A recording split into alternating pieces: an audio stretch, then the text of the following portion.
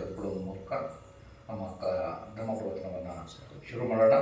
ಎಲ್ಲರೂ ಕೂಡ ಜಾಯಿನ್ ಆಗ್ಬೋದು. ನಮೋ ತಸ್ಸ ಭಗವತೋ ಅರ್ಹತೋ ಸಮ್ಮಾ ಸಂಬುದ್ಧಸ್ಸ. ನಮೋ ತಸ್ಸ ಭಗವತೋ ಅರ್ಹತೋ ಸಮ್ಮಾ ಸಂಬುದ್ಧಸ್ಸ. ನಮೋ ತಸ್ಸ ಭಗವತೋ ಅರ್ಹತೋ ಸಮ್ಮಾ ಸಂಬುದ್ಧಸ್ಸ. ಬುದ್ಧಂ ಶರಣಂ ಗಚ್ಛಾಮಿ, ಧಮ್ಮಂ ಶರಣಂ ಗಚ್ಛಾಮಿ, ಸಂಘಂ ಶರಣಂ ಗಚ್ಛಾಮಿ. ದ್ವಿತೀಯಂಪಿ ಬುದ್ಧಂ ಶರಣಂ ಗಚ್ಛಾಮಿ, ದ್ವಿತೀಯಂಪಿ ಧಮ್ಮಂ ಶರಣಂ ಗಚ್ಛಾಮಿ, ದ್ವಿತೀಯಂಪಿ ಸಂಘಂ ಶರಣಂ ಗಚ್ಛಾಮಿ, ತೃತೀಯಂಪಿ ಬುದ್ಧಂ ಶರಣಂ ಗಚ್ಛಾಮಿ, ತೃತೀಯಂಪಿ ಧಮ್ಮಂ ಶರಣಂ ಗಚ್ಛಾಮಿ, ತೃತೀಯಂಪಿ ಸಂಘಂ ಶರಣಂ ಗಚ್ಛಾಮಿ. ಪಾಣಾತಿಪಾತಾ ವೇರಮಣಿ ಸಿಕ್ಕಾಪದಂ ಸಮಾಧಿಯಾಮಿ. ಅಭಿನ್ನದಾನ ವೇರಮಣಿ ಸಿಕ್ಕಾಪದಂ ಸಮಾಧಿಯಾಮಿ. ಕಾಮೇಷು ಮಿಥ್ಯಾಚಾರ ವೇರಮಣಿ ಸಿಕ್ಕಾಪದಂ ಸಮಾಧಿಯಾಮಿ. ಮುಸಾವಾದ ವೇರಮಣಿ ಸಿಕ್ಕಾಪದಂ ಸಮಾಧಿಯಾಮಿ. ಸುರಾಮೇರಯ ಮಜ್ಜ ಪಮದಟ್ಟಾಣ ವೇರಮಣಿ ಸಿಕ್ಕಾಪದಂ ಸಮಾಧಿಯಾಮಿ. ಸವ್ವ ಪಾಪಸ್ಸ ಅಕರಣಂ ಕುಸಲಸ್ಸ ಉಪಸಂಪದಾ. ಸಚಿತ್ತ ಪರಿಯೋದಪಣಂ ಏತಂ ಬುದ್ಧಾನ ಶಾಸನಂ. ಸಾಧು ಸಾಧು ಸಾಧು. ನಮೋ ಬುದ್ಧಾಯ. ಜೈ ಭೀಮ್. ಈಗ ತ್ರಿಶೂಲ ಪಂಚಶೀಲಗಳನ್ನು ತಿಳ್ಕೊಂಡಿದ್ದೇವೆ. ಹಾಗೆಯೇ ನಮಗೆಲ್ಲರಿಗೂ ಕೂಡ ಧಮ್ಮ ಸಿಗಲಿಕ್ಕೆ ಕಾರಣಕರ್ತರಾದಂಥ ನಮ್ಮೆಲ್ಲರ ಧಮ್ಮಗುರು ಬಾಬಾ ಸಾಹೇಬರಿಗೆ ಒಂದು ವಂದನೆಯನ್ನು ಸಲ್ಲಿಸ್ಬಿಡಿ. ಗೊತ್ತಿರೋರು ನನಗೆ ಜಾಯ್ನ್ ಆಗಿ, ಇಲ್ಲದೆ ಇದ್ದವರು ಫಾಲೋ ಮಾಡಿ. ಶೀಲವಂತೋ ಗುಣವಂತೋ ಪಣ್ಯವಂತೋ ಮೇ ಆಚರ್ಯೋ. ಕರುಣಾಯ ಧಮ್ಮಂ ದೇಶೇಸಿ ಗೌರವೇಣ ನಮಾಮಿ ಸದಾ. ಅನುಮೋದಿತ್ವಾ ಇಮಂ ಪುಣ್ಯಂ ಪಾಪೋತೋ ಅಮತಂ ಪದಂ. ಶೀಲವಂತೋ ಗುಣವಂತೋ ಪಣ್ಯವಂತೋ ಮೇ ಆಚರ್ಯೋ. ಕರುಣಾಯ ಧಮ್ಮಂ ದೇಶೇಸಿ ಗೌರವೇಣ ನಮಾಮಿ ಸದಾ. ಅನುಮೋದಿತ್ವಾ ಇಮಂ ಪುಣ್ಯಂ ಪಾಪೋತೋ ಅಮತಂ ಪದಂ. ಶೀಲವಂತೋ ಗುಣವಂತೋ ಪಣ್ಯವಂತೋ ಮೇ ಆಚರ್ಯೋ. ಕರುಣಾಯ ಧಮ್ಮಂ ದೇಶೇಸಿ ಗೌರವೇಣ ನಮಾಮಿ ಸದಾ. ಅನುಮೋದಿತ್ವಾ ಇಮಂ ಪುಣ್ಯಂ ಪಾಪೋತೋ ಅಮತಂ ಪದಂ.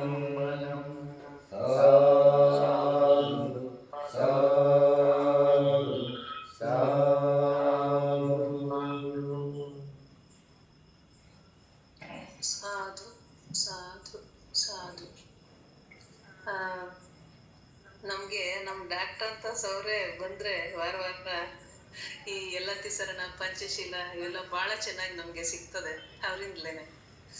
ಯೂಶಲಿ ನಾವು ಹೇಳ್ತಿರ್ತೀವಿ, ಆದರೆ ತಾವು ಅದ್ಭುತವಾಗಿ ಸುದೀರ್ಘವಾಗಿ ಒಂದಷ್ಟು ಹೆಚ್ಚಿನ ಒಂದಷ್ಟು ನಮಗೆ ಉತ್ತರ ಪ್ರಾರ್ಥನೆ ಚಾಂಟಿಂಗ್ ಸಿಗ್ತಾ ಇದೆ ತಮ್ಮಿಂದ. ಭಾಳ ಚೆನ್ನಾಗಿ ನಡೆಸ್ಕೊಟ್ಟಿದ್ದೀರಾ ಆ ಒಂದು ಚಾಂಟಿಂಗ್. ಅದಕ್ಕೆ ಮೊದಲನೇದಾಗಿ ಧನ್ಯವಾದಗಳನ್ನು ಹೇಳ್ತಾ, ಬಂಧುಗಳೇ, ಈ ದಿನ ಏನು ಬುದ್ಧ ಮತ್ತು ಅದರ ಧರ್ಮ ಪುಸ್ತಕದ ಒಂದು ವಿಷಯ ಮಂಡನೆ ಇದೆ. ನಾವು ಹೋದ ವಾರದಲ್ಲಿ ಮದೇವಾಸರವರು ನಮಗೆ ಅಷ್ಟಾಂಗ ಮಾರ್ಗ ಅಂದರೆ ಏನು ಬಹಳ ಸುದೀರ್ಘವಾಗಿ ತುಂಬ ಅದ್ಭುತವಾಗಿ ವಿಷಯ ಮಂಡನೆ ಮಾಡಿದ್ದಾರೆ.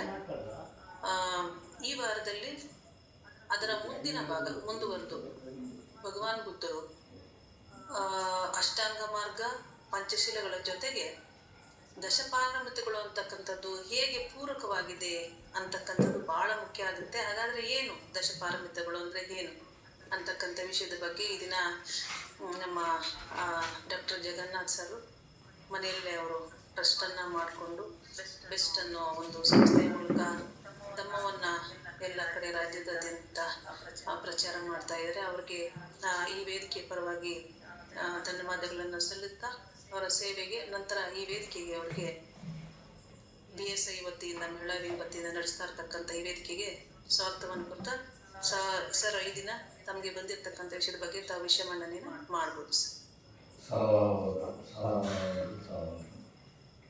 ನಮೋ ಬುದ್ಧಾಯ.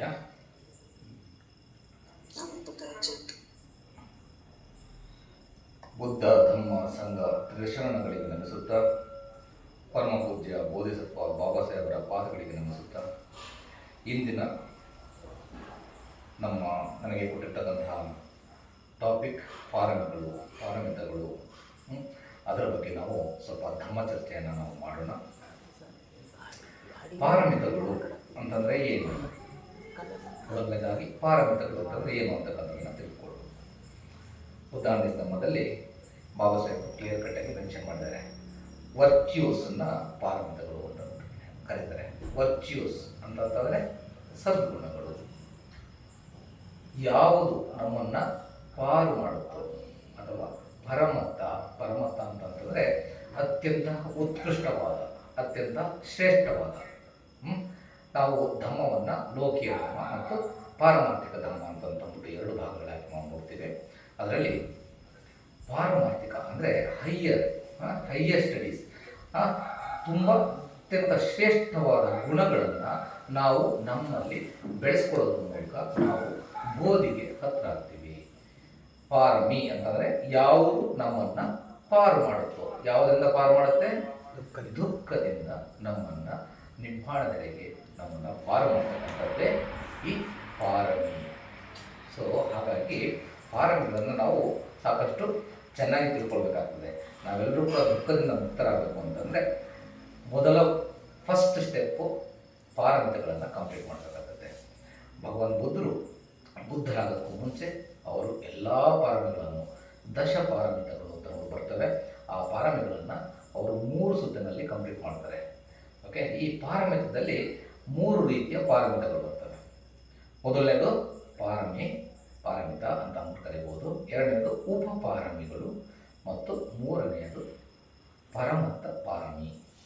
ಮೊದಲನೆಯದು ಪಾರಮಿ ಅಂತಂತಂದರೆ ನಾವು ಏನನ್ನ ಕೊಡ್ತೀವೋ ನಮ್ಮ ಶಕ್ತಿಗನುಸಾರವಾಗಿ ನಾವೇನೆಲ್ಲ ಕೊಡ್ತೀವೋ, ದಾನ ಇರ್ಬೋದು ಅಥವಾ ಶೀಲವನ್ನು ನಮ್ಮ ಶಕ್ತಿಗನುಸಾರವಾಗಿ ಏನೆಲ್ಲ ಫಾಲೋ ಮಾಡ್ತೀವೋ, ನೇಕಮ್ಮ ತ್ಯಾಗವನ್ನು ಯಾವ ರೀತಿ ಫಾಲೋ ಮಾಡ್ತೀವೋ ಅವೆಲ್ಲವೂ ಕೂಡ ಪಾರಮಿಗಳು. ಉಪಪಾರಮಿ ಅಂತಂದರೆ ದಾನಕ್ಕೆ ಬಂದಾಗ ನಮ್ಮ ದೇಹದ ಅಂಗಗಳನ್ನು ಕೊಡ್ತಕ್ಕಂಥದ್ದು ದಾನವಾಗಿ. ಲಿವರ್ ಇರ್ಬೋದು, ಹಾರ್ಟ್ ಇರ್ಬೋದು, ಕಣ್ಣಿನ ಇರ್ಬೋದು. ಈ ರೀತಿ ನಮ್ಮ ದೇಹದ ಅಂಗಗಳನ್ನು ನಾವು ದಾನವಾಗಿ ಕೊಡ್ತಕ್ಕಂಥದ್ದು ಅದು ಉಪಪಾರಮಿ ಅಂತ ಅಂದ್ಬಿಟ್ಟು ಭಗವಾನ್ ಬುದ್ಧ ಹೇಳ್ತಾರೆ. ಹಾಗೆ ಪಾರಮತ್ತ ಪಾರಮಿ ಅಂತಂದರೆ ಎಲ್ಲದಕ್ಕಿಂತ ಶ್ರೇಷ್ಠವಾದಂಥದ್ದು, ನಮ್ಮ ಪ್ರಾಣವನ್ನು ಕೂಡ ನಾವು ತ್ಯಾಗ ಮಾಡ್ತಕ್ಕಂಥದ್ದು. ಅದನ್ನು ಪಾರಮತ್ತ ಪಾರಮಿ ಅಂತ ಅಂದ್ಬಿಟ್ಟು 3 ಭಾಗಗಳಾಗಿ ನಾವು ವಿಂಗಡಿಸ್ಕೋಬೋದು. ಯಾಕೆಂದರೆ ನಾವು ಈ 3 ಪಾರಮಿಗಳನ್ನು ಯಾರು ಪರಿಪೂರ್ಣವಾಗಿ ಮಾಡ್ತಾರೋ ಅವರು ಸಂಬುದ್ಧರಾಗ್ಬೋದು. ಯಾವ್ಯಾವುದು? ಪಾರಮಿ, ಉಪಪಾರಮಿ ಮತ್ತು ಪಾರಮತ್ತ.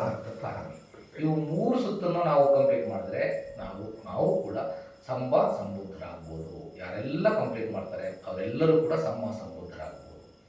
ಅದೇ ರೀತಿ ಪಾರಮಿ ಮತ್ತು ಉಪಪಾರಮಿಗಳನ್ನು ಕಂಪ್ಲೀಟ್ ಮಾಡಿದರೆ ಒಂದೊಂದು ಸುತ್ತಿನಲ್ಲಿ ಅವರು ಪಚ್ಚೇಕ ಬುದ್ಧರಾಗಬಹುದು. ಪಚ್ಚೇಕ ಬುದ್ಧರು ಅಂತಂದರೆ ಅವರು ಕೂಡ ಸ್ವಯಂ ಬೋಧಿಯನ್ನು ಪಡ್ಕೊಳ್ತಾರೆ, ಅವರೇ ಬೋಧಿಯನ್ನು ಅನ್ವೇಷಣೆ ಮಾಡ್ತಾರೆ.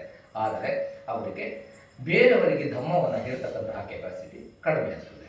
ಸಮಬುದ್ಧರಿಗೆ ತಾವೇ ಸ್ವತಃ ಬೋಧಿಯನ್ನು ಪಡೆದುಕೊಂಡು ಬೇರೆಯವರಿಗೂ ಕೂಡ ಬೋಧಿಯನ್ನು ಬೋಧಿಸ್ತಕ್ಕಂತಹ, ಅವರಿಗೆ ಯಾವ ರೀತಿ ಅರ್ಥ ಆಗ್ತದೆ ಆ ರೀತಿಯಲ್ಲಿ ಬೋಧಿಸ್ತಕ್ಕಂತಹ ಕೆಪಾಸಿಟಿ ಇರ್ತದೆ.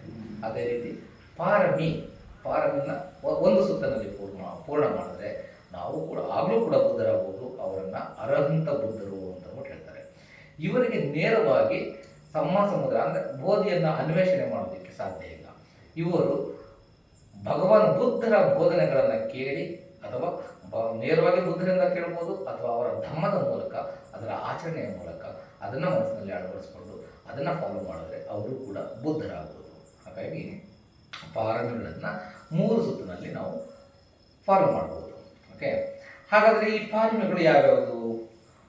ಭಗವಾನ್ ಬುದ್ಧರು ಒಂದು ವಾಪಸ್ಸು ಬೋಧಿಯನ್ನು ಪಡ್ಕೊಂಡ ನಂತರ ಕಪಿಲವಸ್ತುವಿಗೆ 1 ವರ್ಷದ ನಂತರ ಬರ್ತಾರೆ.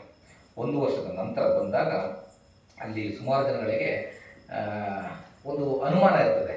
ಅಂದರೆ ದೊಡ್ಡ ದೊಡ್ಡ ವ್ಯಕ್ತಿಗಳಿರ್ತಾರೆ, ಮಿನಿಸ್ಟರ್ಸು, ಅವರೆಲ್ಲ ನಾವು ಬೆಳೆಸಿದಂತಹ ಬಾಲಕ ಇವನಿಗೆ ನಾವು ಹೇಗೆ ಗೌರವವನ್ನು ಕೊಡ್ತಕ್ಕಂಥದ್ದು ಅಂತಕ್ಕಂತಹ ಒಂದಷ್ಟು ಗೊಂದಲಗಳಿರ್ತವೆ. ಆಗ ಇದನ್ನು ಗಮನಿಸಿದಂತಹ ಸಾರಿಪುತ್ರ ಪಂಡಿತಜಿಯವರು ಭಗವಾನ್ ಬುದ್ಧರಿಗೆ ರಿಕ್ವೆಸ್ಟ್ ಮಾಡ್ಕೊಳ್ತಾರೆ, ನೀವು ಬುದ್ಧರಾಗೋದಕ್ಕೂ ಮುಂಚೆ ನೀವು ಏನೆಲ್ಲ ಪಾರಮಿಗಳನ್ನು ಪೂರೈಸಿದ್ದೀರ, ದಯಮಾಡಿ ನಿಮ್ಮ ಬುದ್ಧ ವಂಶವನ್ನು ಹೇಳಿ ಅಂತ ಹೇಳಿದಾಗ ಅವರು ಬುದ್ಧ ವಂಶವನ್ನು ಕಂಪ್ಲೀಟಾಗಿ ಹೇಳ್ತಾರೆ. ಆ ಸಮಯದಲ್ಲಿ ಈ ಪಾರಮಿಗಳನ್ನು ಉಲ್ಲೇಖ ಮಾಡ್ತಾರೆ. ಅವರು ಏನೇನು ಪಾರಮಿಗಳು ಅಂತಂದ್ರೆ ಅದನ್ನು ಪಾಳಿನಲ್ಲಿ ನಾನು ಮೊದಲು ಹೇಳ್ತೇನೆ. ಅದಾದಮೇಲೆ ನಾನು ಕನ್ನಡದಲ್ಲೂ ಕೂಡ ನಾನು ಹೇಳ್ತೇನೆ ಅದನ್ನು. ಓಕೆ, ದಾನಂ ಶೀಲಂಚ ನೇಕಮ್ಮ ಪನ್ಯ ವಿರಿಯಂಚ ಕಿದಿಸಂ ಕಂತಿ ಸಚ್ಚ ಮದಿಷ್ಠಾನಂ ಮೆತ್ತು ಬೇಕಾಚ ಕಿದಿಸ. ಅಂದರೆ ದಾನ, ಮೊದಲನೇದು ದಾನ, ಎರಡನೆಯದು ಶೀಲ ಪಾರಮಿ, ಮೂರನೆಯದು ನೇಕಮ್ಮ ಪಾರಮಿ, ನಾಲ್ಕನೆಯದು ಪನ್ಯ ಪಾರಮಿ, ಐದನೆಯದು ವೀರ್ಯ ಪಾರಮಿ, ಆರನೆಯದು ಕಂತಿ ಪಾರಮಿ, ಏಳನೆಯದು ಸಚ್ಚ ಪಾರಮಿ, ಎಂಟನೆಯದು ಅಧಿಷ್ಠಾನ ಪಾರಮಿ, ಒಂಬತ್ತನೆಯದು ಮೆತ್ತ ಪಾರಮಿ, ಹತ್ತನೆಯದು ಉಪೇಕ್ಷಾ ಪಾರಮಿ. ಇದು ಭಗವಾನ್ ಬುದ್ಧರು ಹೇಳಿರ್ತಕ್ಕಂಥದ್ದು. ಬಾಬಾ ಸಾಹೇಬರು ಅದರಲ್ಲಿ ಬುದ್ಧ ನಿಸ್ತಮದಲ್ಲಿ ಒಂದು ಸ್ವಲ್ಪ ವ್ಯತ್ಯಾಸ ಇದೆ. ಆದರೆ ಅದನ್ನು ನಾವು ಇದರಲ್ಲೇ ಬರ್ತಕ್ಕಂತಹ ವಿಚಾರ ಆಗಿರೋದ್ರಿಂದ ಅದನ್ನು ನಾವು ಸೆಪ್ರೇಟಾಗಿ ಪ್ರಾಕ್ಟೀಸ್ ಮಾಡ್ತಕ್ಕಂತಹ ಅಭ್ಯಾಸ ಏನು ಬೇಕಾಗಿಲ್ಲ. ಬಾಬಾ ಸಾಹೇಬ್ ಹೇಳ್ತಕ್ಕಂಥದ್ದು ಮೊದಲನೇದು ಆ ನಂಬರ್ಸ್ ಚೇಂಜ್ ಆಗುತ್ತೆ ಅಷ್ಟೇ.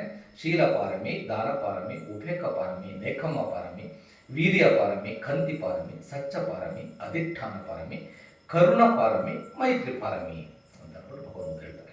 ಕರುಣ ಮತ್ತು ಮೈತ್ರಿಗೆ ತುಂಬ ವ್ಯತ್ಯಾಸ ಬರೋದಿಲ್ಲ. ಮೈತ್ರಿಯನ್ನು ನಾವು ಬೆಳೆಸಿದಾಗ ನಮ್ಮ ಮನಸ್ಸಿನಲ್ಲಿ ಕರುಣೆ ಇರಲೇಬೇಕು. ಕರುಣೆ ಇಲ್ಲ ಅಂತಂದರೆ ನಾವು ಮೈತ್ರಿಯನ್ನು ಸ್ಪ್ರೆಡ್ ಮಾಡಲಿಕ್ಕೆ ಸಾಧ್ಯನೇ ಇಲ್ಲ. ಓಕೆ, ಹಾಗೆಯೇ ಈ ಪಾರಮಿಗಳೆಲ್ಲ ಇದಾವಲ್ಲ, ಇವೆಲ್ಲವೂ ಕೂಡ ಇಂಟರ್ ಡಿಪೆಂಡೆಂಟ್. ಯಾವುದನ್ನು ಒಂದೇ ಪಾರಮಿನ ನಾವು ಮಾಡ್ತೀವಿ ಅಂತಂದರೆ, ಈಗ ಶೀಲ ಪಾರಮಿಯನ್ನು ನಾವು ಪ್ರಾಕ್ಟೀಸ್ ಮಾಡಬೇಕು ಅಂತಂತಂದರೆ ಅದಕ್ಕೆ ನಮಗೆ ಪ್ರಯತ್ನ ಬೇಕು. ಪ್ರಯತ್ನ, ವೀರ್ಯ ಅಂತಂದರೆ ಪ್ರಯತ್ನ. ಸೊ ಇವೆಲ್ಲ ಇಂಟರ್ ಡಿಪೆಂಡೆಂಟ್. ಇದೇ ಥರ ಅದಕ್ಕೆ ನಮಗೆ ಸಂಕಲ್ಪ ಕೂಡ ಬೇಕು. ಅಧಿಷ್ಠಾನ ಅಂದರೆ ಸರಿಯಾದ ದೃಢವಾದ ಸಂಕಲ್ಪ. ಮತ್ತು ಶೀಲಗಳನ್ನು ಫಾಲೋ ಮಾಡಬೇಕು ಅಂದರೆ ನಮಗೆ ಸತ್ಯದ ಅರಿವಿರಬೇಕು. ಸತ್ಯವನ್ನು ನಾವು ಫಾಲೋ ಮಾಡಬೇಕು. ಹಾಗಾಗಿ ಇವೆಲ್ಲವೂ ಕೂಡ ಇಂಟರ್ ಡಿಪೆಂಡೆಂಟ್. ಓಕೆ, ನಾವು ಸೆಪ್ರೇಟಾಗಿ ನಾನು ಒಂದನ್ನೇ ಇಟ್ಕೊಂಡು ಫಾಲೋ ಮಾಡ್ತೀನಿ, ಒಂದನ್ನು ಕಂಪ್ಲೀಟ್ ಮಾಡ್ತೀನಿ. ಒಂದು ಕಂಪ್ಲೀಟ್ ಆಗ್ಬೋದು. ಒಂದೊಂದೇ ಹನಿ ನೀರನ್ನ ನಾವು ಬಕೆಟಲ್ಲಿ ಹಾಕ್ತಾ ಯಾವ ರೀತಿ ಆ ಬಕೆಟು ಒಂದಲ್ಲ ಒಂದು ದಿನ ತುಂಬುತ್ತೋ ಅದೇ ರೀತಿ ನಮ್ಮ ಪಾರಮಿಗಳನ್ನು ನಾವು ಅಭ್ಯಾಸ ಮಾಡ್ತಾ ಒಂದೊಂದೇ ಪಾರಮಿಗಳು ಸ್ಟೆಪ್ ಬೈ ಸ್ಟೆಪ್ ತುಂಬ್ತಾ ಹೋಗ್ಬೋದು. ಓಕೆ, ಆದರೆ ಇವೆಲ್ಲ ಪಾರಮಿಗಳನ್ನು ನಾವು ಬೆಳೆಸ್ಕೊಳ್ಳೇಬೇಕು ಅಂತಕ್ಕಂಥದ್ದನ್ನು ಬಾಬಾ ಸಾಹೇಬರು ಕೂಡ ಬುದ್ಧಾಂಡಿ ಸ್ತಂಭದಲ್ಲಿ, ಯಾರ ಹತ್ರ ಪುಸ್ತಕ ಇದೆ ಅವರು ಬುದ್ಧಾಂಡಿ ಸ್ತಂಭ ಒರಿಜಿನಲ್ ಇದರಲ್ಲಿ ಪೇಜ್ ನಂಬರ್ 127 ಇದೆ. ಓಕೆ, ಒರಿಜಿನಲ್ ಇಂಗ್ಲೀಷ್ ಬುಕ್ ಇದು, ನಾನು ಕೋಟ್ ಮಾಡ್ತಾ ಇರ್ತಕ್ಕಂಥದ್ದು ಇಂಗ್ಲೀಷ್ ಬುದ್ಧಾರ್ಡಿಸ್ತಮ. ಓಕೆ, ಹಾಗಾದರೆ ಈ ಪಾರಮಿಗಳನ್ನು ನಾವು ಯಾವ ಥರ ಪರಿಪೂರ್ಣಗೊಳಿಸಬೇಕು? ಈಗ ದಾನಶೀಲ ಅದ್ರ ಬಗ್ಗೆ ನಾನು ಸ್ವಲ್ಪ ಲೇಟಾಗಿ ಬರ್ತೀನಿ, ಯಾಕೆಂದರೆ ಅದಕ್ಕಿಂತ ಮುಂಚೆ ಈ ಪಾರಮಿಗಳನ್ನು ಪರಿಪೂರ್ಣ ಮಾಡಲಿಕ್ಕೆ ಸ್ಟೆಪ್ಸ್ ಏನು ಅಂತಕ್ಕಂಥದ್ದನ್ನು ನಾವು ಸ್ವಲ್ಪ ತಿಳ್ಕೋಬೇಕಾಗ್ತದೆ. ಹಾಗಾದರೆ ಪಾರಮಿಗಳ ಗುಣ ಏನು? ಪಾರಮಿ ಅಂತಂದರೆ ಆಗಲೇ ನಾನು ಹೇಳಿದೆ, ಯಾವುದು ನಮ್ಮನ್ನು ಪಾರು ಮಾಡುತ್ತೋ, ಯಾವುದು ನಮ್ಮ ಮನಸ್ಸನ್ನು ಪ್ಯೂರಿಫೈ ಮಾಡುತ್ತೋ, ಯಾವುದು ನಮ್ಮನ್ನು ಪಾರಮತ್ತದೆಡೆಗೆ ತೆಗೆದುಕೊಂಡು ಹೋಗ್ತದೋ, ದುಃಖದಿಂದ ಸುಖದೆಡೆಗೆ ತೆಗೆದುಕೊಂಡು ಹೋಗ್ತದೋ ಅವು ನಮ್ಮ ಪಾರಮಿಗಳು. ಅವುಗಳನ್ನು ನಾವು ಪರಿಪೂರ್ಣ ಮಾಡಬೇಕು ಅಂತಂದರೆ ನಮ್ಮಲ್ಲಿ 3 ಗುಣಗಳನ್ನು ನಾವು ಬೆಳೆಸ್ಕೊಳ್ಬೇಕು. ಮೊದಲನೇದು, ಓಕೆ, ಯಾವ 3 ಗುಣಗಳು? ನಮ್ಮಲ್ಲಿ ಯಾವಾಗಲೂ ಕೂಡ ಈ 3 ಗುಣಗಳು ನಮ್ಮನ್ನು ತಡೆಗೋಡೆಯಾಗಿ ತಡೀತಾ ಇರ್ತವೆ. ಯಾವ್ಯಾವುದು ಅಂತಂದರೆ ತನಹ, ಮಾಣ ಮತ್ತು ದಿಟ್ಟಿ. ತನಹ ಅಂತಂದರೆ ಅಟ್ಯಾಚ್ಮೆಂಟ್, ಮೈನ್, ನನ್ನದು ನನ್ನದು ಅಂತಂತ ನಾವು ಹಿಡಿದುಕೊಳ್ತಾ ಇರ್ತೀವಿ. ಪ್ರತಿಯೊಂದು ವಸ್ತು ಇರ್ಬೋದು, ವಿಷಯ ಇರ್ಬೋದು, ಅಥವಾ ಬೇರೆ ಯಾವುದೋ ವಿಚಾರಗಳಿರ್ಬೋದು. ತನಹ ಯಾವಾಗ ಅಟ್ಯಾಚ್ಮೆಂಟ್ ಇರ್ತದೆ ನಮಗೆ ಪಾರಮಿಗಳನ್ನು ಪೂರ್ಣ ಮಾಡೋದಕ್ಕೆ ಮೇನ್ ಎಂಟ್ರೆನ್ಸ್. ಫಸ್ಟು ತನಹವನ್ನು ನನ್ನದು ಅಂತಕ್ಕಂಥದ್ದು ಗಟ್ಟಿ ಮಾಡ್ತಾ ಹೋಗ್ಬಿಡೋದು ತನಹ. ಓಕೆ, ಅದನ್ನು ನಾವು ಬಿಡಬೇಕು. ಎರಡನೇದು ಮಾಣ. ಮಾಣ ಅಂತಂದರೆ ನಾನು ನಾನು ಅಂತಂತ ನೋಡಿ ಈ ದೇಹಕ್ಕೆ ನಾವು ಅಂಟ್ಕೊಳ್ತೀವಿ. ನನ್ನ ಯಾವಾಗ ಈ ದೇಹಕ್ಕೆ ಅಥವಾ ನಮ್ಮ ಮನಸ್ಸಿಗೆ ನಾವು ಅಂಟ್ಕೊಳ್ತೀವೋ ಅದು ನಮಗೆ ಹಿಂಡ್ರೆನ್ಸ್ ಆಗುತ್ತೆ. ಓಕೆ, ತನಹ, ಮಾಣ ಮತ್ತು ದಿಟ್ಟಿ. ದಿಟ್ಟಿ ಅಂದರೆ ರಾಂಗ್ ವ್ಯೂ. ಸಮ್ಮಾದಿಟ್ಟಿ ಅಂತ ಇದೆ ಮತ್ತು ಮಿಚ್ಛಾದಿಟ್ಟಿ ಅಂತ ಇದೆ. ದಿಟ್ಟಿ ಅಂತ ನೋಡಿ ಯೂಸ್ ಮಾಡಿದಾಗ ಬಾಲಿವುಡನ್ನು ಅದು ಮಿಚ್ಛಾದಿಟ್ಟಿ ಜೊತೆಗೆ ಹೋಗ್ತದೆ. ಓಕೆ, ಹಾಗಾಗಿ ದಿಟ್ಟಿ ಅಂದರೆ ಮಿಚ್ಛಾದಿಟ್ಟಿ, ರಾಂಗ್ ವ್ಯೂಗಳನ್ನ. ಒಂದು ನಿಮಿಷ ಸರ್. ಹಾಂ ಮೇಡಮ್, ಒಂದು ನಿಮಿಷ ಸರ್, ಒಂದು ನಿಮಿಷ. ಸರ್, ಈ ವಾಯ್ಸು ಯಾಕೋ ಸರಿಯಾಗಿ ಕೇಳಿಸ್ತಾ ಇಲ್ಲ, ಎಲ್ಲರಿಗೂ ಹಂಗೆ ಆಗಿದೆ. ಹೌದಾ ಮೇಡಮ್? ಒಂದೇ ನಿಮಿಷ ಮೇಡಮ್, ಒಂದೇ ನಿಮಿಷ ಮೇಡಮ್. ಬಂದೇಜಿ ಬಂದರು, ನಾನು ಗೊತ್ತಿಲ್ಲ. ಹಾಂ ಒಂದು ಕಟ್ ಆಗ್ತದೆ, ಒಂದು ಕ್ಲಾಕ್ ಇದೆ, ಹಾಗಾಗಿ ಸ್ವಲ್ಪ ಜೋರಾಗಿ ಮಾತಾಡ್ತೀರಾ ನೋಡಿ ಸರ್. ಯಾವಾಗೂ ಬಂದಂಗೆ ಬರ್ತಾ ಇಲ್ಲ ವಾಯ್ಸು. ನೀವು ಆಗ್ಲೇ ಚೆಕ್ ಮಾಡಿದಾಗ ಬಹಳ ಜೋರಾಗಿ ಚೆನ್ನಾಗಿ ಬಂತು. ಇದು ಒಂದಂತೂ ಒಂದೊಂದು ಕೇಳಿಸ್ತಾ ಇಲ್ಲ ಸರ್. ಕೇಳಿಸ್ತಾ ಇಲ್ಲ ಮೇಡಮ್?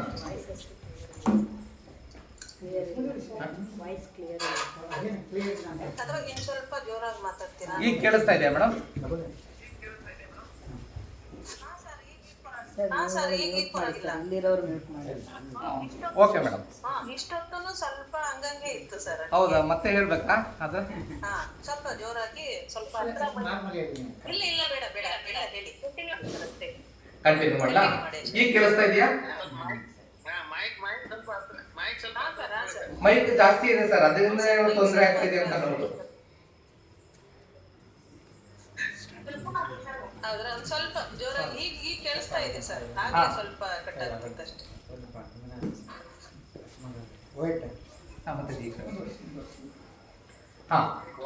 ಬಂತೇಜಿ ಅವರು ಬಂದರು, ಮನೋರಕಿತ ಬಂತೇಜಿ ಅವರು. ಅವರು ಕೂಡ ಕಾರ್ಯಕ್ರಮಕ್ಕೆ ಸ್ವಾಗತವನ್ನು ಕೊಡ್ತೇನೆ.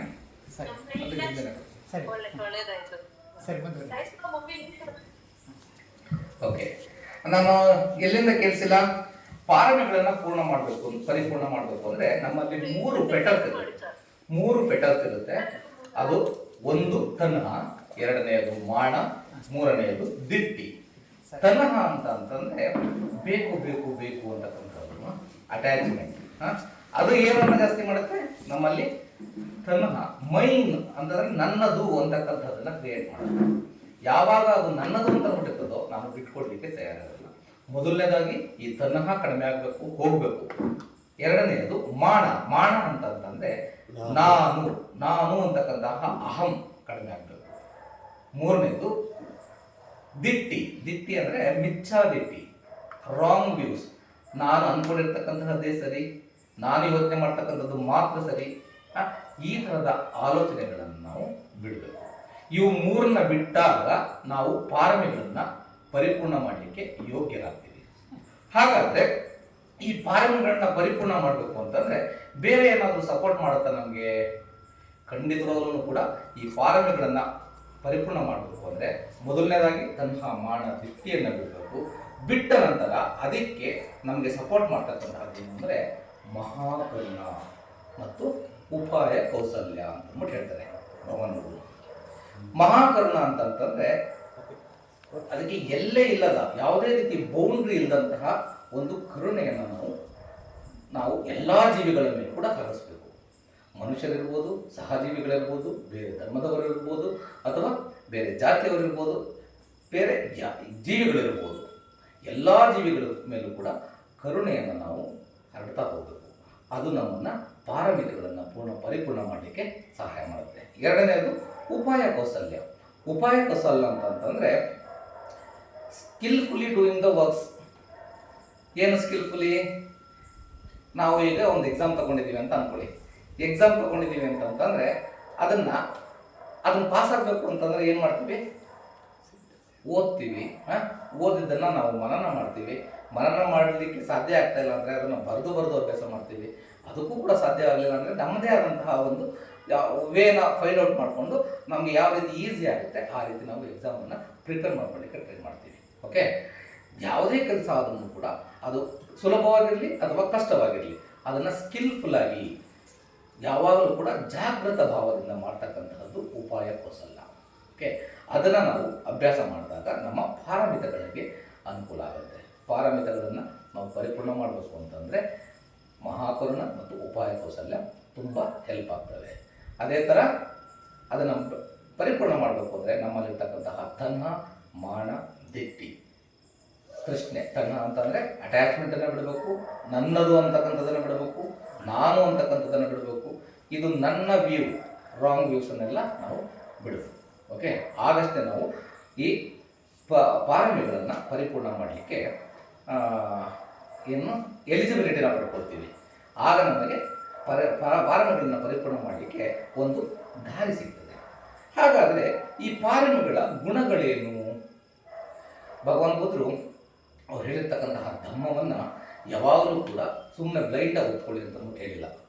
ಅದೇ ರೀತಿ ಅವ್ರು ಹೇಳಿರ್ತಕ್ಕಂತಹ ಎಲ್ಲ ಧಮ್ಮಗಳಿಗೆ ಅಥವಾ ಯಾವುದೇ ವಿಚಾರಗಳಿಗೆ, ಬೇರೆಯವ್ರು ಹೇಳ್ತಕ್ಕಂತಹ ವಿಚಾರಗಳಿಗೆ ನಾವು ಯಾವಾಗಲೂ ಕೂಡ 4 ಹಂತಗಳಲ್ಲಿ ಪರೀಕ್ಷೆ ಮಾಡಬೇಕು. ಅದನ್ನು ಯಾವ ಥರ ನೋಡಬೇಕು ಅಂದರೆ ಪಾರಮಿಗಳನ್ನು ಮೊದಲು ಅದರ ಕ್ಯಾರೆಕ್ಟರ್ ಏನು ಅಂತಂದರೆ ಅದರ ಗುಣ ಏನು ಅಂತಕ್ಕಂಥದ್ರ ಬಗ್ಗೆ ನಾವು ಗಮನ ಕೊಡಬೇಕು. ಎರಡನೆಯದು ಅದರ ಕೆಲಸ ಏನು. ಓಕೆ, ಭಗವಾನ್ ಬುದ್ಧ ಹೇಳಿರ್ತಕ್ಕಂತಹ ಧಮ್ಮವನ್ನು ಕೂಡ ಇದೇ ರೀತಿ ನಾವು ಅಸೆಸ್ ಮಾಡಬೇಕು. ಮೊದಲು ಗುಣ, ಅದರ ಕೆಲಸ, ಮೂರನೇದು ಅದರ ಮ್ಯಾನಿಫೆಸ್ಟೇಷನ್, ಅದು ಬರ್ತಕ್ಕಂತಹ ರಿಸಲ್ಟ್.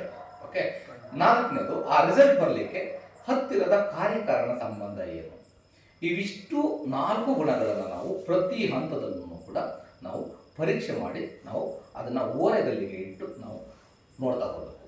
ಅದೇ ರೀತಿ ನಮ್ಮ ಪಾರಮಿಗಳನ್ನು ಪರಿಪೂರ್ಣ ಮಾಡಬೇಕು ಅಂದರೆ ಪ್ರತಿ ಹಂತದಲ್ಲೂ ನಮ್ಮ ಗುಣಗಳನ್ನು ಇವುಗಳಿಗೆ ಓರೆ ಹಚ್ಚಿ ನೋಡ್ತಾ ನಮ್ಮ ಪಾರಮಿಗಳನ್ನು ಪರಿಪೂರ್ಣ ಮಾಡಬೇಕು. ಹಾಗಾದರೆ ಈ ಪಾರಮಿಗಳಲ್ಲಿ ಈ ಗುಣಗಳ ಲಕ್ಷಣ ಏನು? ಮೊದಲನೇದು ಸರ್ವಿಂಗ್ ಅದರ್ಸ್. ಅದರ ಕ್ಯಾರೆಕ್ಟರಿಸ್ಟಿಕ್, ಪಾರಮಿಗಳು ಪರಿಪೂರ್ಣ ಮಾಡ್ತಕ್ಕಂತಹದ್ದು ಬೇರೆಯವರಿಗೆ ನಾವು ಸೇವೆಯನ್ನು ಸಲ್ಲಿಸ್ತಕ್ಕಂಥದ್ದು. ಹಾಗಾದರೆ ಅದರ ಫಂಕ್ಷನ್ ಏನು? ನಾವು ಬೇರೆಯವರಿಗೆ ಸೇವೆಯನ್ನು ಸಲ್ಲಿಸೋದ್ರ ಮೂಲಕ ಅವರಿಗೆ ಅಸಿಸ್ಟ್ ಮಾಡ್ತೀವಿ, ಸಹಾಯವನ್ನು ಮಾಡ್ತೀವಿ. ಓಕೆ, ಅದು ಎರಡನೆಯದು. ಯಾವಾಗ ನಾವು ಸಹಾಯವನ್ನು ಮಾಡ್ತೀವೋ ಅದು ಕೆಲಸ, ಅದರಿಂದ ಒಂದು ರಿಸಲ್ಟ್ ಬರ್ತದೆ. ಯಾರಿಗೆ? ನಮಗೂ ಬರ್ತದೆ, ಅವ್ರಿಗೂ ಬರ್ತದೆ. ಆ ರಿಸಲ್ಟೇ ಲಿಬರೇಷನ್ ಅಂದರೆ ಎಲ್ಲ ಕ್ಲೇಶಗಳಿಂದ ಮುಕ್ತಿ ಆಗ್ತಕ್ಕಂಥದ್ದು. ಆ ಕ್ಲೇಶಗಳಿಂದ ಮುಕ್ತಿ ಆಗಬೇಕು ಅಂದರೆ ಅದಕ್ಕೆ ಒಂದು ಕಾರಣ ಇದೆ ಅಲ್ವಾ, ಕಾರ್ಯಕಾರಣ ಸಂಬಂಧ ಇದೆ ಅಲ್ವಾ. ಆ ಕಾರ್ಯಕಾರಣ ಸಂಬಂಧವೇ ಈ ಮಹಾಕರುಣೆ ಮತ್ತು ಪ್ರಜ್ಞೆ ಅಂತಂದ್ಬಿಟ್ಟು ಭಗವಾನ್ ಬುದ್ಧರು ಹೇಳ್ತಾರೆ. ಓಕೆ, ಈ ರೀತಿ ನಾವು ಪಾರಮಿಗಳನ್ನು ಪರಿಪೂರ್ಣ ಮಾಡ್ತಾ ಹೋಗಬೇಕು. ಓಕೆ, ನಾವು ಕೇವಲ ಬೋಧಿ ಪಡ್ಕೋಬೇಕು ಅಂತ ಅಂದ್ಬಿಟ್ಟು ಬೇಡ್ಕೊಳ್ತಾ ಇತ್ತು ಅಂತಂದರೆ ಬುದ್ಧರ ಮುಂದೆ ಕುಂತ್ಕೊಂಡು ಅವರ ವಿಗ್ರಹದ ಮುಂದೆ ಬೇಡ್ಕೊಂಡ್ರೆ ನಮ್ಮ ಬೋಧಿ ಸಿಗೋದಿಲ್ಲ. ಓಕೆ, ನಾವು ಅದಕ್ಕೆ ಪ್ರಿಪ್ರೇಷನ್ ಮಾಡಬೇಕಾಗುತ್ತೆ. ಯಾವ ರೀತಿ ನಾವು ಎಕ್ಸಾಮ್ಗೆ ಪ್ರಿಪ್ರೇಷನ್ ಮಾಡಿ ತಯಾರಾಗಿ ಹೋದ್ರೆ ಮಾತ್ರನೇ ಪಾಸ್ ಆಗ್ತೀವೋ ಅದೇ ರೀತಿ ನಮಗೆ ಬೋಧಿ ಬೇಕು, ನಮಗೆ ಸುಖ ಬೇಕು, ದುಃಖ ಬೇಡ ಅನ್ನೋದಾಯಿತು ಅಂದರೆ ಅದಕ್ಕೆ ನಾವು ತಯಾರಿಯನ್ನು ಮಾಡಬೇಕಾಗುತ್ತೆ. ಆ ತಯಾರಿಯೇ ಈ ಪಾರಮಿಗಳು. ಓಕೆ, ಈಗ ಒಂದೊಂದಾಗಿ ಬರೋಣ. ಮೊದಲನೇದು ಭಗವಾನ್ ಬುದ್ಧ ಹೇಳಿರ್ತಕ್ಕಂತಹ ಪಾರಮಿಗಳು 10 ಪಾರಮಿಗಳಲ್ಲಿ ಮೊದಲನೇದು ದಾನ ಪಾರಮಿ. ಎರಡನೆಯದು ಶೀಲಪಾರಮಿ, ಮೂರನೆಯದು ನೇಖಮ್ಮ ಪಾರಮಿ, ಪನ್ಯ ಪಾರಮಿ, ವೀರ್ಯ ಪಾರಮಿ, ಕಂತಿ ಪಾರಮಿ, ಸಚ್ಚಾ ಪಾರಮಿ, ಅಧಿಷ್ಠಾನ ಪಾರಮಿ, ಮೆತ್ತ ಪಾರಮಿ, ಉಪೇಕ್ಷಾ ಪಾರಮಿ. ದಾನ ಪಾರಮಿ ಅಂತಂತಂದರೆ ದಾನವನ್ನು ಯಾವ ಥರ ಕೊಡಬೇಕು? ದಾನವನ್ನು ಕೊಡಬೇಕಾದ್ರೆ 6 ಹಂತಗಳಿದೆ. ಓಕೆ, ಅದರಲ್ಲಿ ಮೊದಲನೇ ಮೂರು ಹಂತಗಳನ್ನಾಗಿ ನಾವು ಡಿವೈಡ್ ಮಾಡ್ಕೊಳ್ಳೋಣ. 6 ಹಂತಗಳು ನೆಕ್ಸ್ಟ್ ಇದು ಬರ್ತದೆ, ಯಾಕಂದರೆ ಅದನ್ನು ಡೀಟೇಲಾಗಿ ಹೋಗ್ತಾ ಟೈಮ್ ಜಾಸ್ತಿ ತಗೊಳ್ತದೆ. ಮೊದಲು ದಾನವನ್ನು ಕೊಡೋದಕ್ಕೂ ಮುಂಚೆ ನಾವು ಅದರಲ್ಲಿ ತುಂಬ ಸಂತೋಷ ಪಡಬೇಕು. ದಾನವನ್ನು ಕೊಡ್ತಾ ಇದ್ದೀವಿ ಅಂದರೆ ಯಾವುದೇ ಮನಸ್ಸಿನಲ್ಲಿ, ಕಾಯ ವಾಚ ಮನಸ್ಸಿನಲ್ಲಿ ಯಾವುದೇ ಹಿಂಡ್ರೆನ್ಸಸ್ ಇರಬಾರ್ದು. ನಾವು ದಾನವನ್ನು ಕೊಡ್ತಾ ಇದ್ದೀವಿ ಅಂತಂದರೆ ನಾವು ಸಂತೋಷವಾಗಿ ದಾನವನ್ನು ಕೊಡಬೇಕು. ಕೊಡೋದಕ್ಕೂ ಮುಂಚೆ ಸಂತೋಷ ಪಡಬೇಕು, ಕೊಡಬೇಕಾದ್ರೆ ನಾವು ಸಂತೋಷ ಪಡಬೇಕು, ಕೊಟ್ಟ ನಂತರವೂ ಕೂಡ ನಾವು ಅದರಲ್ಲಿ ಆನಂದವನ್ನು ಪಡಬೇಕು. ಹಾಗಾದರೆ ದಾನ ಸ್ವೀಕಾರ ಮಾಡೋರಲ್ಲಿ ಮೂರು ಗುಣಗಳು ಬರ್ತವೆ. ದಾನ ಸ್ವೀಕಾರ ಮಾಡೋರಲ್ಲೂ ಕೂಡ ಅವ್ರು ಎಂಥವ್ರು ಕೊಡಬೇಕು ಅಂತಂದರೆ ನಾವು ಭಗವಾನ್ ಬುದ್ಧ ಹೇಳ್ತಕ್ಕಂಥದ್ದು ಮೊದಲು ಬುದ್ಧರಿಗೆ, ಅವರ ನಂತರ ಯಾರು ಸ್ಟ್ರೀಮ್ ಲೈನ್ನ ಎಂಟರ್ ಆಗಿರ್ತಾರೆ, ಅಂದರೆ ಸೋತಾಪನ್ನ, ಸಗದಗಾಮಿ, ಅನಾಗಾಮಿ, ಅನಂತರ ಅರಹತತ್ವವನ್ನು ಪಡ್ಕೊಂಡಿರ್ತಾರೆ ಅವರಿಗೆ. ಅವರು ಇಲ್ಲ ಅಂದರೆ ಯಾರು ಶ್ರಮಣರು, ಬಿಕ್ಕುಗಳಾಗಿರ್ತಾರೆ, ಅವರು ಬೋಧಿಯ ಹಾದಿಯಲ್ಲಿ ಸಾಕ್ತಾ ಇರ್ತಾರಲ್ಲ, ಅಂಥವರಿಗೆ ದಾನ ಕೊಡ್ತಕ್ಕಂಥದ್ದು ಅತ್ಯಂತ ಶ್ರೇಷ್ಠ ಅಂತಕ್ಕಂಥದ್ದನ್ನು ಭಗವಂತರು ಹೇಳ್ತಾರೆ. ಈ ರೀತಿ ನಾವು ದಾನ ಪಾರಮಿಯನ್ನು ಪರಿಪೂರ್ಣಗೊಳಿಸ್ತಾ ಇರಬೇಕು. ದಾನ ಪಾರಮಿನಲ್ಲಿ 3 ಹಂತದಲ್ಲಿ ಮಾಡ್ಬೋದು. ವಸ್ತುಗಳ ದಾನವನ್ನು ಕೊಡ್ತಕ್ಕಂಥದ್ದು, ಅಂಗಗಳ ದಾನವನ್ನು ಕೊಡ್ತಕ್ಕಂಥದ್ದು, ಮತ್ತು ನಮ್ಮ ಪ್ರಾಣವನ್ನೇ ದಾನವನ್ನಾಗಿ ಕೊಡ್ತಕ್ಕಂಥದ್ದು. ಇವೆಲ್ಲವೂ ಕೂಡ ಭಗವಾನ್ ಬುದ್ಧರು ಜಾತಕ ಕಥೆಗಳಲ್ಲಿ ತುಂಬ ಅದ್ಭುತವಾಗಿ ಉಲ್ಲೇಖ ಮಾಡಿದ್ದಾರೆ. ಈ ದಾನ ಪಾರಮಿಯನ್ನು ನೀವು ಹೆಚ್ಚಿನ ಇದರಲ್ಲಿ ತಿಳ್ಕೋಬೇಕು ಅಂತಂದರೆ ಸಸಪಂಡಿತ ಜಾತಕ ಅಂತ ಅಂದ್ಬಿಟ್ಟು ಬರ್ತದೆ ಜಾತಕ ಕಥೆಗಳಲ್ಲಿ, ತ್ರಿಪಿಟಕದಲ್ಲಿ.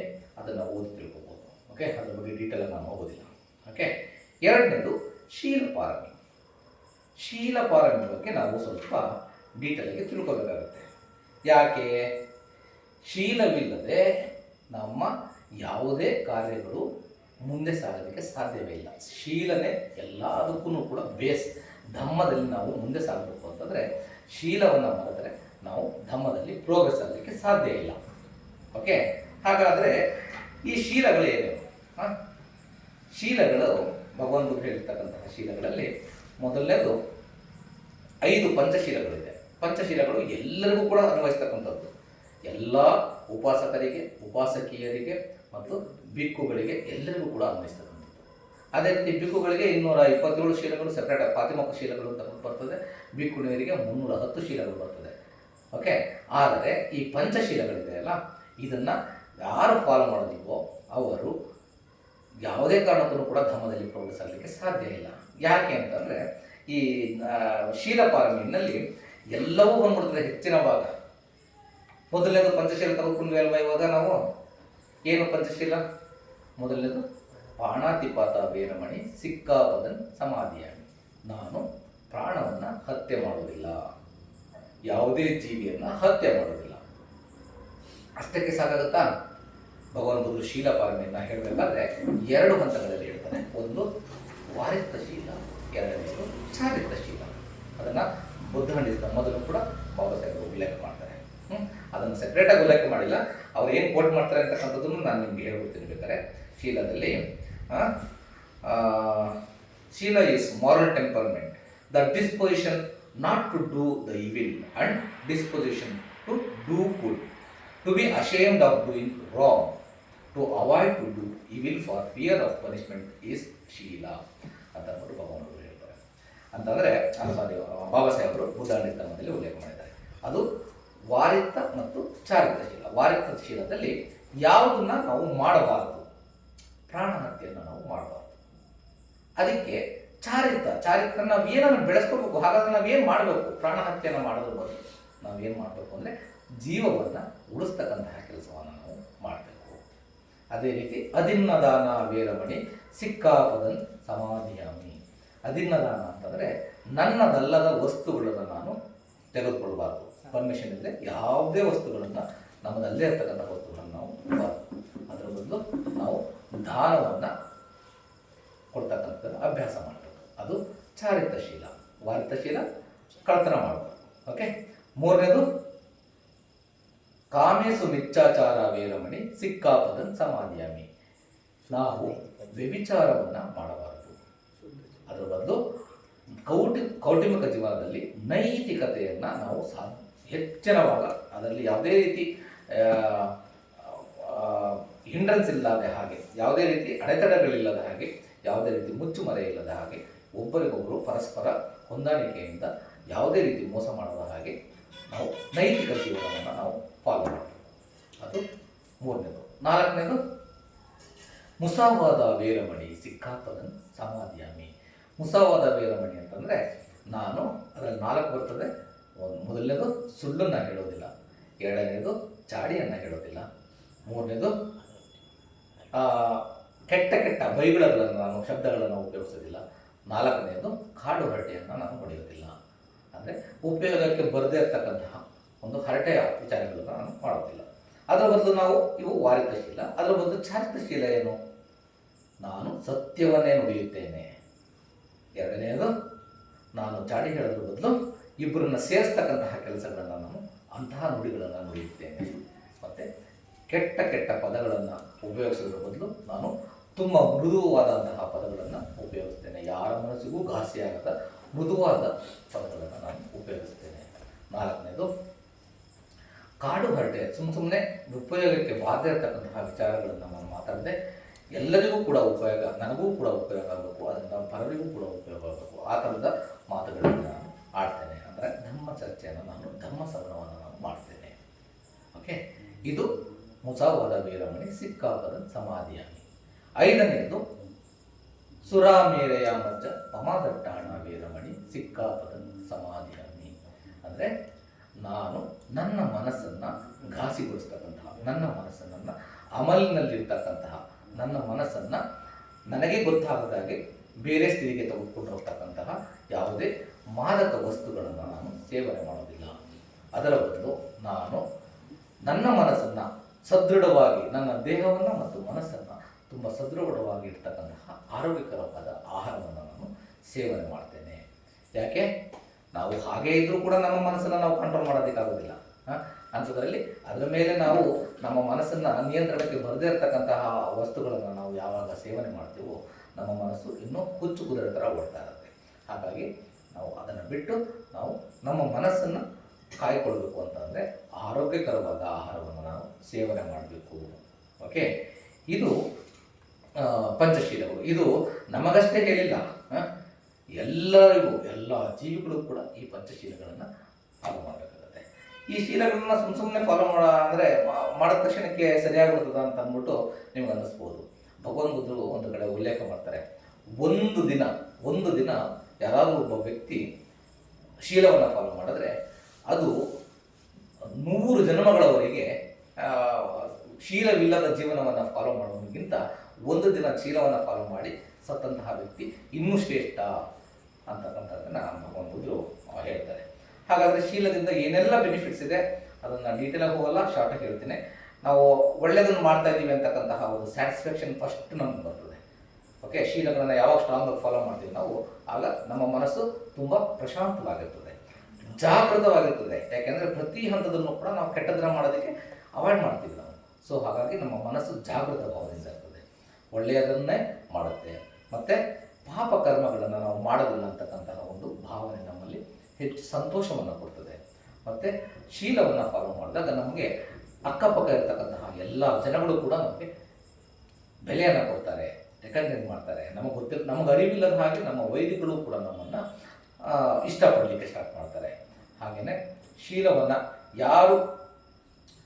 ನಾನು ಶೀಲವನ್ನು ಫಾಲೋ ಮಾಡಿದ್ರೆ, ಈಗ ನಾನು ಒಂದು ಸಂಪತ್ತನ್ನು ಗಳಿಸಿದ್ರೆ ಅದು ಹೋಗ್ಬೋದು. ಆದರೆ ಶೀಲವನ್ನು ನಾನು ಫಾಲೋ ಮಾಡಿ ಶೀಲದಲ್ಲಿ ನಾನು ಪ್ರತಿಷ್ಠಾಪನೆ ಮಾಡಿದ್ರೆ ಅದನ್ನು ಯಾರಿಂದನೂ ಕೂಡ ಕದೀಲಿಕ್ಕೆ ಸಾಧ್ಯ ಇಲ್ಲ.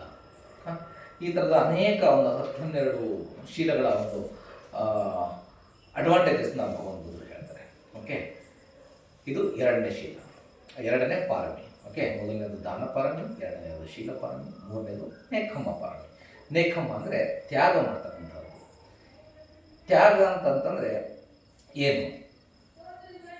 ತ್ಯಾಗ ಅಂತಂತಂದರೆ ಇವಾಗ ಎಲ್ಲವೂ ಚೆನ್ನಾಗಿದ್ದು, ನಾವೆಲ್ಲವೂ ಚೆನ್ನಾಗಿದೆ, ಇವಾಗೆಲ್ಲ ಕೂತ್ಕೊಂಡಿದ್ದೀವಿ ಇಲ್ಲಿ, ಅಥವಾ ನಾವು ಇಂಟರ್ನೆಟ್ಟಲ್ಲಿ ನಾವು ಈಗ ಗೂಗಲಲ್ಲಿ ಸಾರಿ ಟೆಲಿಗ್ರಾಮಲ್ಲಿ ನೋಡ್ತಾ ಇದ್ದೀವಿ. ಈಗ ನಾವೇನು ತ್ಯಾಗ ಮಾಡ್ತೀವಿ? ನಮ್ಮ ಸಮಯವನ್ನ ಧಮ್ಮಕ್ಕೋಸ್ಕರ ನಾವು ತ್ಯಾಗವನ್ನು ಮಾಡಿದ್ದೀವಿ. ಓಕೆ, ಅದಕ್ಕೋಸ್ಕರ ನಾವು ಧಮ್ಮವನ್ನು ಕಲಿಬೇಕು ಅಂತಕ್ಕಂತಹ ಒಂದು ಒಂದು ಅಧಿಷ್ಠಾನದಿಂದ ಕೂತ್ಕೊಂಡಿದ್ದೀವಿ. ಆ ಸಮಯದಲ್ಲಿ ಬೇರೆಯವರು ಏನೆಲ್ಲ ಮಾಡ್ತಾ ಇದ್ದಾರೆ, ಸಿನಿಮಾ ಹೋಗ್ತಾರೆ, ಬೇರೆ ಬೇರೆ ಕಡೆ ಹೋಟೆಲ್ ಹೋಗ್ತಕ್ಕಂಥದ್ದು, ಏನೆಲ್ಲ ಮಾಡ್ಬೋದು. ಆದರೂ ಕೂಡ ನಾವು ಅವೆಲ್ಲವನ್ನು ಕೂಡ ತ್ಯಾಗ ಮಾಡಿ ನಾವು ಇಲ್ಲಿ ಕೂತ್ಕೊಂಡಿದ್ದೀವಿ. ಇದು ಎಲ್ಲ ಸರಿ ಇದ್ದಾಗ ಮಾಡ್ತಕ್ಕಂತಹ ತ್ಯಾಗ. ಆದರೆ ಎಲ್ಲವೂ ಸರಿ ಇಲ್ಲದೆ ಇರ್ತಕ್ಕಂತಹ ಸಮಯದಲ್ಲೂ ಕೂಡ ನಾವು ತ್ಯಾಗ ಮಾಡಬೇಕಾಗ್ತದೆ. ಅದ್ಯಾವ ಥರ? ಕಠಿಣ ಪರಿಸ್ಥಿತಿಯಲ್ಲಿ ಈಗ ನೀವು ಡ್ರೈವ್ ಮಾಡ್ತಾ ಇದ್ದೀರಿ ಬೆಂಗಳೂರಿನಲ್ಲಿ, ಮೈಸೂರಿನಲ್ಲಿ ಟ್ರಾಫಿಕ್ ಕಡಿಮೆ ಇದೆ. ಮೈಸೂರಿನಲ್ಲಿ ಟ್ರಾಫಿಕ್ ಕಡಿಮೆ ಇದ್ದಾಗ ನೀವು ಡ್ರೈವ್ ಮಾಡೋದಕ್ಕೆ ಈಸಿ ಆಗುತ್ತೆ. ಅದೇ ವ್ಯಕ್ತಿ ಬೆಂಗಳೂರು ಟ್ರಾಫಿಕ್ನಲ್ಲಿ ಡ್ರೈವ್ ಮಾಡ್ತಾ ಇದ್ದಾನೆ ಅಂತಂದರೆ ಅದು ಈಸಿ ಆಗಿರ್ತದ? ಆಗ ಅವನ ಮನಸ್ಸು ಎಷ್ಟು ಜಾಗೃತವಾಗಿರಬೇಕು, ಎಷ್ಟು ಆ ಥರ ಕಠಿಣ ಪರಿಸ್ಥಿತಿಯಲ್ಲೂ ಕೂಡ ನಾವು ತ್ಯಾಗವನ್ನು ಮಾಡ್ತಕ್ಕಂಥ ಭಾವನೆಗಳನ್ನು ನಾವು ಬೆಳೆಸ್ಕೊಳ್ತಾ ಹೋಗಬೇಕು. ಈ ತ್ಯಾಗಕ್ಕೂ ಕೂಡ ಈ ಭಗವಾನ್ ಬುದ್ಧರು ಚೂಲ ಸೋಮ ಜಾತಕ ಅಂತ ಒಂದಿದೆ, ಜಾತಕ ಕಥೆಗಳಲ್ಲಿ ಭಗವಾನ್ ಬುದ್ಧರ ತ್ರಿಪಿಟಕಗಳಲ್ಲಿದೆ. ಅದರಲ್ಲಿ ಅವನು ಎಲ್ಲವನ್ನೂ ತ್ಯಾಗ ಮಾಡ್ತಾನೆ. ಇವತ್ತಿನ ದಿನ ಕೆಲವೊಂದು ಧರ್ಮದಲ್ಲಿ ಈ ಸತ್ಯಹರಿಶ್ಚಂದ್ರ ಅಂತಕ್ಕಂತಹ ಒಂದು ಕಥೆ ಇದೆ. ಅದು ಭಗವಾನ್ ಬುದ್ಧರ ವ್ಯಸಂತರ ಜಾತಕ ಅಂತಕ್ಕಂತಹ ಒಂದು ಜಾತಕ ಕಥೆಯ ಪ್ರತಿರೂಪ, ಭಾಗ ಅಲ್ಲ. ಅದನ್ನು ಹೇಗಿದೆ ಹಾಗೇನೆ ಅವರು ಕಾಪಿ ಮಾಡಿರ್ತಕ್ಕಂಥದ್ದು. ಭಗವಾನ್ ಬುದ್ಧರು ವ್ಯಸಂತರ ಅಂತಕ್ಕಂತಹ ಒಬ್ಬ ದೊಡ್ಡ ರಾಜ ಆಗಿರ್ತಾರೆ. ಅವರು ಎಲ್ಲವನ್ನೂ ತ್ಯಾಗ ಮಾಡ್ತಾರೆ. ಭಾರಗಳನ್ನು ಪರಿಪೂರ್ಣ ಮಾಡಲಿಕ್ಕೆ ಅವರ ರಾಜ್ಯವನ್ನು ತ್ಯಾಗ ಮಾಡ್ತಾರೆ. ಅಷ್ಟಕ್ಕೆ ನಿಲ್ಲಲ್ಲ, ಅವರ ತುಂಬ ಪ್ರಿಯನಾದ ಮಗನನ್ನ ತ್ಯಾಗ ಮಾಡ್ತಾರೆ, ಮಗಳನ್ನ ತ್ಯಾಗ ಮಾಡ್ತಾರೆ, ಪ್ರಿಯವಾದಂತಹ ಒಂದು ಬಿಳಿ ಆನೆ ಇರ್ತದೆ ಅದನ್ನು ಕೂಡ ತ್ಯಾಗ ಮಾಡ್ತಾರೆ. ಅದಾದ ಮೇಲೆ ಕೊನೆಗೆ ಅವರ ಹೆಂಡತಿಯನ್ನು ಕೂಡ ತ್ಯಾಗ ಮಾಡ್ತಾರೆ. ಓಕೆ, ಈ ಜಾತಕ ಕಥೆಗಳೆಲ್ಲ ತುಂಬ ಮೊರಾಲಿಟಿ ತುಂಬ ಜಾಸ್ತಿ ಇದೆ. ಸುಮಾರು 444 ಜಾತಕ ಕಥೆಗಳಿದ್ದಾವೆ. ಅವೆಲ್ಲ ಕೂಡ ಓದಿದ್ರೆ ಅದರಲ್ಲಿ ಮೊರಾಲಿಟಿ ಎಷ್ಟು ಇದೆ ಅಂತಕ್ಕಂಥದ್ದು ನಮಗೆ ಅರ್ಥ ಆಗ್ತದೆ. ಓಕೆ, ಸೊ ಆ ರೀತಿ ನಾವು ಎಲ್ಲವನ್ನು ಕೂಡ ತ್ಯಾಗ ಮಾಡ್ತಕ್ಕಂಥದ್ದನ್ನು ಕಲ್ತ್ಕೋಬೇಕು. ಅದೇ ರೀತಿ ಬುದ್ಧಾರಣ್ಯ ಧರ್ಮದಲ್ಲೂ ಕೂಡ ಭಗವಾನ್ ಬುದ್ಧ ಬಾಬಾ ಸಾಹೇಬರು ತ್ಯಾಗದ ಬಗ್ಗೆ ಉಲ್ಲೇಖ ಮಾಡಿದ್ದಾರೆ. ಯಾವ ಥರ ತ್ಯಾಗ ಅಂತಂತಂದರೆ, ನಮ್ಮ ವರ್ಲ್ಡ್ಲಿ ಪ್ಲೆಜರ್ಸ್ ಏನಿದೆಯಲ್ಲ ಅದೆಲ್ಲವನ್ನು ಕೂಡ ಬಿಡ್ತಕ್ಕಂಥದ್ದು ದೊಡ್ಡ ತ್ಯಾಗ ಅಂತಕ್ಕಂಥದ್ದನ್ನು ಬಾಬಾ ಸಾಹೇಬ್ ಹೇಳ್ತಾರೆ. ಓಕೆ, ಮತ್ತು ಅದೇ ಥರ ಇನ್ನೊಂದು ಇದರಲ್ಲಿ ಕೂಡ ಹೇಳ್ತಾರೆ.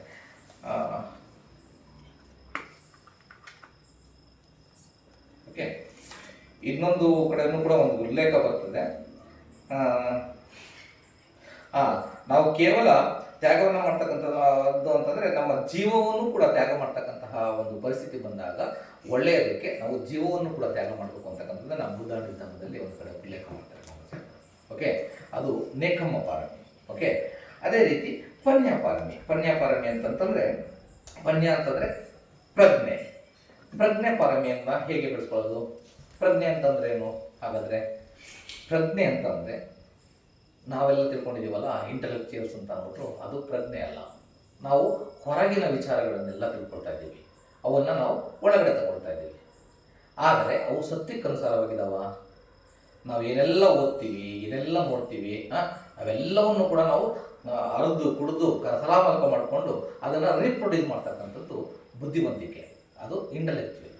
ಓಕೆ, ಪ್ರಜ್ಞೆ ಅಂತಂದರೆ ನಮ್ಮ ಮನಸ್ಸಿನ ಆಳವನ್ನು, ನಮ್ಮ ಮನಸ್ಸು ಇಂಟರ್ನಲ್ ಜರ್ನಿ, ಅದು ಸ್ಪಿರಿಚುಯಾಲಿಟಿ ಇಂಟರ್ನಲ್ ಜರ್ನಿ ಅಂತ ಹೇಳ್ತಾರಲ್ಲ, ಪ್ರಜ್ಞೆ ಅದು ಸ್ಪಿರಿಚುಯಾಲಿಟಿನಲ್ಲಿ ಉದಯವಾಗ್ತಕ್ಕಂಥದ್ದು. ನಾವು ಮೆಡಿಟೇಟಿವ್ ಸ್ಟೇಟ್ಸ್ಗೆ ಹೋಗ್ತಾ ಹೋಗ್ತಾ ರಿಯಾಲಿಟೀಸ್ ಅರ್ಥ ಆಗ್ತಾ ಹೋಗ್ತದೆ. ಸತ್ಯಕ್ಕನುಸಾರವಾಗಿ ವಿಷಯಗಳನ್ನು, ವಸ್ತುಗಳನ್ನು ಮತ್ತು ವಿಚಾರಗಳನ್ನು ನಾವು ನೋಡಲಿಕ್ಕೆ ಸ್ಟಾರ್ಟ್ ಮಾಡ್ತೀವಿ. ಎಲ್ಲವೂ ಕೂಡ ಅನಿತ್ಯ, ದುಃಖಕ್ಕೆ ಅನಿತ್ಯವಾದಂಥದ್ದು ದುಃಖವನ್ನೇ ತರುತ್ತೆ. ಯಾವುದು ಅನಿತ್ಯ, ಯಾವುದು ದುಃಖ ತರ್ತಕ್ಕಂಥದ್ದು ಅದು ನಾನು ನನ್ನದು ಅಂತ ಹಿಡಿದುಕೊಳ್ಳಲಿಕ್ಕೆ ಯೋಗ್ಯವಲ್ಲದೆ ಇರ್ತಕ್ಕಂಥದ್ದು ಅದು ಅನಾತ್ಮ. ಆ ಭಾವನೆ ನಮ್ಮಲ್ಲಿ ಯಾವಾಗ ಜಾಗೃತವಾಗುತ್ತೋ ಅದು ಪ್ರಜ್ಞೆ. ಓಕೆ, ಈ ಪ್ರಜ್ಞೆಯನ್ನು ಭಗವಾನ್ ಬುದ್ಧರು 3 ಹಂತಗಳಲ್ಲಿ ನಮಗೆ ವಿವರಿಸ್ಕೊಡ್ತಾರೆ. ಮೊದಲನೇದು ಪ್ರಜ್ಞೆ ಸುತಮಯ ಪನ್ಯ, ಚಿಂತನಮಯ ಪನ್ಯ ಮತ್ತು ಭಾವನಾಮಯ ಪನ್ಯ ಅಂತಂದ್ಬಿಟ್ಟು 3 ಹಂತಗಳಲ್ಲಿ ಹೇಳ್ಕೊಡ್ತಾರೆ. ಸುತಮಯ ಪನ್ಯ ಅಂದರೆ ನಾವೇನೆಲ್ಲ ಕೇಳ್ತೀವಿ, ಏನೆಲ್ಲ ಲೆಕ್ಚರ್ ಕ್ಲಾಸ್ಗಳಲ್ಲಿ ಕೇಳ್ತಕ್ಕಂಥದ್ದು, ಇವಾಗ ನೀವೆಲ್ಲ ಏನೆಲ್ಲ ಕೇಳ್ತಾ ಇದ್ದೀರಲ್ಲ ಇದೆಲ್ಲವೂ ಕೂಡ ಸುತಮಯ ಪನ್ಯ. ಓಕೆ, ಕೇಳೋದಷ್ಟೇ ಅಲ್ಲ, ನೀವೇನೆಲ್ಲ ಓದ್ತೀರಿ ಪುಸ್ತಕದಲ್ಲಿ, ಓದಿ ತಿಳ್ಕೊಳ್ತಕ್ಕಂಥದ್ದು, ನೋಡಿ ತಿಳ್ಕೊಳ್ತಕ್ಕಂಥದ್ದು, ಇವೆಲ್ಲವೂ ಕೂಡ ಸುತಮಯ ಪನ್ಯ. ಓಕೆ, ಚಿಂತನಾಮಯ ಪನ್ಯ ಅಂತಂತಂದರೆ ಯಾವಾಗ ಈ ನೋಡಿರ್ತಕ್ಕಂತಹದನ್ನು ನೀವು ಕಂಟೆಂಪ್ಲೇಟ್ ಮಾಡಲಿಕ್ಕೆ ಸ್ಟಾರ್ಟ್ ಮಾಡ್ತೀರ, ಅದು ಅದರಿಂದ ಆಗ್ತಕ್ಕಂತಹದ್ದು ಏನೇನಾಗ್ಬೋದು ಅಂತಕ್ಕಂಥದ್ದನ್ನು ಮನಸ್ಸಿನಲ್ಲಿ ಇಮ್ಯಾಜಿನ್ ಮಾಡ್ಕೊಳ್ಳಿಕ್ಕೆ ಸ್ಟಾರ್ಟ್ ಮಾಡ್ತೀರ, ಅದು ಚಿಂತನಾಮಯ ಪನ್ಯ. ಮೂರನೇದು ಭಾವನಾಮಯ ಪನ್ಯ. ಭಾವನಾಮಯ ಪನ್ಯ ಅಂತಂತಂದರೆ ಅದನ್ನು, ಆ ಭಾವನೆಯನ್ನು ನೀವು ರಿಯಾಲಿಟಿ ನೀವೇ ಅನುಭವಿಸ್ತೀರ. ನೀವು ಮೊದಲು ಸುತಮಯ ಕೇಳಿಸ್ಕೊಂಡ್ರಿ, ಅಥವಾ ಮನಸ್ಸಿನ ಮೂಲಕ, ಅಥವಾ ನಾವು ನೋಟದ ಮೂಲಕ, ಆ 5 ಇಂದ್ರಿಯಗಳ ಮೂಲಕ ಏನೆಲ್ಲ ನೀವು ಪಡ್ಕೊಳ್ತೀರೋ ಅದ್ರ ಬಗ್ಗೆ ಕಾಂಟೆಂಪ್ಲೇಟ್ ಮಾಡ್ತೀರಿ 2ನೇ ಸ್ಟೇಜಲ್ಲಿ. 3ನೇ ಸ್ಟೇಜಲ್ಲಿ ನೀವು ಅದನ್ನು ಆಳವಾಗಿ ಅನುಭವಿಸ್ತೀರಿ. ಯಾವಾಗ ಅನುಭವಿಸ್ತೀರೋ ಅದು ಭಾವನಾಮಯ ಪನ್ಯ. ಇವಾಗ ನಾನು ಅದನ್ನು ಸಿಂಪ್ಲಿಫೈ ಮಾಡಿ ಹೇಳಬೇಕು ಅಂತಂದರೆ, ನಾನು ಈಗ ಒಂದು ಅಮೆರಿಕನ್ ಡಿಶ್ನ ನಾನು ನಿಮಗೆ ಹೇಳ್ತೀನಿ ಅಂತ ಅಂದ್ಕೊಳ್ಳಿ. ಅದು ಹಾಗಿರುತ್ತೆ, ಅದು ಇಂಗ್ರೀಡಿಯೆಂಟ್ಸು ಇನ್ನೆಲ್ಲ ಇರುತ್ತೆ, ಅಮೆರಿಕ ಪಿಜ್ಜಾ ಹಾಗಿರುತ್ತೆ, ಹೀಗಿರುತ್ತೆ ಅಂದ್ಬಿಟ್ಟು ನಾನು ಏನೆಲ್ಲ ಹೇಳ್ತೀನಿ. ಆಗ ನೀವು ಅದನ್ನು ಕೇಳಿಸ್ಕೊತೀರಾ, ಅದು ಸುತಮಯ ಪನ್ಯ. ಅದಾದಮೇಲೆ ಅದು ಇಂಗ್ರೀಡಿಯೆಂಟ್ಸ್ ಇಷ್ಟಿಷ್ಟೇ ಕ್ವಾಂಟಿಟೀಸ್ನ ನಾವು ಹಾಕಬೇಕು ಅಂತ ಅಂದ್ಬಿಟ್ಟು ನಾನು ನಿಮಗೆ ಅದನ್ನು ಓದಿ ತಿಳ್ಕೊಳ್ತೀರಾ, ಅದನ್ನು ಯೋಚನೆ ಮಾಡಿ, ಇಷ್ಟಿಷ್ಟೇ ಕ್ವಾಂಟಿಟೀಸ್ ಹಾಕಿದಾಗ ಇದು ಪಿಜ್ಜಾ ಆಗುತ್ತೆ ಅಂತ. ಆಗ ಅದು ಚಿಂತನಾಮಯ ಪನ್ಯ. ಆದರೆ ನಿಜವಾಗಲೂ ಕೂಡ ಅದು ನಿಮ್ಮ ಅನುಭವ ಬಂದಿದೆಯಾ? ಯಾವಾಗ ನಿಜವಾದ ಅಮೆರಿಕನ್ ಪಿಜ್ಜಾ ನಿಮ್ಮ ಕಣ್ಣು ಮುಂದೆ ಬಂದು ಅದನ್ನು ತೆಗೆದುಕೊಂಡು ನೀವೇ ತಿಂದಾಗ ಅದರ ಒಂದು ಸ್ವಾದವನ್ನು ಅನುಭವಿಸ್ತೀರಲ್ಲ, ಅದು ಭಾವನಾಮಯ ಪನ್ಯ. ಸೊ ನಾವು ಪನ್ಯವನ್ನು ಯಾವಾಗಲೂ ಕೂಡ 3 ಹಂತಗಳಲ್ಲಿ, ಸುತಮಯ, ಚಿಂತನಮಯ ಮತ್ತು ಭಾವನಾಮಯ ಪನ್ಯ 3 ಹಂತಗಳಲ್ಲಿ ನಾವು ಅನುಭವಿಸ್ಲಿಕ್ಕೆ ಸ್ಟಾರ್ಟ್ ಮಾಡ್ತೀವಿ. ಈ ರೀತಿ ನಾವು ಪನ್ಯ ಪಾರಮಿಯನ್ನು, ಅಂದರೆ ಪ್ರಜ್ಞೆಯನ್ನು, ನಮ್ಮಲ್ಲಿರ್ತಕ್ಕಂತಹ ಪ್ರಜ್ಞೆಯನ್ನು ಜಾಸ್ತಿ ಮಾಡ್ತಾ ಹೋಗಬೇಕು. ಯಾವ ರೀತಿ ಅದನ್ನು ಮಾಡಲಿಕ್ಕೆ ಇರ್ತಕ್ಕಂತಹ ಏಕೈಕ ಮಾರ್ಗ ಅಂದರೆ ಅದು ಅರಿಯ ಅಷ್ಟಾಂಗಿಕ ಮಾರ್ಗ. ಅರಿಯ ಅಷ್ಟಾಂಗಿಕ ಮಾರ್ಗವನ್ನು ಆಚರಣೆ ಮಾಡೋದ್ರ ಮೂಲಕ ಅಷ್ಟೇ ನಾವು ಸಾಕಾಗೋದಿಲ್ಲ. ಪ್ರಜ್ಞೆಯನ್ನು ಬೆಳೆಸ್ಕೊಳ್ಳಿಕ್ಕೆ ಅದನ್ನು ನಾವು ಮೆಡಿಟೇಷನ್ ಮಾಡಿದ್ರೆ ಪ್ರಜ್ಞೆ ನಮ್ಮಲ್ಲಿ ಉದಯ ಆಗಲಿಕ್ಕೆ ಸಾಧ್ಯ ಇಲ್ಲ. ಯಾಕೆಂದರೆ ಪ್ರಜ್ಞೆ ಉದಯ ಆಗ್ತಕ್ಕಂಥದ್ದು ನಮ್ಮ ಮನಸ್ಸಿನಲ್ಲಿ ನಾವು ಅದರ ಅನುಭವಗಳನ್ನು ಅನುಭವಿಸಲಿಕ್ಕೆ ಸ್ಟಾರ್ಟ್ ಮಾಡಿದಾಗ. ಓಕೆ, ಅದು ಪನ್ಯಪಾರಣಿ. 5ನೇದು ವೀರ್ಯಪಾರಣಿ. ವೀರ್ಯ ಅಂತಂದರೆ ಪ್ರಯತ್ನ. ಪಾಡಿನಲ್ಲಿ ವೀರ್ಯ ಅಂತಂದರೆ ಕನ್ನಡಕ್ಕೆ ಅನುವಾದ ಮಾಡಿದಾಗ ಅದು ಪ್ರಯತ್ನ ಆಗುತ್ತೆ. ಪ್ರಯತ್ನಗಳಲ್ಲಿ 4 ರೀತಿಯ ಪ್ರಯತ್ನಗಳನ್ನು ನಾವು ಮಾಡಬೇಕಾಗುತ್ತೆ. ಯಾವುದನ್ನೇ ನಾವು ಮಾಡಬೇಕು ಅಂದ್ರೂ ಪ್ರಯತ್ನ ಬೇಕೇ ಬೇಕು ಅಲ್ವಾ? ಪ್ರಯತ್ನ ಇಲ್ಲದೆ ಯಾವುದೇ ರೀತಿ ನಮಗೆ ಫಲ ಸಿಗೋದಿಲ್ಲ. ಸೊ ಭಗವಾನ್ ಬುದ್ಧರು 4 ರೀತಿಯ ಪ್ರಯತ್ನಗಳ ಬಗ್ಗೆ ಹೇಳ್ತಾರೆ. ಮೊದಲನೇದು, ನಮ್ಮಲ್ಲಿ ಕೆಟ್ಟದ್ದು ಇಲ್ಲ ಅಂತಂದರೆ, ಕೆಟ್ಟದ್ದು ಬರ್ತಾ ಇದೆ ಅಂದರೆ ಅದನ್ನು ನಾವು ಕೆಟ್ಟದ್ದು ಆಲ್ರೆಡಿ ನಮ್ಮಲ್ಲಿ ಇದೆ ಅಂದರೆ ಅದನ್ನು ನಾವು ಸಂಹಾರ ಮಾಡಬೇಕು. ಓಕೆ, ಅದು ಸಂಹಾರ. 2ನೇದು ಪಹಾಣ ಅಂದರೆ ಬರ್ತಾ ಇದೆ ಅಂತಂದರೆ ಅದನ್ನು ತಡೆಗಟ್ಟಬೇಕು. ಪಹಾಣ ಅಂದರೆ ತೆಗೆದುಹಾಕಬೇಕು. ಓಕೆ. 3ನೇದು ಭಾವನ ಅಂತಂದರೆ ನಮ್ಮಲ್ಲಿ ಒಳ್ಳೆಯದಿಲ್ಲ ಅಂತಂದರೆ ಒಳ್ಳೆಯದನ್ನು ತರಲಿಕ್ಕೆ ಪ್ರಯತ್ನ ಪಡಬೇಕು. ಮತ್ತು 4ನೇದು ಅನುರಕ್ಷಣ ಅಂತಂದರೆ ನಮ್ಮಲ್ಲಿ ಒಳ್ಳೆಯದು ಆಲ್ರೆಡಿ ಇದೆ ಅಂತಂದ ತಕ್ಷಣಕ್ಕೆ ಅದು ಸಾಕಾಗೋದಿಲ್ಲ, ಅದನ್ನು ನಾವು ರಕ್ಷಣೆ ಮಾಡಬೇಕು. ಓಕೆ, ಹಾಗಾಗಿ ನಾವು ಅದನ್ನು ಅನುರಕ್ಷಣ ಅಂತ ಅಂದ್ಬಿಟ್ಟು ಬುದ್ಧರು ಹೇಳ್ತಾರೆ. ಮೊದಲನೇದು ಸಂಹಾರ, 2ನೇದು ಪಹಾಣ, 3ನೇದು ಭಾವನ, 4ನೇದು ಅನುರಕ್ಷಣ. ಈ ರೀತಿ ಪ್ರಯತ್ನವನ್ನು ಮಾಡಬೇಕು ನಾವು. ಈಗ ಅದನ್ನು ಸಿಂಪ್ಲಿಫೈ ಮಾಡಿ ಹೇಳಬೇಕು ಅಂದರೆ, ನೀವೆಲ್ಲರೂ ಕೂಡ ಮನೆ ಇದೆ ಅಲ್ವಾ ನಿಮಗೆ? ಎಲ್ಲರೂ ಕೂಡ ಒಂದಲ್ಲ ಒಂದು ಕಡೆ ವಾಸಿಸ್ತೀರಾ ನೀವು. ಅದಕ್ಕೆ ನೀವು ಡೋರ್ ಹಾಕೊಳ್ತೀರಾ. ಇತ್ತೀಚೆಗೆ ಇನ್ನೂ ಅಡ್ವಾನ್ಸ್ಡ್ ಇದು ಬಂದಿದೆ, CCTVs ಎಲ್ಲ ಬಂದ್ಬಿಟ್ಟಿದ್ದಾವೆ. ಲಾಂಗ್ CCTVs ಬಂದಿದ್ದಾವೆ. ಅದು ಮೊಬೈಲ್ ಕನೆಕ್ಟ್ ಮಾಡ್ಕೊಳ್ತೀರಾ. ಏನಕ್ಕೆ ಮಾಡ್ಕೊಳ್ತೀರಾ? ಅದು ಯಾರಾದರೂ ಕಳ್ಳ ಬರಬಾರ್ದು ಅಂತ ಅಂದ್ಬಿಟ್ಟು ಮಾಡ್ಕೊಳ್ತೀರಾ, ಅಥವಾ ನಮ್ಮ ಮನೆಗೆ ಯಾರಾದರೂ ತೊಂದರೆ ಆಗ್ತಕ್ಕಂಥದ್ದು ಏನಾದರೂ ಆಗಬಾರ್ದು ಅಂತಕ್ಕಂಥದ್ರ ಬಗ್ಗೆ ಮಾಡ್ತಾರೆ. ಅದೇ ರೀತಿ ನಮ್ಮ ಮನಸ್ಸಿಗೆ ಕೆಟ್ಟದ್ದು ಬರಬಾರ್ದು ಅಂತಂದರೆ ಅದಕ್ಕೆ ಒಂದು ಪ್ರಯತ್ನವನ್ನು ಮಾಡಿ ನೀವು ಅದಕ್ಕೆ ಒಂದು ಬೌಂಡರಿ ಮಾಡ್ಬೋದು. ಓಕೆ, ಒಂದು ವೇಳೆ ಆಲ್ರೆಡಿ ಕೆಟ್ಟದ್ದು ಬಂದ್ಬಿಟ್ಟಿದೆ, ಕಳ್ಳ ಮನೆಗೆ ಬಂದ್ಬಿಟ್ಟಿದ್ದಾನೆ ಅಂದರೆ ಅವ್ನ ಜೊತೆ ಟೀ ಕಾಫಿ ಕುಡಿತಾ ಕೂತ್ಕೋತೀರಾ ನೀವು? ಇಲ್ಲ ಅಲ್ವಾ? ಅವನನ್ನು ಯಾವ ರೀತಿ ಅವನಿಗೆ ಹಿಡಿದು ಪೊಲೀಸರು ಫೋನ್ ಮಾಡ್ತೀರಾ, ಅಥವಾ ಹಿಡಿದು ಪೊಲೀಸರು ಕೊಡ್ತೀರಾ, ಏನಾದರೂ ಮಾಡ್ತೀರಲ್ವಾ? ಅದೇ ರೀತಿ ನಮ್ಮ ಮನಸ್ಸಿನಲ್ಲಿರ್ತಕ್ಕಂತಹ ಕೆಟ್ಟ ಭಾವನೆಗಳನ್ನು ನಮ್ಮಲ್ಲಿ ಪ್ರಯತ್ನ ಪಟ್ಟು ನಾವು ಅದನ್ನು ತೆಗೆದುಹಾಕಬೇಕು. 3ನೇದು ಭಾವನ. ನಮ್ಮಲ್ಲಿ ಈಗ ಒಳ್ಳೆಯದಿಲ್ಲ, ಒಳ್ಳೆಯತನಗಳಿಲ್ಲ ಅಂತಂದರೆ ಆ ಕುಶಲ ಭಾವನೆಗಳನ್ನು ನಮ್ಮಲ್ಲಿ ಬೆಳೆಸಲಿಕ್ಕೆ ಪ್ರಯತ್ನ ಪಡಬೇಕು. 10 ಕುಶಲ ಕರ್ಮಗಳಿದ್ದಾವೆ, ಅದೇ ರೀತಿ 10 ಅಕುಶಲ ಕರ್ಮಗಳಿದ್ದಾವೆ. ಓಕೆ, ದಶಕರ್ಮ ಪದಗಳು ಅಂತಂದು ಹೇಳ್ತಾರೆ. ಆ ಕುಶಲಗಳನ್ನ ಅಂದರೆ ಬೇಸಿಕಲಿ ಪಂಚಶೀಲಗಳನ್ನೇ, ಪಂಚಶೀಲಗಳನ್ನು ನಾವು ನಮ್ಮಲ್ಲಿ ಹೆಚ್ಚು ಹೆಚ್ಚು ಬೆಳೆಸ್ತಾ ಹೋಗಬೇಕು. ಓಕೆ, ಮತ್ತು ಒಂದು ವೇಳೆ ನಮ್ಮಲ್ಲಿ ಆಲ್ರೆಡಿ ಒಳ್ಳೆತನಗಳು ಇದೆ, ಒಳ್ಳೆ ಕುಶಲ ಕರ್ಮಗಳು ನಮ್ಮಲ್ಲಿ ಇದೆ ಅಂತಂದರೆ ಅದನ್ನು ನಾವು ರಕ್ಷಣೆ ಮಾಡ್ಕೊಳ್ತಕ್ಕಂಥದ್ದನ್ನು ಪ್ರಾಕ್ಟೀಸ್ ಮಾಡಬೇಕು. ಇದು ವೀರ್ಯಪಾರಮಿ. ಇದನ್ನು ನಾವು ಹೆಚ್ಚು ಹೆಚ್ಚು ಮಾಡ್ತಾ ಮಾಡ್ತಾ ಮಾಡ್ತಾ ಅದು ಕೂಡ ನಮ್ಮಲ್ಲಿ ಪರಿಪೂರ್ಣ ಆದಾಗ, ಯಾವಾಗ ಇದು ಪರಿಪೂರ್ಣ ಆಗುತ್ತೆ ಆಗ ವೀರ್ಯಪಾರಮಿ ಪರಿಪೂರ್ಣ ಆಗುತ್ತೆ. ಓಕೆ, ಅದೇ ರೀತಿ ಕಂತಿ ಪಾರಮಿ. ಕಂತಿ ಅಂತಂತಂದ್ರೆ ಏನು? ಕಂತಿ ಅಂದರೆ ಪಾಳಿಬಟ್ಟು. ಅದನ್ನು ಕನ್ನಡಕ್ಕೆ ಅನುವಾದ ಮಾಡಿದಾಗ ತಾಳ್ಮೆ. ನಮ್ಮಲ್ಲಿ ಅತಿ ಹೆಚ್ಚು ಪೇಷನ್ಸ್ ಬೇಕು. ಈಗ ನೀವೆಲ್ಲ ನಾನು ಏನೆಲ್ಲ ಹೇಳ್ತಾ ಇದ್ರು ಕೂಡ ತುಂಬ ಪೇಷಂಟಾಗಿ ತುಂಬ ಆರಾಮಾಗಿ ಕೇಳ್ತಾ ಇದ್ದೀರಾ. ಅದು ಸುಮ್ಮನೆ ಆಗೋದಿಲ್ಲ. ಅದಕ್ಕೆ ಕಂತಿ ಬೇಕು, ತಾಳ್ಮೆ ಬೇಕು. ಆ ತಾಳ್ಮೆಯನ್ನು ಕೇವಲ ಈಗೆಲ್ಲವೂ ಸುಖವಾಗಿದೆ, ಈಗಷ್ಟೇ ಅಭ್ಯಾಸ ಮಾಡೋದು ಸಾಕಾಗಲ್ಲ. ಆ ತಾಳ್ಮೆಯನ್ನು ನಾವು ಅಭ್ಯಾಸ ಮಾಡಬೇಕಾಗತ್ತನ್ನೋದು ತುಂಬ ಕಠಿಣಕರವಾದಂತಹ ಪರಿಸ್ಥಿತಿಗಳಲ್ಲೂ ಕೂಡ ಅಭ್ಯಾಸ ಮಾಡ್ತಕ್ಕಂಥದ್ದನ್ನು ನಾವು ಪ್ರಾಕ್ಟೀಸ್ ಮಾಡಬೇಕು. ಅದನ್ನು ಸ್ವಲ್ಪನೇ ಪ್ರಾಕ್ಟೀಸ್ ಮಾಡ್ತಾ ಮಾಡ್ತಾ ಮಾಡ್ತಾ ಮಾಡ್ತಾ ನನ್ನ ಮೇಲೆ ಯಾರಾದರೂ ದ್ವೇಷವನ್ನು ಸಾಧಿಸಿದರೆ ಅವರಿಗೂ ಕೂಡ ನಾನು ಒಳ್ಳೆಯದನ್ನು ಮಾಡ್ತಕ್ಕಂತಹ ಒಂದು ಒಳ್ಳೆಯದನ್ನು ಬಯಸ್ತಕ್ಕಂಥದ್ದನ್ನು ನಾವು ಅಭ್ಯಾಸ ಮಾಡಬೇಕು.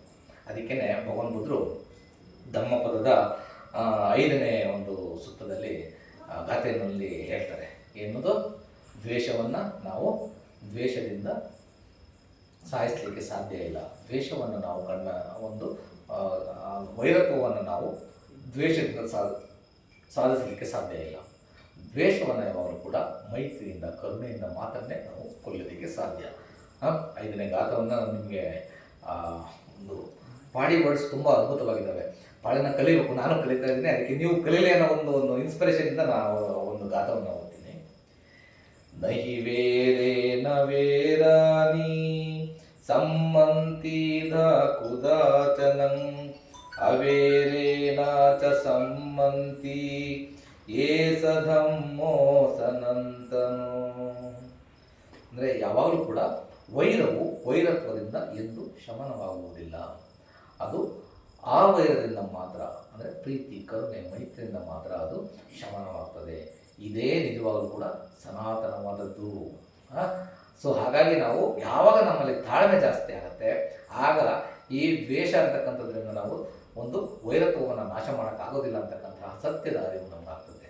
ಹಾಗಾಗಿ ನಾವು ಎಲ್ಲ ಕ್ಲಿಷ್ಟಕರವಾದ ಸಂದರ್ಭಗಳಲ್ಲೂ ಕೂಡ ನಾವು ಈ ತಾಳ್ಮೆಯನ್ನು ಬೆಳೆಸ್ತಾ ಹೋಗಬೇಕು. ಓಕೆ, ಆ ತಾಳ್ಮೆಗೂ ಕೂಡ ಒಂದು ಕಂತಿವಾದ ಜಾತಕ ಅಂತ ಅಂದ್ಬಿಟ್ಟಿದೆ.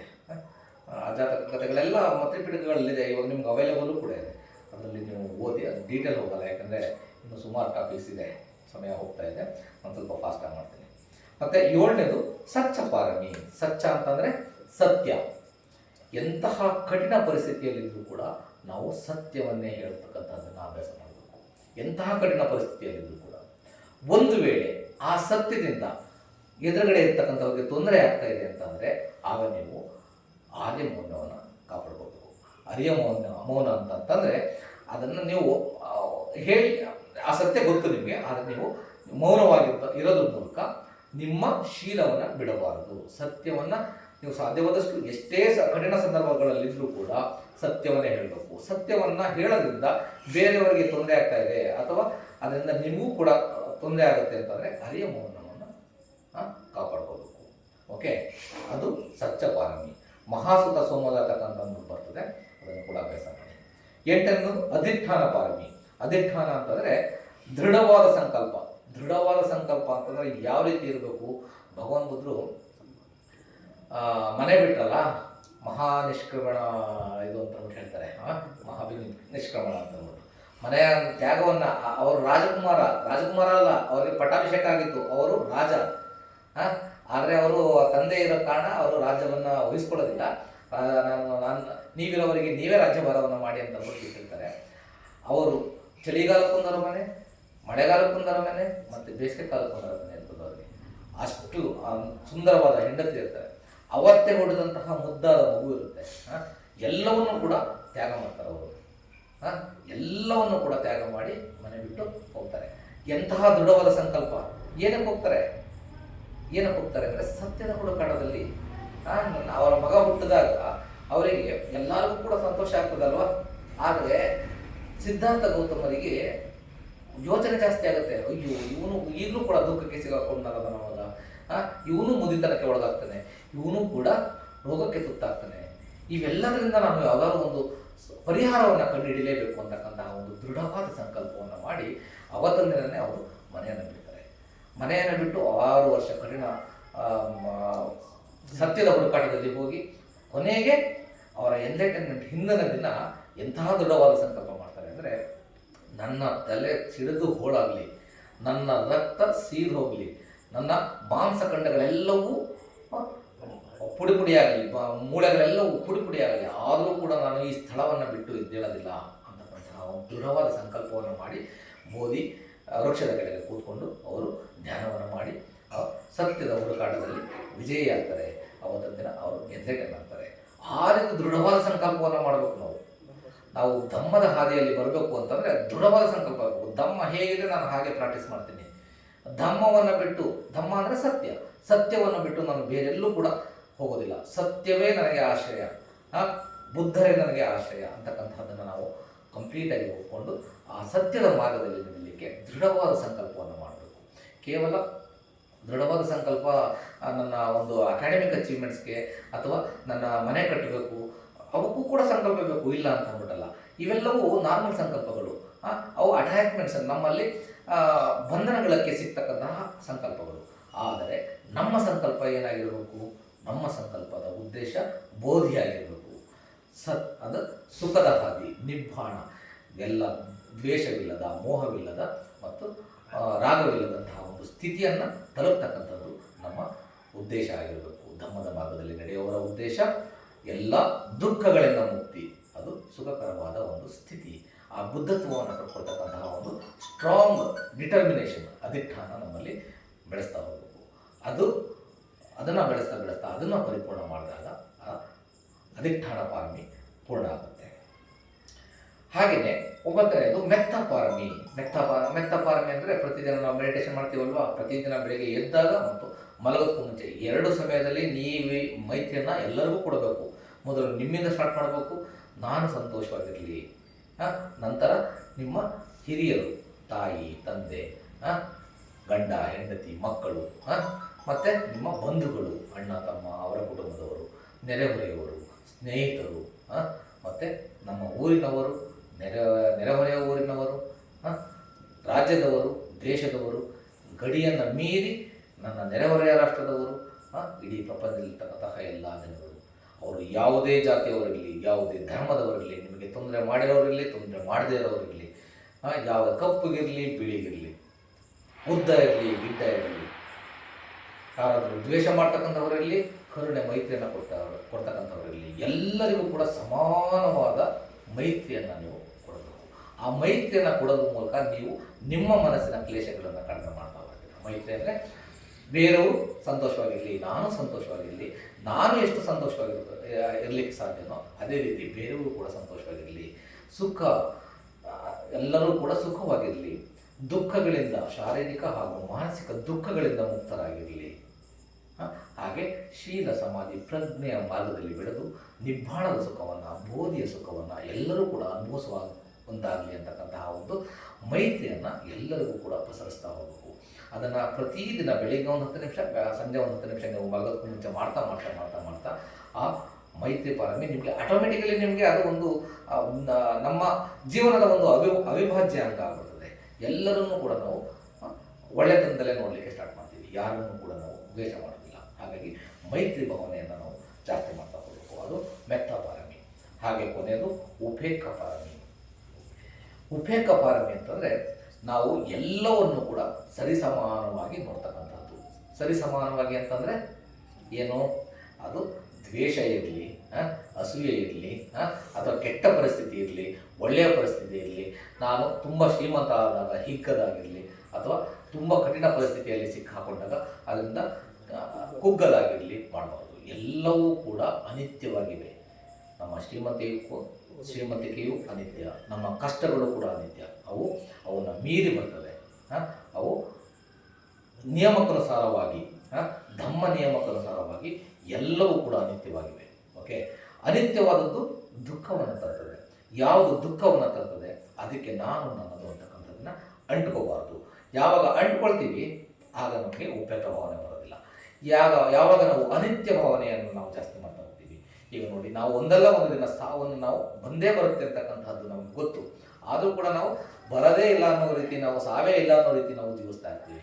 ಆದರೆ ಯಾರು ಸಾವು ಒಂದಲ್ಲ ಒಂದು ದಿನ ನಾನು ಬಂದೆ, ಯಾವಾಗ ಬೇಕಾದ್ರೂ ಬರ್ಬೋದು ಅಂತಕ್ಕಂತಹ ಭಾವನೆಯನ್ನು ಅವನಲ್ಲಿ ಪ್ರತಿದಿನ ಕಾಂಟೆಂಪ್ಲೇಟ್ ಮಾಡ್ತಾ ಹೋಗ್ತಾನೋ ಅವನಲ್ಲಿ ಸಮತಾ ಭಾವ ಜಾಸ್ತಿ ಆಗ್ತಾ ಹೋಗ್ತದೆ. ಆ ಕಠಿಣ ಪರಿಸ್ಥಿತಿಯನ್ನು ಕೂಡ ಸಾವು ಹತ್ತಿರ ಬಂದಾಗಲೂ ಕೂಡ ಅವಾಗಲೂ ಕೂಡ ಪ್ರಶಾಂತವಾಗಿ ಮನಸ್ಸನ್ನು ಇಟ್ಕೊಂಡಿರ್ತಾನೆ. ಮನಸ್ಸು ಎಷ್ಟು ಪ್ರಶಾಂತವಾಗಿರ್ತದೆ ಆಗ ಮನಸ್ಸಿನಲ್ಲಿ ಆಗ್ತಕ್ಕಂತಹ ರಿಯಾಲಿಟೀಸ್, ಸತ್ಯಗಳನ್ನು ನಾವು ಯಥಾರ್ಥವಾಗಿ ನೋಡಲಿಕ್ಕೆ ಅನುಕೂಲ ಆಗ್ತದೆ. ಸೊ ಉಪೇಕ್ಷ ಭಾವನೆ ಅಂತಂದರೆ ಕೆಟ್ಟ ಪರಿಸ್ಥಿತಿ ಇರಲಿ ಅಥವಾ ಒಳ್ಳೆಯ ಪರಿಸ್ಥಿತಿ ಇರಲಿ ಎಲ್ಲವನ್ನು ಕೂಡ ಸಮಾನವಾಗಿ ನಾವು ನೋಡ್ತಕ್ಕಂಥದ್ದು.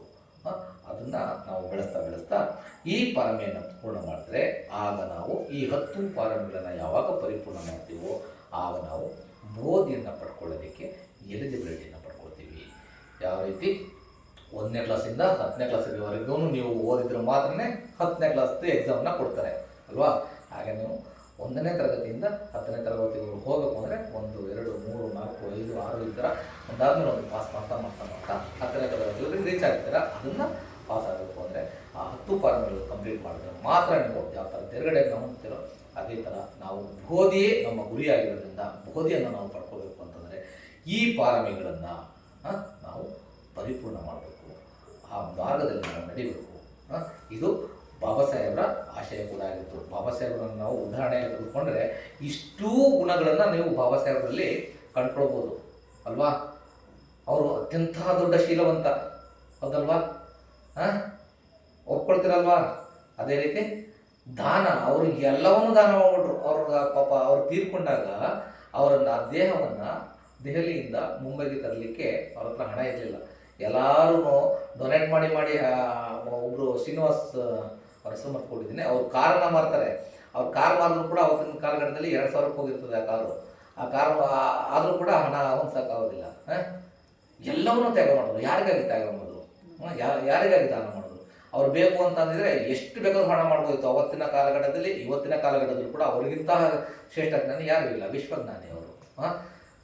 ಅದನ್ನು ಬ್ರಿಟಿಷರು ಗುರುತಿಸಿದ್ರು, ಬೇಕಾದಷ್ಟು ಹಣ ಸಿಗ್ತಾ ಇತ್ತು ಅವರಿಗೆ. ಆದರೆ ಅದೆಲ್ಲವನ್ನು ಕೂಡ ಅವರು ದಾನವನ್ನು ಮಾಡಿದ್ರು. ಸೊಸೈಟಿಗೆ, ಜನಗಳಿಗೆ, ಯಾರಿಗೆ ಇಲ್ವೋ ಎಲ್ಲರಿಗೂ ಕೂಡ ದಾನವನ್ನು ಮಾಡಿದ್ರು. ಅದೇ ರೀತಿ ಪ್ರಜ್ಞೆ, ಅವರ ಪ್ರಜ್ಞೆ ತುಂಬ ತೀಕ್ಷ್ಣವಾದದ್ದು. ಅದನ್ನು ಎಲ್ಲರೂ ಕೂಡ ಒಪ್ಕೊಂಡೇ ಒಪ್ಕೋತೀರ. ಅದೇ ರೀತಿ ಅವರ ತ್ಯಾಗ ಅಂತಂದ್ರೆ ಹೇಳಿದ್ರಾಗಲಿ ಎಲ್ಲವನ್ನೂ ಅವರ ಜೀವನವನ್ನು ತ್ಯಾಗ ಮಾಡಿದ್ರು. ಆರೋಗ್ಯವನ್ನು ಹಾಳು ಮಾಡಿಕೊಂಡ್ರು. ಯಾರಿಗೋಸ್ಕರ ಆರೋಗ್ಯ ಹಾಳು ಮಾಡಿಕೊಂಡ್ರು? 64ನೇ ವಯಸ್ಸಿನಲ್ಲಿ ಸಾಯ್ತಕ್ಕಂತಹ ವಯಸ್ಸಲ್ಲ ಅದು. ಆದರೂ ಕೂಡ 64 ವಯಸ್ಸಿಗೆ ತೀರ್ಕೊಂಡ್ರು. ಎಲ್ಲವನ್ನು ತ್ಯಾಗ ಮಾಡಿ ತೀರ್ಕೊಂಡ್ರು ಅವರು. ಓಕೆ, ಹಾಗೆಯೇ ಅವರು ಸತ್ಯವನ್ನು ಎಲ್ಲೂ ಬಿಡಲಿಲ್ಲ. ಸತ್ಯವನ್ನು ಖಡಕ್ಕಾಗಿ ಹೇಳ್ತಾ ಇದ್ರು. ಎಂಥ ಕಠಿಣ ಪರಿಸ್ಥಿತಿ ಇರಲಿ, ಬ್ರಿಟಿಷ್ ಮುಂದೆ, ಬ್ರಿಟಿಷ್ ರೌಂಡ್ ಟೇಬಲ್ ಕಾನ್ಫರೆನ್ಸಲ್ಲಿ ಅವರ ನೆಲಕ್ಕೆ ಹೋಗಿ ನೀವು ಮಾಡ್ತಾ ಇರ್ತಕ್ಕಂಥದ್ದು ಅನ್ಯಾಯ ಅಂತಕ್ಕಂಥದ್ದನ್ನ ಅವರ ಮುಖದ ಮೇಲೆ ಹೇಳ್ತಾ ಇದ್ರು. ಹಾಗೆಯೇ ನಮ್ಮ ಭಾರತದಲ್ಲೇ ಅತ್ಯಂತ ದೊಡ್ಡ ಮುಖಂಡರು ಅಂತಕ್ಕಂತಹ ಹೆಸರನ್ನ ಗಳಿಸಿದಂತಹ ಅವರ ಮುಂದೆನೂ ಕೂಡ ನೀವು ಮಾಡ್ತಕ್ಕಂತಹದ್ದು ಅನಾಚಾರ, ನೀವು ಧರ್ಮದ ಹೆಸರಿನಲ್ಲಿ ಶೋಷಣೆಯನ್ನು ಮಾಡ್ತಾ ಇದ್ದೀರಾ, ನಿಮ್ಮನ್ನು ನಾನು ಮಹಾತ್ಮ ಅಂತ ಒಪ್ಕೊಳ್ಳೋದಕ್ಕೆ ಸಾಧ್ಯನೇ ಇಲ್ಲ ಅಂತಕ್ಕಂತಹ ಮಾತುಗಳನ್ನ ಅವರು ನೇರವಾಗಿ ಹೇಳ್ತಾ ಇದ್ರು. ಅಂತಹ ಒಂದು ಸತ್ಯವಂತ. ಹಾಗೆಯೇ ಕಂತಿ ಎಷ್ಟು ತಾಳ್ಮೆ ಇತ್ತು ಅವ್ರಿಗೆ ಎಷ್ಟು ಸಲ ಸೋಲ್ಸೋದು, ನಮ್ಮ ಜನನೇ ಸೋಲ್ಸೋದು. ಎಲ್ಲ ಎಲೆಕ್ಷನ್ ಸೋಲ್ಸ್ಬಿಟ್ರು. ಆದರೂ ಕೂಡ ಅವರು ಯಾವತ್ತೂ ಕೂಡ ಧೃತಿ ಬಿಡಲಿಲ್ಲ. ಬಹಳ ತಾಳ್ಮೆಯಿಂದ ಅವ್ರಿಗೆ ಎಷ್ಟು ಹುಟ್ಟುತ್ತಾನೆ ಅವ್ರಿಗೆ ಶೋಷಣೆಗಳು ಬಹಳ ಹತ್ತಿರದಿಂದ ನೋಡ್ಕೊಂಡ್ರು. ಆದರೂ ಕೂಡ ತಾಳ್ಮೆಯನ್ನು ಅವರು ಎಲ್ಲೂ ಕೂಡ ಬಿಟ್ಕೊಡ್ಲಿಲ್ಲ. ಹಾಗೆಯೇ ಪ್ರಯತ್ನವನ್ನು ಎಲ್ಲೂ ಬಿಡಲಿಲ್ಲ. ಅವರು ಯಾವಾಗಲೂ ಕೂಡ ಪ್ರಯತ್ನವನ್ನು ಕಡಿಮೆ ಮಾಡಲಿಲ್ಲ. ಅವರು ಸಣ್ಣ ವಯಸ್ಸಿನಲ್ಲಿದ್ದಾಗ ತುಂಟಾಟ ಇದ್ದರೂ ಕೂಡ ಆ ಓದಿನಲ್ಲಿ ಮುಂದೆ ಇದ್ದರು. ಅವರ ಪ್ರಯತ್ನದಿಂದ ಅವರೇ ಮೊದಲ ದಲಿತ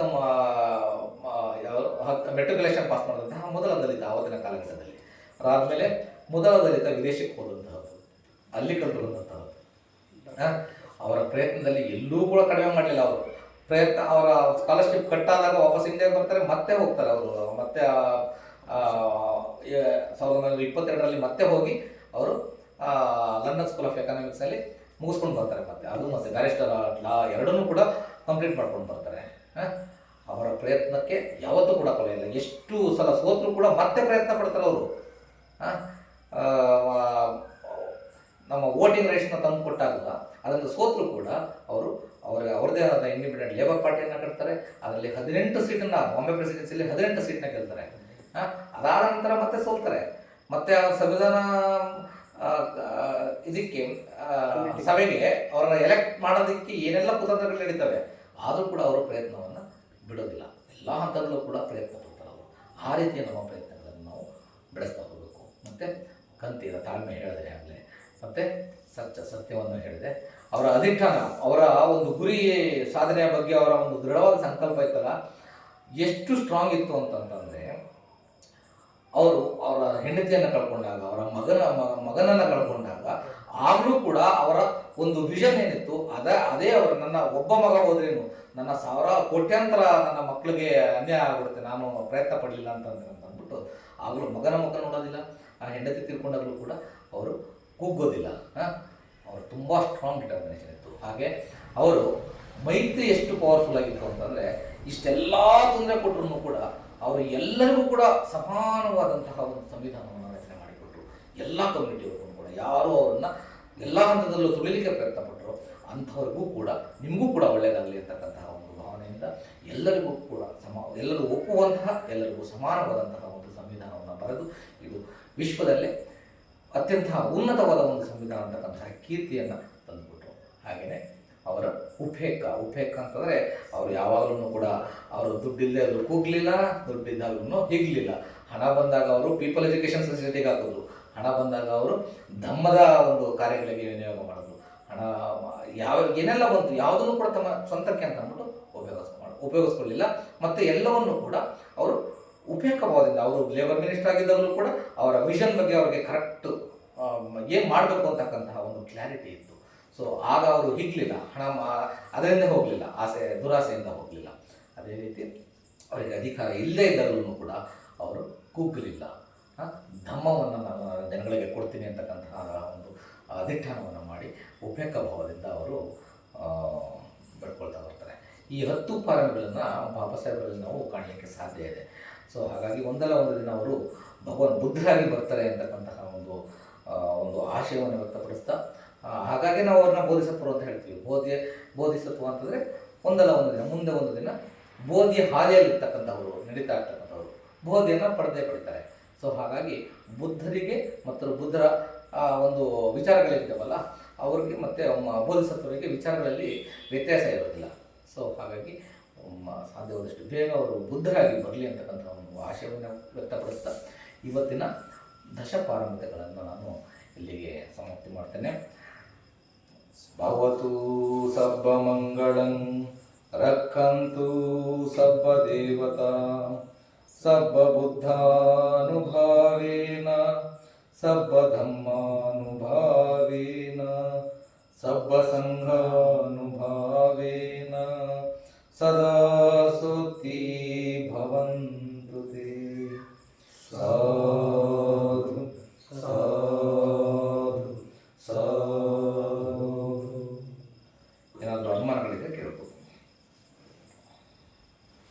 ಸಾಧು ಸಾಧು ಸಾಧು. ಬಂಧುಗಳೇ, ಇಷ್ಟೊತ್ತು ಡಾಕ್ಟರ್ ಜಗನ್ನಾಥ್ ಸರ್ ದಶಪಾರಮಿತಗಳು ಅಂದರೆ ಏನು, ಅವು ಹೇಗೆ ಮುಂದಿನ ಹಂತಕ್ಕೆ ಭಗವಾನ್ ಬುದ್ಧರ ಒಂದೊಂದು ಹಂತವನ್ನು ಮೀರಿ ಕೊನೆಗೆ ಅವರು ಬುದ್ಧರಾಗಿದ್ದು, ಆ ಹಂತಗಳನ್ನ ಮೀರಿ ಹೋಗ್ಬೇಕಾದ್ರೆ ಇವೆಲ್ಲ ಕೂಡ ಬಹಳ ಪೂರಕವಾಗಿರ್ತಕ್ಕಂಥ ಅಂಶಗಳು ಅಂತ ಬಹಳಷ್ಟು ವಿಶದವಾಗಿ ಬಹಳ ಚೆನ್ನಾಗಿ ಅರ್ಥವಾಗಿ ಹೇಳಿದ್ದಾರೆ. ಉದಾಹರಣೆಗಳ ಮೂಲಕ ಹೇಳಿದ್ದಾರೆ ಅವರು.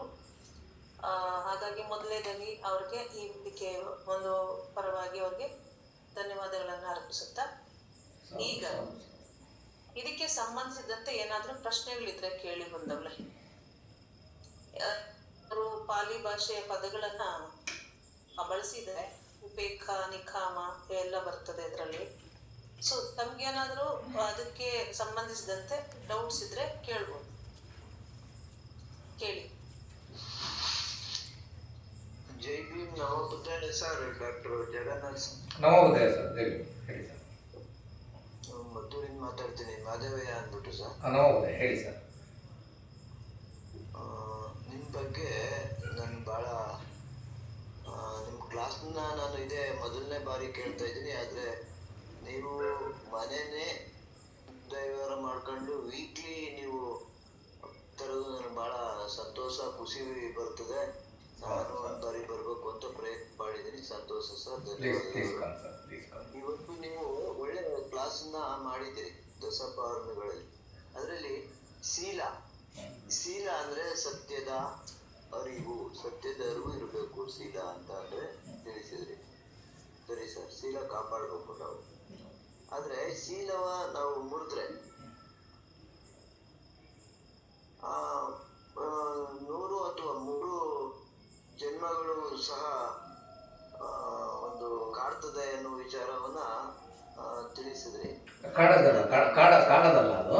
ನಾನು ಹೇಳಿದ್ದು, ನೀವು ಶೀಲವನ್ನ ಒಂದು ದಿನ ಶೀಲವಂತನಾಗಿ ಬದುಕುವುದು 100 ಜನ್ಮಗಳು ಶೀಲವಂತನಲ್ಲದೆ ಬದುಕೋಕ್ಕಿಂತ ಶ್ರೇಷ್ಠವಾದಂಥದ್ದು. ಒಂದು ದಿನ ನೀವು ಪಂಚಶೀಲಗಳನ್ನು ಕಂಪ್ಲೀಟಾಗಿ ನೀವು ಫಾಲೋ ಮಾಡಿದ್ರೆ ಅದು ಎಲ್ಲ 100 ಜನ್ಮಗಳಿಗಿಂತ ಶ್ರೇಷ್ಠವಾದಂತಹ ಒಂದು ಗಿಫ್ಟ್.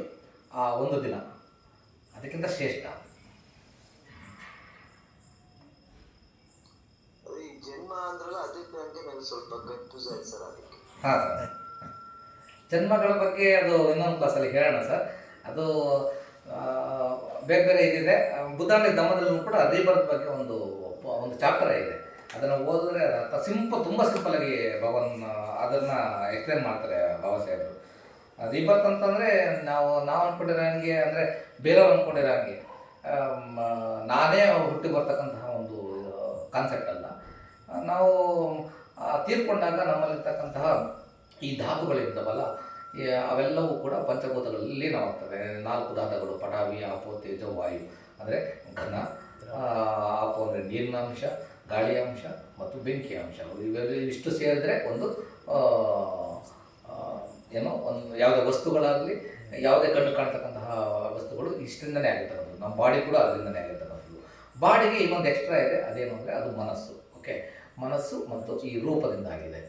ನಮ್ಮ ದೇಹ ನಾವು ಕೊನೆಯ ಹಂತವನ್ನು ತಲುಪಿದಾಗ ಈ ಧಾತುಗಳೆಲ್ಲ ಸೆಪ್ರೇಟ್ ಆಗ್ತವೆ. ಅಂದರೆ ತಿಳ್ಕೊಂಡಾಗ ರೂಪ ಸೆಪ್ರೇಟ್ ಆಗುತ್ತೆ, ಮನಸ್ಸು ಸೆಪ್ರೇಟ್ ಆಗುತ್ತೆ. ಈ ಧಾತುಗಳೆಲ್ಲ ಬೇರೆ ಬೇರೆ ಕಾನ್ಸಂಟ್ರೇಷನಲ್ಲಿ, ಬೇರೆ ಬೇರೆ ರೂಪದಲ್ಲಿ ಒಂದು ಮನಸ್ಸಿನ ಜೊತೆಗೆ ಸ್ಟಿಮ್ಯುಲೇಟ್ ಆಗಿ ಬರ್ತದಲ್ಲ, ಅದು ಪುನರ್ಭವ ಅಂತ ಅಂದ್ಬಿಟ್ಟು ಬಾಬಾ ಸಾಹೇಬ್ ಹೇಳ್ತಾರೆ. ಅದರ ಬಗ್ಗೆ ಡೀಟೇಲಾಗಿ ಇದರ ಬುದ್ಧಾಂಡ ಧಮ್ಮದಲ್ಲಿದೆ, ನೀವು ಅದನ್ನು ಓದ್ಬೋದು.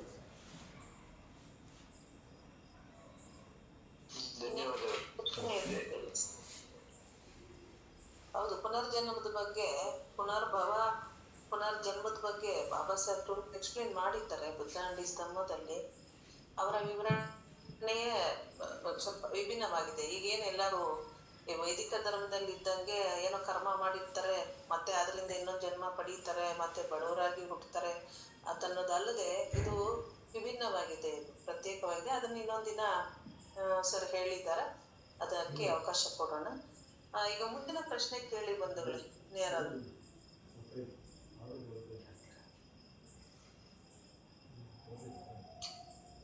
ಸುಬ್ರಹ್ಮಣ್ಯ ಸರ್ ಇದ್ದೀರಾ? ವರದರಾಜು ಸರ್ ಈ ದಿನ ಮಲ್ಕುಂಡಿ ಮಹಾದೇವ್ ಸರ್ ಜಾಯ್ನ್ ಆಗಿದ್ದಾರೆ. ನಿಮ್ಗೆ ಸ್ವಾಗತ ಸರ್. ಹೊಸಬ್ರು ಗೌರಮ್ಮ ಅವರು ಜಾಯ್ನ್ ಆಗಿದ್ದಾರೆ, ಟಿ ನರಸೀಪುರ. ಕೆಲವು ಲೋಕೇಶ್ ಪಿ ಅನ್ನೋರು ಜಾಯ್ನ್ ಆಗಿದ್ದಾರೆ. ಹೊಸಬ್ರು ಅವ್ರಿಗೆಲ್ಲ ಈ ವೇದಿಕೆಗೆ ಸ್ವಾಗತ. ಪ್ರತಿ ವಾರವೂ ತಾವು ಜಾಯಿನ್ ಆಗಿ ನಮ್ಗೆ ಇದೇ ರೀತಿ ಸಹಕರಿಸ್ಬೇಕು, ಇನ್ನಷ್ಟು ವಿಚಾರಗಳನ್ನ ಪಡೆಯೋಣ. ಪ್ರಶ್ನೆ ಕೇಳಿ ಸರ್. ವರದರಾಜು ಸರ್, ಸುಬ್ರಹ್ಮಣ್ಯ ಅವರು.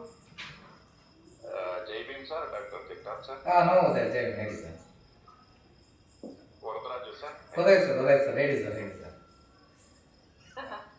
ಏನಿಲ್ಲ ಸರ್, ಬುದ್ಧಾಂಡಿ ಧಮ್ಮನ ನಾನು ಅಧ್ಯಯನ ಮಾಡ್ತಾ ಹೋಗ್ತಾ ಇರ್ಬೇಕಂದ್ರೆ ಕೆಲವೊಂದೆಲ್ಲ ಸೈನ್ಸ್ಗೆ ಪೂರಕವಾಗಿರತಕ್ಕಂಥ ವಿಷಯಗಳೆಲ್ಲ ಬಂದು ಹೋಗ್ತಿವೆ. ಅದು ನಿಜಾನೂ ಹೌದು. ಆದ್ರೆ ಇಲ್ಲಿ ನೀವು ದಾನದಲ್ಲಿ ಅಂಗಾಂಗ ದಾನ ಕೂಡ ಒಂದು ಯೂನಿಟ್ ಆಗಿ ಎಕ್ಸ್ಪ್ಲೈನ್ ಮಾಡಿದ್ರಿ. ಅದು ಇಲ್ಲೂ ಬಾಬಾ ಸಾಹೇಬ್ ಬರೆದಿರ್ತಕ್ಕಂಥ ಬುಕ್ನ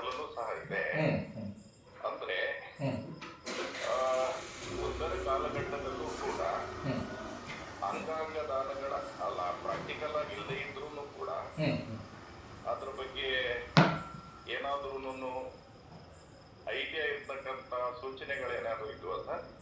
ಯಾಕೆಂತಂದ್ರೆ ಹಾ ಬುದ್ಧ ಧರ್ಮದಲ್ಲಿ ನಾನು ಓದ್ತಾ ಇರ್ಬೇಕಾದ್ರೆ ಬಾಬಾ ಸಾಹೇಬರು ವರ್ತನನ್ನೇ ಓದ್ತಾ ಇರ್ಬೇಕಾದ್ರೆ ಅವ್ರ ಹೃದಯದಲ್ಲಿ ಥಿಯರಿ ಆಫ್ ಅಟೋಮಿಕ್ ಥಿಯರಿ ಇದೆ, ಸೋಲಾರ್ ಸಿಸ್ಟಮ್ಗೆ ರಿಲೇಟ್ ಆಗ್ತಕ್ಕಂಥ ಎಕ್ಸ್ಪ್ಲನೇಷನ್ಸ್ ಇದೆ, ಲಾ ಆಫ್ ಈಕ್ವಿಲಿಬ್ರಿಯಂಗೆ ಈಕ್ವಲ್ ಆಗಂತ ಇದೆಲ್ಲ ಇದೆ.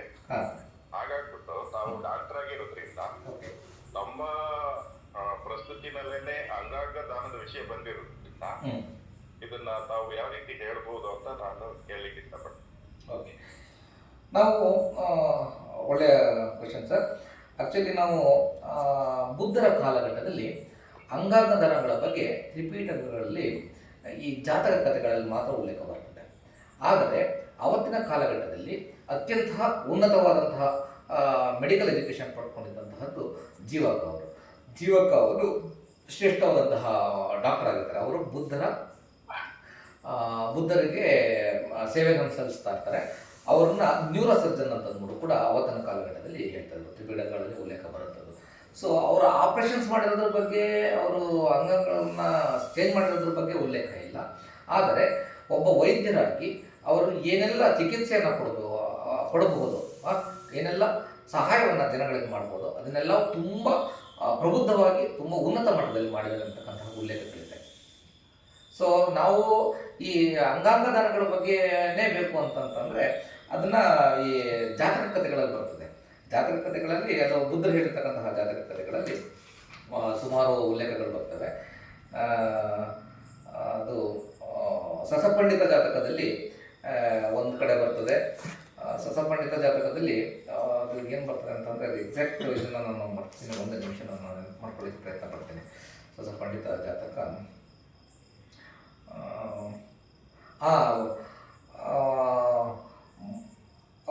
ಇವರು ಸಿದ್ಧಾರ್ಥ ಗೌತಮರು ಬೋಧಿಸತ್ವ ಆಗಿದ್ದಾಗ, ಅಂದರೆ ಬುದ್ಧರಾಗೋದಕ್ಕೂ ಮುಂಚೆ ಬೋಧಿಸತ್ವ ಆಗಿದ್ದಾಗ ಹಿಂದಿನ ಒಂದು ಇದರಲ್ಲಿ ಅವರು ಒಂದು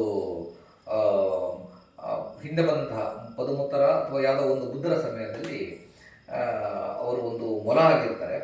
ಆ ಮೊಲ ಬೋಧಿಸತ್ವರು ಆ ಬುದ್ಧರಿಗೆ ತನ್ನನ್ನೇ ತಾನು ಅರ್ಪಣೆ ಮಾಡ್ಕೊಳ್ತಕ್ಕಂಥ ಒಂದು ಆಹಾರ ಸಿದ್ಧ ಇರ್ತಕ್ಕಂಥ ಸಮಯದಲ್ಲಿ ನನ್ನ ಸ್ವೀಕಾರ ಮಾಡಲಿ ಅಂತಕ್ಕಂಥ ಒಂದು ಸಂಕಲ್ಪವನ್ನು ಮಾಡಿ ಅದು ಬೆಂಕಿಗೆ ಆಹುತಿಯಾಗಿ ಸಂಕಲ್ಪ ಮಾಡಿ ಅದು ಆಹಾರವಾಗಿ ಅವರಿಗೆ ದೊರೆಯುತ್ತೆ ಅಂತಕ್ಕಂತಹ ಒಂದು ಉಲ್ಲೇಖ ಬರ್ತದೆ.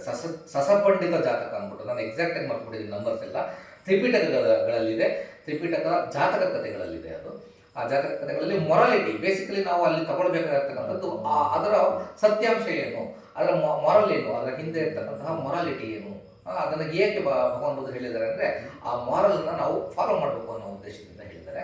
ಅದನ್ನು ನೀವು ಓದಿದ್ರೆ ಅದರಲ್ಲಿ ಕಂಪ್ಲೀಟಾಗಿ ಡೀಟೇಲ್ ಕಥೆ ಇದೆ. ಅದು ಒಂದು ಆಲ್ಮೋಸ್ಟ್ 10-15 ಪೇಜ್ ಇದೆ. ಅದು ಅದರಲ್ಲಿ ಸಿಗ್ತದೆ ಸರ್. ಇದು ಏನಕ್ಕೆ ಅಂತ ಅಂದ್ರೆ ಸರ್, ನಾವು ಧಮ್ಮನ ಹೇಳ್ತಾ ಇರ್ಬೇಕಾದ್ರೆ ಹೇಳ್ತಾ ಹೋಗ್ತೀವಿ ಕೆಲವರಿಗೆಲ್ಲ. ನಾವು ಇವಾಗ ಜೀವಿಸ್ತಕ್ಕಂಥ ಸ್ಥಿತಿನಲ್ಲಿ ಎಲ್ಲವೂ ಕೂಡ ಧಮ್ಮದಲ್ಲಿ ಅಡಕವಾಗಿದೆ ಅಂತ ಹೇಳಲಿಕ್ಕೆ ಇದರಲ್ಲಿ ಮೆಡಿಕಲ್ ಸೈನ್ಸ್ ಕೂಡ ಆ ಕಾಲದಲ್ಲೇನೆ ಇತ್ತು. ಮೆಡಿಕಲ್ ಸೈನ್ಸ್, ಅದೇ ಮೆಡಿಕಲ್ ಸೈನ್ಸ್ ಇತ್ತು. ಅದಕ್ಕೆ ದಾಖಲೆ ಕೂಡ ಇದೆಯಲ್ಲ, ನಮ್ಮ ಜೀವಕ ಅವರು ನ್ಯೂರೋ ಸರ್ಜನ್ ಅಂತ ಅಂದ್ಬಿಟ್ಟು ಉಲ್ಲೇಖ ಇದೆ. ಜೀವಕ ಜೀವಕ ಜೀವಕ ಜೀವಕ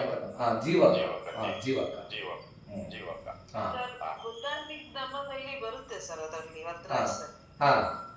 ಅದೇ ಜೀವಕ ಅವರು ನ್ಯೂರೋ ಸರ್ಜನ್. ಆಕ್ಚುಲಿ ಅದು ಹಿನ್ನೆಲೆ ಕೂಡ ತುಂಬಾ ಅದ್ಭುತವಾಗಿದೆ. ಜೀವಕ ಅಂತಕ್ಕಂಥವ್ರು ಆಕ್ಚುಲಿ ಬೇಸಿಕಲಿ ಸಾಮವತಿ ಅಂತಕ್ಕಂತಹ ಒಬ್ರು ವೇಶ್ಯೆ ಇರ್ತಾರೆ. ವೇಶ್ಯೆ ಆವತ್ತಿನ ಕಾಲಘಟ್ಟದ ರಾಜಗೃಹದ ಮಗರದಲ್ಲಿ ಅವರಿಗೆ ಗಂಡು ಮಗು ಜನಿಸುತ್ತೆ. ಅವಳು ಅಬಾಂಡನ್ ಮಾಡ್ಬಿಡ್ತಾರೆ, ಇದರಿಂದ ನನಗೇನು ಉಪಯೋಗ ಇಲ್ಲ ಅಂತ ಅಂದ್ಬಿಟ್ಟು. ಸಾಲವತಿನ ಸಾಮವತಿನ ಅದಾದಮೇಲೆ ಅದನ್ನ ಅವತ್ತಿನ ಮಗಧ ರಾಜ್ಯದ 2ನೇ ರಾಜಕುಮಾರ, ಅವನ ಹೆಸರು ಕುಮಾರ ಅಲ್ಲ ಮತ್ತೆ ಇನ್ನೊಬ್ಬ ಅಜಾತಶತ್ರು ಅಲ್ಲ, ಅದೇ ಥರ ಇನ್ನೊಬ್ಬ ಇರ್ತಾನೆ. ಅವನ 2ನೇ ಬಿಂಬಸಾರನ ಇನ್ನೊಬ್ಬ ರಾಜಕುಮಾರ ಇದನ್ನ ನೋಡಿ ಅವನಿಗೆ ತುಂಬಾ ಅನುಕಂಪ ಬರ್ತದೆ. ಅವನನ್ನ ತೆಗೆದುಕೊಂಡು ಹೋಗಿ ಅವನು ರಾಜಾಶ್ರಯದಲ್ಲಿ ಬೆಳೆಸ್ತಾನೆ. ಅವನ ತಕ್ಷಶಿಲೆಗೆ ಕರ್ಕೊಂಡೋಗಿ ಎಜುಕೇಷನ್ ಕೊಡಿಸ್ತಾನೆ. ತಕ್ಷಶಿಲೆನಲ್ಲಿ ಅವನು ಎಜುಕೇಟ್ ಆಗಿ ವಾಪಸ್ಸು ಬಂದು ಸರ್ವ್ ಮಾಡ್ತಾನೆ, ಡಾಕ್ಟರಾಗಿ ವೈದ್ಯರಾಗಿ ಬಂದು ಸರ್ವಿಸ್ ಮಾಡ್ತಾನೆ. ಅದು ಉಲ್ಲೇಖ ಇದೆ ಸರ್. ಬೋಧಿಕುಮಾರ್, ಬೋಧಿರಾಜಕುಮಾರ್ ಅಲ್ಲ ಹೌದು ಸರ್. ಇದಕ್ಕೆ ಪೂರಕವಾಗಿ ನನಗೆ ಮಂಕಳೆ ಸರ್ ಒಂದು ಮಾತು ಹೇಳಿದ್ದು ನೆನಪಿದೆ. ಬ್ರೈನ್ ಅನ್ನ ಅದೇ ಇದು ಸರ್ಜರಿ ಮಾಡಿರೋದು ಮತ್ತೆ ಕರುಳನ್ನ ಮಾಡಿದ್ರು ಅಂತ ಒಮ್ಮೆ ಹೇಳಿದ್ರು ಸರ್. ಅದ್ರ ಬಗ್ಗೆ ಮಾಹಿತಿ ಇದ್ರೆ ಹೇಳ್ತೀರಾ ಸರ್? ಅದೇ ಸರ್, ನಾನು ಪೂರ್ತಿ ಡೀಟೇಲ್ ಆಗಿ ಹೋಗಿಲ್ಲ ಮೇಡಮ್. ಈ ವರ್ಷ ನ್ಯೂರೋ ಸರ್ಜನ್ ಅಂದ್ರೆ ಬ್ರೈನ್ ಸರ್ಜನ್ ಅಂತ ಅಂದ್ಬಿಟ್ಟು ನಾನು ಅದಕ್ಕೆ ಅವ್ರಿಗೆ ನನ್ನ ಮಾಹಿತಿ ಇದೆಯೇನೋ ಅಂತ. ಜೀವಕ ಅಂತಕ್ಕಂಥವ್ನಿಗೆ ಅಷ್ಟು ಶಕ್ತಿ ಇತ್ತು. ಮತ್ತೆ ಎಲ್ಲಾ ರಾಜಾಶ್ರಯದಲ್ಲಿದ್ದಂತ ಎಲ್ಲರಿಗೂ ಕೂಡ ಅವರೇ ಟ್ರೀಟ್ಮೆಂಟ್ ಕೊಡ್ತಾ ಇದ್ರು ಅಂತ ಹೇಳ್ಬಿಟ್ಟು ಉಲ್ಲೇಖ ಇತ್ತು ಅದು. ಸೊ ಹಾಗಾಗಿ ಅವ್ರು ಕೇಳಿದೆ. ಹೌದು, ಆಗ ನೋಡಿ ಆಶ್ಚರ್ಯ ಆಗುತ್ತೆ ಅವನಿಗೆ ಅಷ್ಟು ಜ್ಞಾನ ಅಂತ ಹೇಳ್ಬಿಟ್ಟು. ಒಬ್ಬ ಕಸದಲ್ಲಿ ಬೆಳೆಯುವವನು ಸಿಗ್ತಾನೆ, ಸಿಕ್ಕಿ ದೊಡ್ಡ ವೈದ್ಯನಾಗಿ ಒಳ್ಳೆ ಹೆಸರು ಪಡ್ಕೊಂತಾನೆ ಸರ್ ಅವರು. ಇದರಲ್ಲಿ ಉಲ್ಲೇಖ ಇದೆ. ಇನ್ಯಾರಾದ್ರೂ ಪ್ರಶ್ನೆ ಇದ್ರೆ ಕೇಳಿ ಬಂದಗಳ. ದಶಪಾರಿಮಗಳು ಪಾರಮಿತಗಳ ಬಗ್ಗೆ ಕೇಳಿ ಮುಖ್ಯವಾಗಿ ಏನು ಅರ್ಥ ಆಗಿದೆ ಅಥವಾ ನಿಮ್ಗಿಂತ ಒಂದು ಅಂಶ ಅರ್ಥ ಆಗಿಲ್ಲ ಅಂತಂದ್ರೆ ಅದನ್ನ ಇದ್ ಮಾಡಿ ಕೇಳಿ. ಇಲ್ಲ ಅಂತಂದ್ರೆ ನಂದೇ ಒಂದು ಪ್ರಶ್ನೆ ಇದೆ, ಕೇಳ್ತೀನಿ ಸರ್. ಸರ್, ಈಗ ಉಪೇಕ್ಷ ಅಂತ ಹೇಳಿದ್ರಿ. ಉಪೇಕ್ಷದಲ್ಲಿ ಉಪೇಕ್ಷ ಅಂತಂದ್ರೆ ಉಪೇಕ್ಷೆ ಆಗುತ್ತಾ? ಇಲ್ಲ, ಈ ಪಾಳಿ ವರ್ಡ್ ಉಪೇಕ್ಷ ಇದು. ಉಪೇಕ್ಷ ಅಂತಂದ್ರೆ ಸಮತಾಭಾವ, ಸಮತಾಭಾವ ಇದೆ. ಬಟ್ ನೋಡಿ ಕೆಲವು ಬುಕ್ಸ್ ಅಲ್ಲಿ ಉಲ್ಲೇಖಗಳಾಗಿದೆ. ನಾನು ಅದಕ್ಕೇನೆ, ಯಾಕಂದ್ರೆ ಎಕ್ಸಾಕ್ಟ್ ಪಾಲಿದು ಕನ್ನಡಕ್ಕೆ ಇದ್ದಾಗ ಹೋಗ ಹೆಚ್ಚು ಕಡಿಮೆ ಆಗಿದೆ ಅದು. ಇದಂದ್ರೆ ಈಗ ನನ್ನ ಪ್ರಕಾರ ಸಂತೋಷ ಬಂದಾಗ ಹಿಗ್ಗೋದು ಅಥವಾ ದುಃಖ ಆದಾಗ ಕುಗ್ದೇ ಇರುವಂತ ಸ್ಥಿತಿಯನ್ನ ಅದನ್ನ ಹಂಗಂತಾರ ಅಂತ. ಹೌದೌದು. ಅಂದ್ರೆ ಅದನ್ನ ಈಕ್ವಲ್ ಆಗಿ ತಗೊಳ್ಬೇಕು ನಾವು. ಸಂತೋಷ ಆದಾಗ ತುಂಬಾ ಅದರಿಂದನೇ ಹೋಗ್ತಕ್ಕಂಥದ್ದನ್ನ ಬಿಡ್ಬೇಕು. ಮತ್ತೆ ದುಃಖ ಬಂದಾಗ ಅದರಿಂದನೇ ಹೋಗ್ತಕ್ಕಂಥದ್ದನ್ನ ಬಿಡ್ಬೇಕು. ಎರಡು ಕೂಡ ಅನಿತ್ಯ. ನಮ್ಗೆ ಯಾವಾಗ ನಾವು ಧಮ್ಮದಲ್ಲಿ ಬೆಳೀತಾ ಹೋಗ್ತೀವೋ ಈ ಅನಿತ್ಯ ಭಾವ ಜಾಸ್ತಿ ಆಗ್ತಾ ಹೋಗ್ತದೆ. ಅನಿತ್ಯವಾದ ಹಿಂದೆ ಹೋದ್ರೆ ನಮ್ಗೆ ದುಃಖವನ್ನೇ ತಂದು ಕೊಡುತ್ತೆ ಅದು. ಈಗ ಸುಖ ಅಂತಕ್ಕಂಥದ್ರ ಹಿಂದೆ ನಾವು ಹೋಯ್ತಾ ಇತ್ತು ಅಂತಂದ್ರೆ ಅದು ಅನಿತ್ಯ, ಹೊರಟೋಗ್ತದೆ ಅದು. ಅದು ಯಾವುದು ಹೊರಟೋಗುತ್ತೋ ಅದು ದುಃಖ ತರುತ್ತೆ. ಸೊ ಯಾವುದು ದುಃಖ ತರುತ್ತೆ, ಯಾವುದು ಅನಿತ್ಯವಾಗಿದೆ ಅದನ್ನ ನಂದು ಅಂತ ಅಂದ್ಬಿಟ್ಟು ಇಟ್ಕೊಳ್ಳೋದಕ್ಕೆ ಅದು ಯೋಗ್ಯ ಅಲ್ಲ, ಅದು ಅನಾತ್ಮ. ಸೊ ಯಾವಾಗ ಈ ರಿಯಾಲಿಟಿ ನಮ್ಗೆ ಅರ್ಥ ಆಗ್ತದೆ ಆಗ ನಮಗೆ ಇದು ಹಿಡ್ಕೊಳ್ಳೋಕೆ ಯೋಗ್ಯ ಅಲ್ಲ.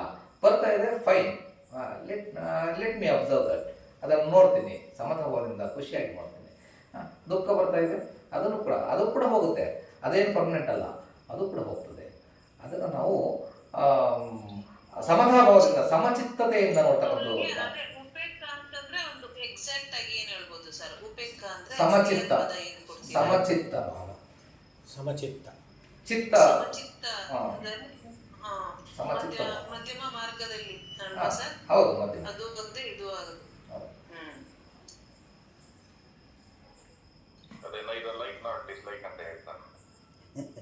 ಹಾಗಲ್ಲ ಸರ್, ಲೈಕ್ ಡಿಸ್ಲೈಕ್ ಬರಲ್ಲ ಇಲ್ಲಿ. ಎರಡನ್ನು ಈಕ್ವಲ್ ಆಗಿ ತಗೊಳ್ತಕ್ಕಂಥದ್ದು, ಎರಡನ್ನು ಕೂಡ. ಹೌದೌದು ಸರ್, ಅದೇ ಎರಡನ್ನು ಈಕ್ವಲ್ ಆಗಿ ತಗೊಳ್ಳೋದು. ಸಮತಾಭಾವದಲ್ಲಿ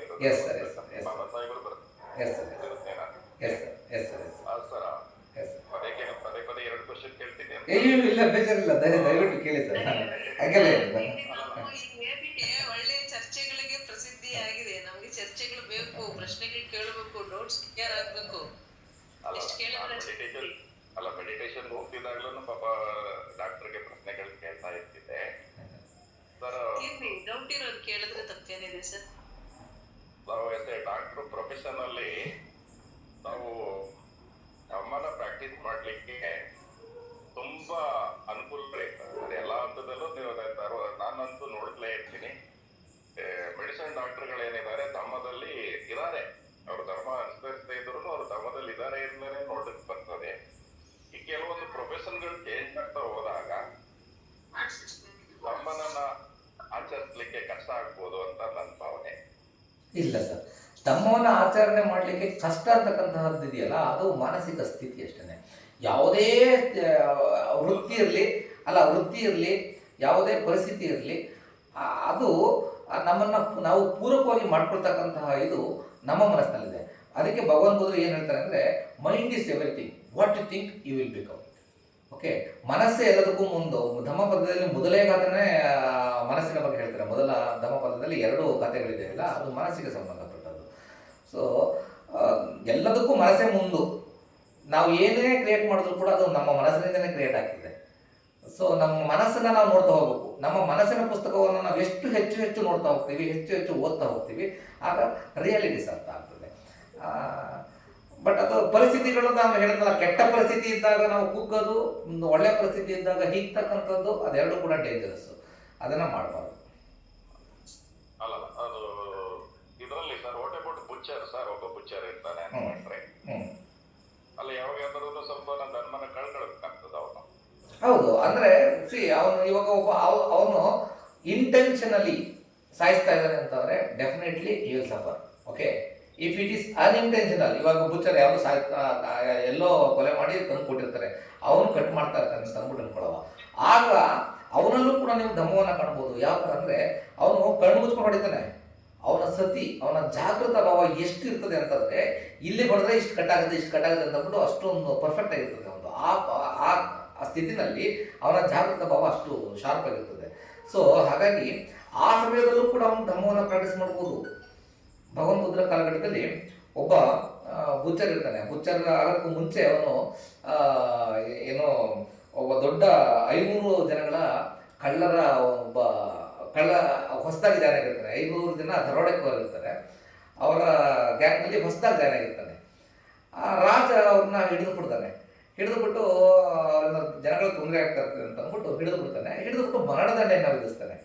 500 ಜನಕ್ಕೆ ಮರಣದಂಡನೆ ಯಾರು ಕೊಡ್ತಾರೆ? ಎಲ್ರಿಗೂ ಭಯ. ಸೊ ಆಗೇನು ಮಾಡ್ತಾನೆ, ಒಬ್ಬ ಆ ಲೀಡರ್ ಇರ್ತಾನಲ್ಲ, ಗ್ಯಾಂಗ್ 500 ಜನದ ದರೋಡೆಕೋರರ ಗ್ಯಾಂಗ್ ಲೀಡರ್, ಅವನ್ನ ಕರೆದ್ಬಿಟ್ಟು ರಾಜ ಕೇಳ್ತಾನೆ, ನೀನು 499 ಜನನ ನೀನು ಸಾಯಿಸಪ್ಪ, ನಾನು ನಿನಗೆ ಲೆಟ್ ಆಫ್ ಮಾಡ್ತೀನಿ ಅಂತ ಅಂದ್ಬಿಟ್ಟು ಅಮಿಷ ಓಡ್ತಾನೆ. ಆಗ ನಾವು ಒಪ್ಪೋದಿಲ್ಲ.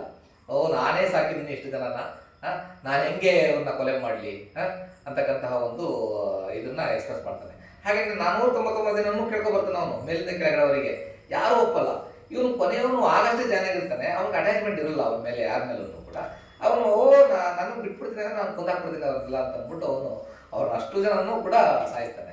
ಅದಾದಮೇಲೆ ಇವನನ್ನೇ ಅವನ್ನ ಅಪಾಯಿಂಟ್ ಮಾಡ್ಬಿಡ್ತಾನೆ ರಾಜ.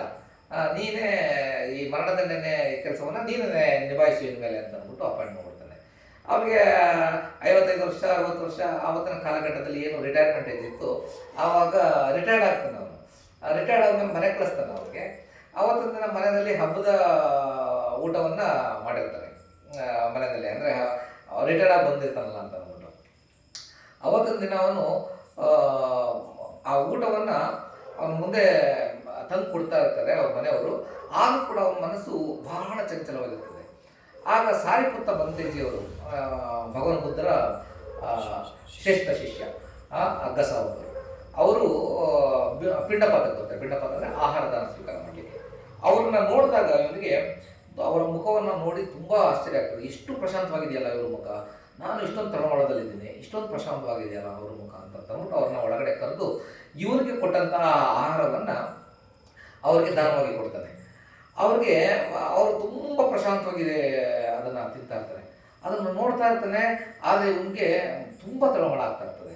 ಆಮೇಲೆ ಇವ್ರದ್ದು ಊಟ ಆದಮೇಲೆ ಅವನಿಗೆ ನೀನು ಕೂಡ ಆಹಾರ ಸ್ವೀಕಾರ ಮಾಡಪ್ಪ ಅಂತ ಅಂದ್ಬಿಟ್ಟು ಸಾರಿಪುತ್ತ ಅವ್ರು ಹೇಳ್ತಾರೆ. ಅವನು ಆಹಾರ ಸೇವನೆ ಮಾಡ್ತಾನೆ. ಸೇವನೆ ಮಾಡಬೇಕಾದ್ರೂ ಅಷ್ಟೇ ಅವನು ತುಂಬ ತಳಮಳ ಆಗ್ತದೆ. ಯಾಕೆ ಇಷ್ಟು ವರ್ಷ ಇಷ್ಟು ಕೊಲೆಗಳನ್ನ ಮಾಡಿದ್ದೀನಲ್ಲ ನಾನು, ನನ್ನ ಮನಸ್ಸು ನನ್ನ ಕಂಟ್ರೋಲ್ ಸಿಗ್ತಾ ಇಲ್ವಲ್ಲ ಅಂತಕ್ಕಂತಹ ತಳಮಳ ಜಾಸ್ತಿ ಇರ್ತದೆ. ಆಗ ಅವನು ಸಾರಿಪುತ್ತ ಬಂತೇಜಿ ಅವ್ರಿಗೆ ಕೇಳ್ತಾನೆ, ನನ್ನ ಮನಸ್ಸು ತುಂಬ ತಳಮಳದಲ್ಲಿದೆಯಲ್ಲ, ನಾನು ಇಷ್ಟೊಂದು ಕೊಲೆಗಳು ಮಾಡ್ಬಿಟ್ಟಿದ್ದೀನಿ, ನನಗೆ ಏನಾದರೂ ಕೆಟ್ಟದ್ದಾಗುತ್ತಾ ಅಂತ ಅಂದ್ಬಿಟ್ಟು ಕೇಳ್ತಾನೆ. ಆಗ ಸಾರಿಪುತ್ತ ಬಂತೇಜಿಯವರು ಒಂದು ಐಡಿಯಾ ಮಾಡ್ತಾರೆ. ನೋಡಪ್ಪ, ಇಷ್ಟು ಜನ ನಿನ್ನ ಸಾಯಿಸ್ತೀನಿ ಅಂತ ಅಂದ್ಬಿಟ್ಟು ಹೇಳ್ತೀಯಲ್ಲ, ಹಾಗಾದರೆ ನೀನೇ ಸ್ವಇಚ್ಛೆಯಿಂದ ಸಾಯಿಸ್ದ ಅಥವಾ ಬೇರೆಯವರ ಆದೇಶದ ಮೇರೆಗೆ ನೀನು ಅವ್ರನ್ನ ಸಾಯಿಸ್ದ ಅಂತ ಅಂದ್ಬಿಟ್ಟು ಕೇಳ್ತಾನೆ. ಆಗ ಅವನು, ಇಲ್ಲ, ರಾಜರು ಆಜ್ಞೆ ಮಾಡಿದ್ರು, ಹಾಗಾಗಿ ನಾನು ಸಾಯಿಸ್ತಾ ಇದ್ದೆ. ಓ ಹೌದಾ, ಅವರು ಆಜ್ಞೆ ಮಾಡಿದ್ರು ಹಾಗಾಗಿ ನೀನು ಅದನ್ನ ಫಾಲೋ ಮಾಡ್ತಾ ಇದ್ದ ಅಂತ ಅಂದ್ಬಿಟ್ಟು ಇಂಡೈರೆಕ್ಟ್ ಹೇಳ್ತಾರೆ. ಆಗ ಇವರಿಗೆ ಸ್ವಲ್ಪ ಸಮಾಧಾನ ಅನ್ಸುತ್ತೆ ಮನಸ್ಸಿಗೆ. ಓ, ಅವರ ಆಜ್ಞೆನ ನಾನು ಪಾಲನೆ ಮಾಡಿದ್ದೀನಿ ಅಷ್ಟೇ, ನಾನು ಇಚ್ಛೆಯಿಂದ ನಾನು ಅವ್ರನ್ನ ಯಾರನ್ನೂ ಕೊಂದಿಲ್ಲ ಅಂತಕ್ಕಂತಹ ಒಂದು ಸ್ವಲ್ಪ ಮನಸ್ಸು ಸಮಾಧಾನ ಆಗುತ್ತೆ. ಆಗ ಅವರು ಶೀಲಕಥ ದಾನಕಥ ಅಂದರೆ ಶೀಲದ ಬಗ್ಗೆ, ದಾನದ ಬಗ್ಗೆ ಅವ್ರಿಗೆ ಹೇಳ್ತಾ ಹೋಗ್ತಾರೆ. ಅದನ್ನು ಕೇಳ್ತಾ ಕೇಳ್ತಾ ಒಂದು ಮನಸ್ಸು ತುಂಬ ಪ್ರಶಾಂತ ಆಗ್ತದೆ. ಮೆಡಿಟೇಟಿವ್ ಸ್ಟೇಟ್ ಕೂಡ ಹೋಗ್ತು. ನಾನು ಅದನ್ನು ತುಂಬ ಪ್ರಶಾಂತ ಆದಾಗ ಅವ್ರಿಗೆ ನಮಸ್ಕಾರ ಮಾಡಿ ಸಾರಿಪುತ್ತ ಪಂಚಾಯತಿಯವ್ರಿಗೆ ಕಳಿಸ್ತಾರೆ. ಈ ಥರ ನಮ್ಮ ಮನಸ್ಸಿಗೆ ಬುಚ್ಚರಿರಲಿ ಅಥವಾ ಯಾವುದೇ ಒಂದು ಹೈಯರ್ ಪ್ರೊಫೆಷನಲ್ ಇರಲಿ, ಅವರು ಜಾಗೃತ ಭಾವವನ್ನು ಬೆಳೆಸಲಿಲ್ಲ ಅಂತಂದರೆ ನಮ್ಮ ಮನಸ್ಸನ್ನು ಪ್ರಶಾಂತವಾಗಿ ಇರಲಿಕ್ಕೆ ಸಾಧ್ಯ ಇಲ್ಲ.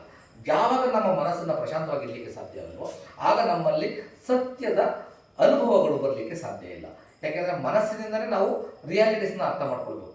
ನಮ್ಮ ಮನಸ್ಸು ಎಷ್ಟು ತಳಮಳವಾಗಿರ್ತದೆ, ಎಷ್ಟು ಅದು ಕುದಿಯ ನೀರು ಥರ ಇತ್ತು ಅಂತಂದರೆ ಅದರ ತಳವನ್ನು ಯಾವ ಥರ ನಾವು ನೋಡ್ಲಿಕ್ಕೆ ಆಗೋದಿಲ್ವೋ, ನಮ್ಮ ಮನಸ್ಸನ್ನು ನಾವು ಕುದಿಸ್ತಾ ಇತ್ತು ಅಂತಂದರೆ ಅದನ್ನು ಸತ್ಯವನ್ನು ಅರ್ಥ ಮಾಡ್ಕೊಳ್ಲಿಕ್ಕಾಗಲ್ಲ. ಸೊ ಹಾಗಾಗಿ ಮನಸ್ಸನ್ನು ಅದನ್ನು ಹಾಗೆ ಏನೂ ಮಾಡಿದ್ರೆ ನೀವು ಹಾಗೆ ಬಿಟ್ಬಿಟ್ರೆ ಅದು ತಾನಾಗೇನೆ ಕುದಿಯ ನೀರು ತನಗಾಗುತ್ತೆ. ಆ ತಳವನ್ನು ನೋಡ್ಬೋದು. ಹಾಗೆಯೇ ಕುದಿತಾ ಇರ್ತಕ್ಕಂತಹ ತಳಮಳಗೊಂಡಿರ್ತಕ್ಕಂತಹ ಮನಸ್ಸನ್ನು ನಾವು ಪ್ರಶಾಂತ ಮಾಡಬೇಕು ಅಂದರೆ ಧ್ಯಾನವನ್ನು ಮಾಡಬೇಕು. ಸೊ ನಾವು ಯಾವುದೇ ಪ್ರೊಫೆಷನಲ್ಲಿ ಇದ್ದರೂ ಕೂಡ ಅದನ್ನು ಜಾಗೃತ ಭಾವದಿಂದ ಮಾಡ್ತು ಅಂದರೆ, ಈಗ ಒಬ್ಬ ಡ್ರೈವ್ ಮಾಡ್ತಾ ಇದ್ದಾನೆ ಅಂತಂದರೆ ಅವನು ಪ್ರತಿ ಹಂತದಲ್ಲೂ ಕೂಡ ಜಾಗೃತವಾಗಿರ್ತಾನೆ. ಇದು ನೆಕ್ಸ್ಟ್ ಆ ಕಡೆ ಗಾಡಿ ಬರ್ತಾ ಇದೆ, ಈ ಕಡೆ ಬರ್ತಾ ಇದೆ, ಎಲ್ಲವನ್ನು ಕೂಡ ಜಾಗೃತ ಭಾವದಿಂದ ಡ್ರೈವ್ ಮಾಡ್ತಾನೆ. ನಾನು ಗೇರ್ ಈ ಥರ ಹಾಕಬೇಕು ಅಂತಕ್ಕಂಥದ್ದು. ಸೊ ಪ್ರೊಫೆಷನ್ಗೆ ರಿಲೇಟೆಡ್ ಅಲ್ಲ, ಜಾಗೃತ ಭಾವವನ್ನು ಮನಸ್ಸನ್ನು ನಾವು ಬೆಳೆಸಲಿಕ್ಕೆ ಮಾಡಬೇಕಾಗಿರ್ತಕ್ಕಂಥದ್ದು. ಆ ಬುಚ್ಚರಾದರೂ ಕೂಡ ಅವನು ಕೂಡ ಜಾಗೃತ ಭಾವವನ್ನು ಬೆಳೆಸ್ಬೋದು. ಧಮ್ಮದಲ್ಲಿ ಬೆಳೀಲಿಕ್ಕೆ ಅದು ಹಿಂಡ್ರೆನ್ಸ್ ಅಲ್ಲ. ಬಟ್ 5 ಪ್ರೊಫೆಷನ್ನ ಮಾಡಬಾರ್ದು ಅಂತ ಅಂದ್ಬಿಟ್ಟು ಭಗವಾನ್ ಬುದ್ಧರು ಹೇಳ್ತಾರೆ. ಅದರ ಲಾಸ್ಟ್ ಕ್ಲಾಸಲ್ಲಿ ನಿಮ್ಗೆ ಹೇಳಿರ್ಬೇಕು. ಅದರಲ್ಲಿ ಸಮ್ಮ ಕಮ್ಮಂತು ಅಂತ ಅಂದ್ಬಿಟ್ಟು ಬರ್ತದೆ. ಸಾರಿ, ಸಮ್ಮ ಆಜೀವ ಅಂತ. ಸಮ್ಮ ಆಜೀವ ಅಂತಂದರೆ ನೀವು ಯಾವುದೇ ಉದ್ಯಮವನ್ನು ಮಾಡಿ, ಯಾವುದೇ ಉದ್ಯೋಗವನ್ನು ಮಾಡಿ, ಆದರೆ ಈ 5 ನೀವು ಮಾಡಬಾರ್ದು. 5 ಉದ್ಯೋಗಗಳು ಯಾವುದು ಅಂತಂದರೆ, ಒಂದು ಶಸ್ತ್ರಾಸ್ತ್ರಗಳನ್ನು ಮಾರಾಟ ಮಾಡ್ತಕ್ಕಂಥದ್ದು, ಪಾಯ್ಸನ್ಸ್ನ ಮಾರಾಟ ಮಾಡ್ತಕ್ಕಂಥದ್ದು, ಮತ್ತು ಈ ಬುಚ್ಚರಿಂಗ್ ಅಂತಂದರೆ ಪ್ರಾಣ ಹತ್ಯೆನ ಮಾಡ್ತಕ್ಕಂಥದ್ದು, ಕಟ್ ಮಾಡ್ತಕ್ಕಂಥದ್ದಲ್ಲ, ಜೀವವನ್ನು ಹತ್ಯೆ ಮಾಡ್ತಕ್ಕಂತಹ ಬುಚ್ಚರ್ಸ್ ಇರ್ತಾರಲ್ಲ ಆ ಥರದ ಇದನ್ನು ಮಾಡಬಾರ್ದು. ಮತ್ತು ಶಸ್ತ್ರಾಸ್ತ್ರ ತಯಾರಿಕೆ, ಶಸ್ತ್ರಾಸ್ತ್ರ ಮಾರಾಟ, ವಿಷವಸ್ತು ಮಾರಾಟ, ಈ ಪ್ರಾಣ ಹತ್ಯೆ ಮಾಡಿ ಮತ್ತೆ ವ್ಯಭಿಚಾರವನ್ನು ಮಾಡಿ ಜೀವನ ಮಾಡಬಾರ್ದು, ಶರೀರವನ್ನು ಮಾರಾಟ ಮಾಡಿ. ಮತ್ತೆ ಕೊನೆಯದು ಇದು ಯಾವುದು, ಶರೀರ ಮಾರಾಟ ಮಾಡಿ ಮತ್ತು ಅಲ್ಲ ದಾಸಿಯರನ್ನ ನಾವು ಇಟ್ಕೊಂಡು ನಾವು ಮಾರಾಟವನ್ನು ಮಾಡಬಾರ್ದು. ಈ 5 ಕೆಲಸಗಳನ್ನ ಬಿಟ್ಟು ಬೇರೆ ಕೆಲಸಗಳನ್ನು ನೀವು ಮಾಡ್ಬೋದು. ಅದೇ ಅಷ್ಟಾಂಗಿಕ ಮಾರ್ಗ ಲಾಸ್ಟ್ ಕ್ಲಾಸಲ್ಲಿ ಹೇಳಿದಾಗ ಮೋಸ್ಟ್ಲಿ ಅದನ್ನು ಉಲ್ಲೇಖ ಮಾಡಿರ್ತಾರೆ ಮಾದೇವ ಕಾಲ. ಸೊ ನಮಗೆ ಇದು ಹಿಂಡ್ರೆನ್ಸ್ ಆಗಲ್ಲ ಸರ್ ನಮ್ಮ ಆಕ್ಯುಪೇಷನ್. ಪ್ರಶ್ನೆ ಇದೆ ಸರ್. ಈಗ ಆಹಾರಕ್ಕಾಗಿ ಪ್ರಾಣಿಗಳನ್ನ ಕೊಂದು ತಿನ್ನೋದು ತಪ್ಪಿದೆಯಾ ಬುದ್ಧರ ಪ್ರಕಾರ? ಕೊಂದು ತಿಂತಕ್ಕಂಥದ್ದು ತಪ್ಪು. ಇವಾಗ ಕೊಂದಿರ್ತಾರೆ ಯಾರೋ, ನಿಮಗಾಗಿ ಅಂತ ಅಂದ್ಬಿಟ್ಟು ಕೊಂದಿರಲ್ಲ. 3 ಹಂತಗಳಲ್ಲಿ ಭಗವಾನ್ ಬುದ್ಧರು ಒಂದು ಕಡೆ ಉಲ್ಲೇಖ ಬರುತ್ತದು. ಆಹಾರದ ವಿಚಾರ ಬಂದಾಗ ಅದನ್ನು ಹೇಳ್ತಾರೆ. ತನಗಾಗಿ ಕೊಂದಿದ್ರೆ, ನಾನು ಕೊಂದಿರ್ತಕ್ಕಂತಹದ್ದನ್ನು ನಾನು ನೋಡಿದ್ರೆ, ಅಥವಾ ನಮಗಾಗೆ ಕೊಂದಿದ್ದಾರೆ ಅಂತಕ್ಕಂತಹ ಅನುಮಾನ ನಿಮಗಿದ್ರೆ, ಅಥವಾ ನೀವೇ ಕೊಂದಿದ್ರೆ, ಈ 3 ಹಂತಗಳಲ್ಲಿ ನೀವು ಆಹಾರ ಸೇವನೆಯನ್ನು ಮಾಡಬಾರ್ದು. ಈಗ ಯಾರೋ ನಿಮಗೆ ಮಾರ್ಕೆಟ್ಗೆ ಬರ್ತಕ್ಕಂಥದ್ದು ಯಾರಿಗೋಸ್ಕರ ನಾವು ಕೊಂದಿರ್ತಾರೆ ಅದನ್ನು. ನಿಮಗೆ ರಾಧಾ ಮೇಡಮ್ ಅವ್ರಿಗೆ ಈ ಆಹಾರ ಹೋಗಿ ಅಂತಕ್ಕಂಥ ಒಂದು ಇದಿರೋದಿಲ್ಲ.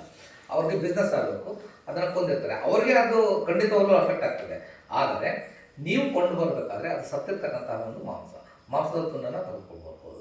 ಅದೇ ರೀತಿ ಭಗವಾನ್ ಬುದ್ಧರು ಎಲ್ಲೂ ಕೂಡ ಈ ಭೇದ ಭಾವವನ್ನು ಮಾಡಿಲ್ಲ. ಅವರ ಪಿಂಡ ಪಾತ್ರೆಗೆ ಕೆಲವರು ಹಂದಿ ಮಾಂಸವನ್ನು ಹಾಕಿದ್ರು, ಕೆಲವರು ದನದ ಮಾಂಸವನ್ನು ಹಾಕಿದ್ರು, ಮೊಲದ ಮಾಂಸವನ್ನು ಹಾಕಿದ್ರು, ಅದೇ ಬೇರೆ ಬೇರೆ ಹಳಸಿದ ಆಹಾರವನ್ನು ಹಾಕಿದ್ರು. ಎಲ್ಲವನ್ನು ಕೂಡ ಅವರು ಸಮಾನವಾಗಿ ಸ್ವೀಕಾರ ಮಾಡಿದ್ರು. ಸೊ ಆಹಾರದ ವಿಚಾರದಲ್ಲಿ ಯಾವುದೇ ರೀತಿ ನಿರ್ಬಂಧವನ್ನು ಭಗವಾನ್ ಬುದ್ಧರು ಇದನ್ನೇ ತಿನ್ಬೇಕು ಅದನ್ನೇ ತಿನ್ಬೇಕು ಅಂತ ಹೇಳಿಲ್ಲ. ಆದರೆ ನೀವು ಕೊಲ್ಲಬೇಡಿ, ಅಥವಾ ನಿಮಗೋಸ್ಕರ ಕೊಂಡಿದ್ದಾರೆ ಅಂದರೆ ತಿನ್ನಬೇಡಿ, ಅಥವಾ ನೀವು ಕೊಲ್ಲೋದನ್ನು ನೀವು ನೋಡಿದರೆ ಅದರ ಆಹಾರವನ್ನು ನೀವು ಸೇವನೆ ಮಾಡಬೇಡಿ ಅಂತ ಹೇಳ್ತಾರೆ. ನಮೋಬುದ್ಧಯ ಸರ್, ಹೇಳಿ ಸರ್. ಈಗ ನಾವು ಈಗ ಬಿಸ್ನೆಸ್ ಮಾಡ್ತಿರ್ತೀವಿ, ಅದನ್ನ ನಾವು ಪಂಚಶೀಲಗಳನ್ನ ನಾವು ತಪ್ಪಿದಕ್ಕಾಗುತ್ತೆ ಸರ್. ಈಗ ನಾವು ನಡ್ಕೊಳ್ಲಿಕ್ಕಾಗಲ್ಲ. ಬಿಸ್ನೆಸ್ ಅಲ್ಲಿ ಫಾರ್ ಎಕ್ಸಾಂಪಲ್ ಒಂದು ಕೊಟೇಶನ್ ಕೊಟ್ಟಿರ್ತೀವಿ, ಅದನ್ನ ನಾವು ಕಸ್ಟಮರ್ಗೆ ಸುಳ್ಳು ಹೇಳ್ಬೇಕಾದ್ರೆ ಅದ್ರ ಪಂಚಶೀಲ ನಾವು ನಡ್ಕೊಂಡಂಗಾಗಲ್ಲ ಸರ್. ಖಂಡಿತವಾಗ್ಲೂ ತಪ್ಪು ಸರ್, ಅದು ಇಲ್ಲ. ಪ್ರಶ್ನೆ ಮತ್ತೆ ಇನ್ನೊಂದು ಹಾಂ ಸರ್, ಅಲ್ಲ ಅದು ಹೇಳ್ಬಿಡ್ತೀನಿ ಸರ್. ಆ ಬಿಸ್ನೆಸ್ ಅಲ್ಲಿ ಕೊಟೇಶನ್ ರಾಂಗ್ ಕೊಟೇಶನ್ ಕೊಟ್ಟಿದ್ದೀವಿ ಅಂತ ಇಂಟೆನ್ಷನ್ ಬಂತು ಅಂದ್ರೆ that it self is wrong. ಇದು ಕಮ್ಮ. ಅವರ ಭಗವಾನ್ ಬುದ್ಧರ ಕಾಲಘಟ್ಟದಲ್ಲೂ ಕೂಡ ದೊಡ್ಡ ದೊಡ್ಡ ಬಿಸ್ನೆಸ್ ಮೆನ್ಸ್ ಇದ್ರು. Anathapindika is a very big business man. ತುಂಬ ಅವನ ಪ್ರತಿದಿನ ಅವನ ಮನೆಯಲ್ಲಿ 2,000 ಬಿಕ್ಕುಗಳಿಗೆ ಆಹಾರ ದಾನವನ್ನು ಕೊಡ್ತಾ ಇದ್ದ. ಅವನು ದೊಡ್ಡ ಬಿಸ್ನೆಸ್ ಮ್ಯಾನ್. ಆದರೂ ಕೂಡ ಅವನು ಸೋತಪ್ಪನಾಗಿದ್ದ.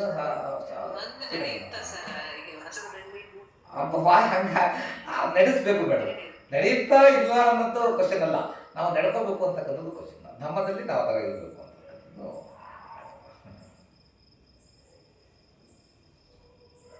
ಇನ್ನೊಂದೇನೋ ಕೇಳಬೇಕು ಅಂತ ಅಂದಿದೆ ಸರ್ ನೀವು. ಇನ್ನೊಂದು ಪುನರ್ಜನ್ಮ ಅಥವಾ ಮತ್ತೆ ಪುನರ್ಭವ, ಅದಕ್ಕೆ ಸ್ವಲ್ಪ ಕ್ಲಾರಿಫಿಕೇಶನ್. ಜನ್ಮ ಭವ ಅವ ಎರಡೂ ಕೂಡ ವರ್ಡ್, ಅದರಲ್ಲಷ್ಟೇ ವ್ಯತ್ಯಾಸ ಇಲ್ಲ. ಓಕೆ, ಬಟ್ ಕಾನ್ಸೆಪ್ಟ್ ಏನಿದೆಯಲ್ಲ ಅದನ್ನು ನಾವು ಅರ್ಥ ಮಾಡ್ಕೋಬೇಕು. ನೀವು ಬೇರೆ ವರ್ಡೇ ಕೊಡಿ, ತೊಂದರೆ ಇಲ್ಲ. ಪುನರ್ಭವ ಪುನರ್ಜನ್ಮ ಎರಡೂ ನಿಮ್ಗೆ ಇಷ್ಟ ಆಗಲಿಲ್ಲ ಅಂತ ನಿಮ್ಮದೇ ಒಂದು ವರ್ಡನ್ನು ಸೇರಿಸಿ, ಆದರೆ ಅದರ ಅರ್ಥ ಏನು, what is that, the meaning of rebirth ಏನಿದೆಯಲ್ಲ ಅದು ಹೇಗಾಗುತ್ತೆ ಅಂತಕ್ಕಂಥ ಕಾನ್ಸೆಪ್ಟನ್ನ ಕರೆಕ್ಟಾಗಿ ಅರ್ಥ ಮಾಡ್ಕೋಬೇಕು. ಓಕೆ, ಆ ವರ್ಡ್ಗೆ ನಿಮಗೆ ನೀವು ಅದಕ್ಕೆ ಬೆಲೆ ಕೊಟ್ಟು ಮಾತ್ರ ಪವರ್ ಬರುತ್ತೆ. ಸೊ ವರ್ಡಿಂದ ಹೋಗಬೇಡಿ. ಪುನರ್ಭವ ಆಗಲಿ ಜನ್ಮ ಆಗಲಿ ನೀವು ಯಾವ ವರ್ಡಿನಾದರೂ ಕರ್ಕೊಳ್ಳಿ. ಆದರೆ ಬಾಬಾ ಸಾಹೇಬರು ಹೇಳ್ತಕ್ಕಂತಹ ಪುನರ್ಜನ್ಮ ಅಥವಾ ಬುದ್ಧರು ಹೇಳ್ತಕ್ಕಂತಹ ಪುನರ್ಜನ್ಮ ಏನಿದೆಯಲ್ಲ ಅದು ನಾವು ತೀರ್ಕೊಂಡ ನಂತರ ಈ ದೇಹ ನಾಶ ಆಗುತ್ತೆ, ಪಂಚಭೂತಗಳಲ್ಲಿ ಲೀನ ಆಗುತ್ತೆ. ಎಲ್ಲ ಆಪೋ ತೇಜೋ ಪಟಾವಿ ಆಪೋ ತೇಜೋ ವಾಯು 4 ಧಾತುಗಳು ಕೂಡ ಬೇರೆ ಬೇರೆ ಆಗಿ ಸೆಪ್ರೇಟ್ ಆಗ್ತವೆ. ಮನಸ್ಸು ಸೆಪ್ರೇಟ್ ಆಗುತ್ತೆ. ಸೊ ಈ 4 ಧಾತುಗಳೇನಿದಾವಲ್ಲ, ಯಾವುದೇ ರೂಪ ಆದರೂ ಈ 4 ಧಾತುಗಳು ಇಂಪಾರ್ಟೆಂಟ್. ಅವು ಬೇರೆ ಬೇರೆ ಕಾನ್ಸಂಟ್ರೇಷನಲ್ಲಿ ಮತ್ತೆ ಒಂದು ಕಡೆ ಸೇರ್ಕೊಳ್ತವೆ, ಮತ್ತೆ ಒಂದು ಮನಸ್ಸು ಸ್ಟಿಮ್ಯುಲೇಟ್ ಮಾಡುತ್ತೆ. ಅದು ಒಂದು ಚಿತ್ತ ಸ್ಟಿಮ್ಯುಲೇಟ್ ಮಾಡಿದಾಗ ಒಂದು ರೂಪಕ್ಕೆ ಅದಕ್ಕೆ ಬರ್ತಾ ಹೋಗುತ್ತೆ. ಅದು ಪುನರ್ಜನ್ಮ ಅಂತ ಹೇಳ್ತಾರೆ. ಬಟ್ ಈ ಕಾನ್ಸೆಪ್ಟ್ನ ಕರೆಕ್ಟಾಗಿ ಅರ್ಥ ಮಾಡ್ಕೋಬೇಕು ನಾವು. ಜನ್ಮ ಭವ ಅದರಿಂದ ನಾವು ಅದು ನೆವರ್ ಎಂಡಿಂಗ್ ಆರ್ಗ್ಯುಮೆಂಟ್ಸ್ ಆಗ್ಬಿಡುತ್ತೆ. ಅದು ಬೇಕಾಗಿಲ್ಲ. ವರ್ಡ್ಗೆ ಪವರ್ನ ನಾವು ಕೊಡ್ತೀವಿ, ನಾವು ಕೊಡೋದು ಬೇಡ.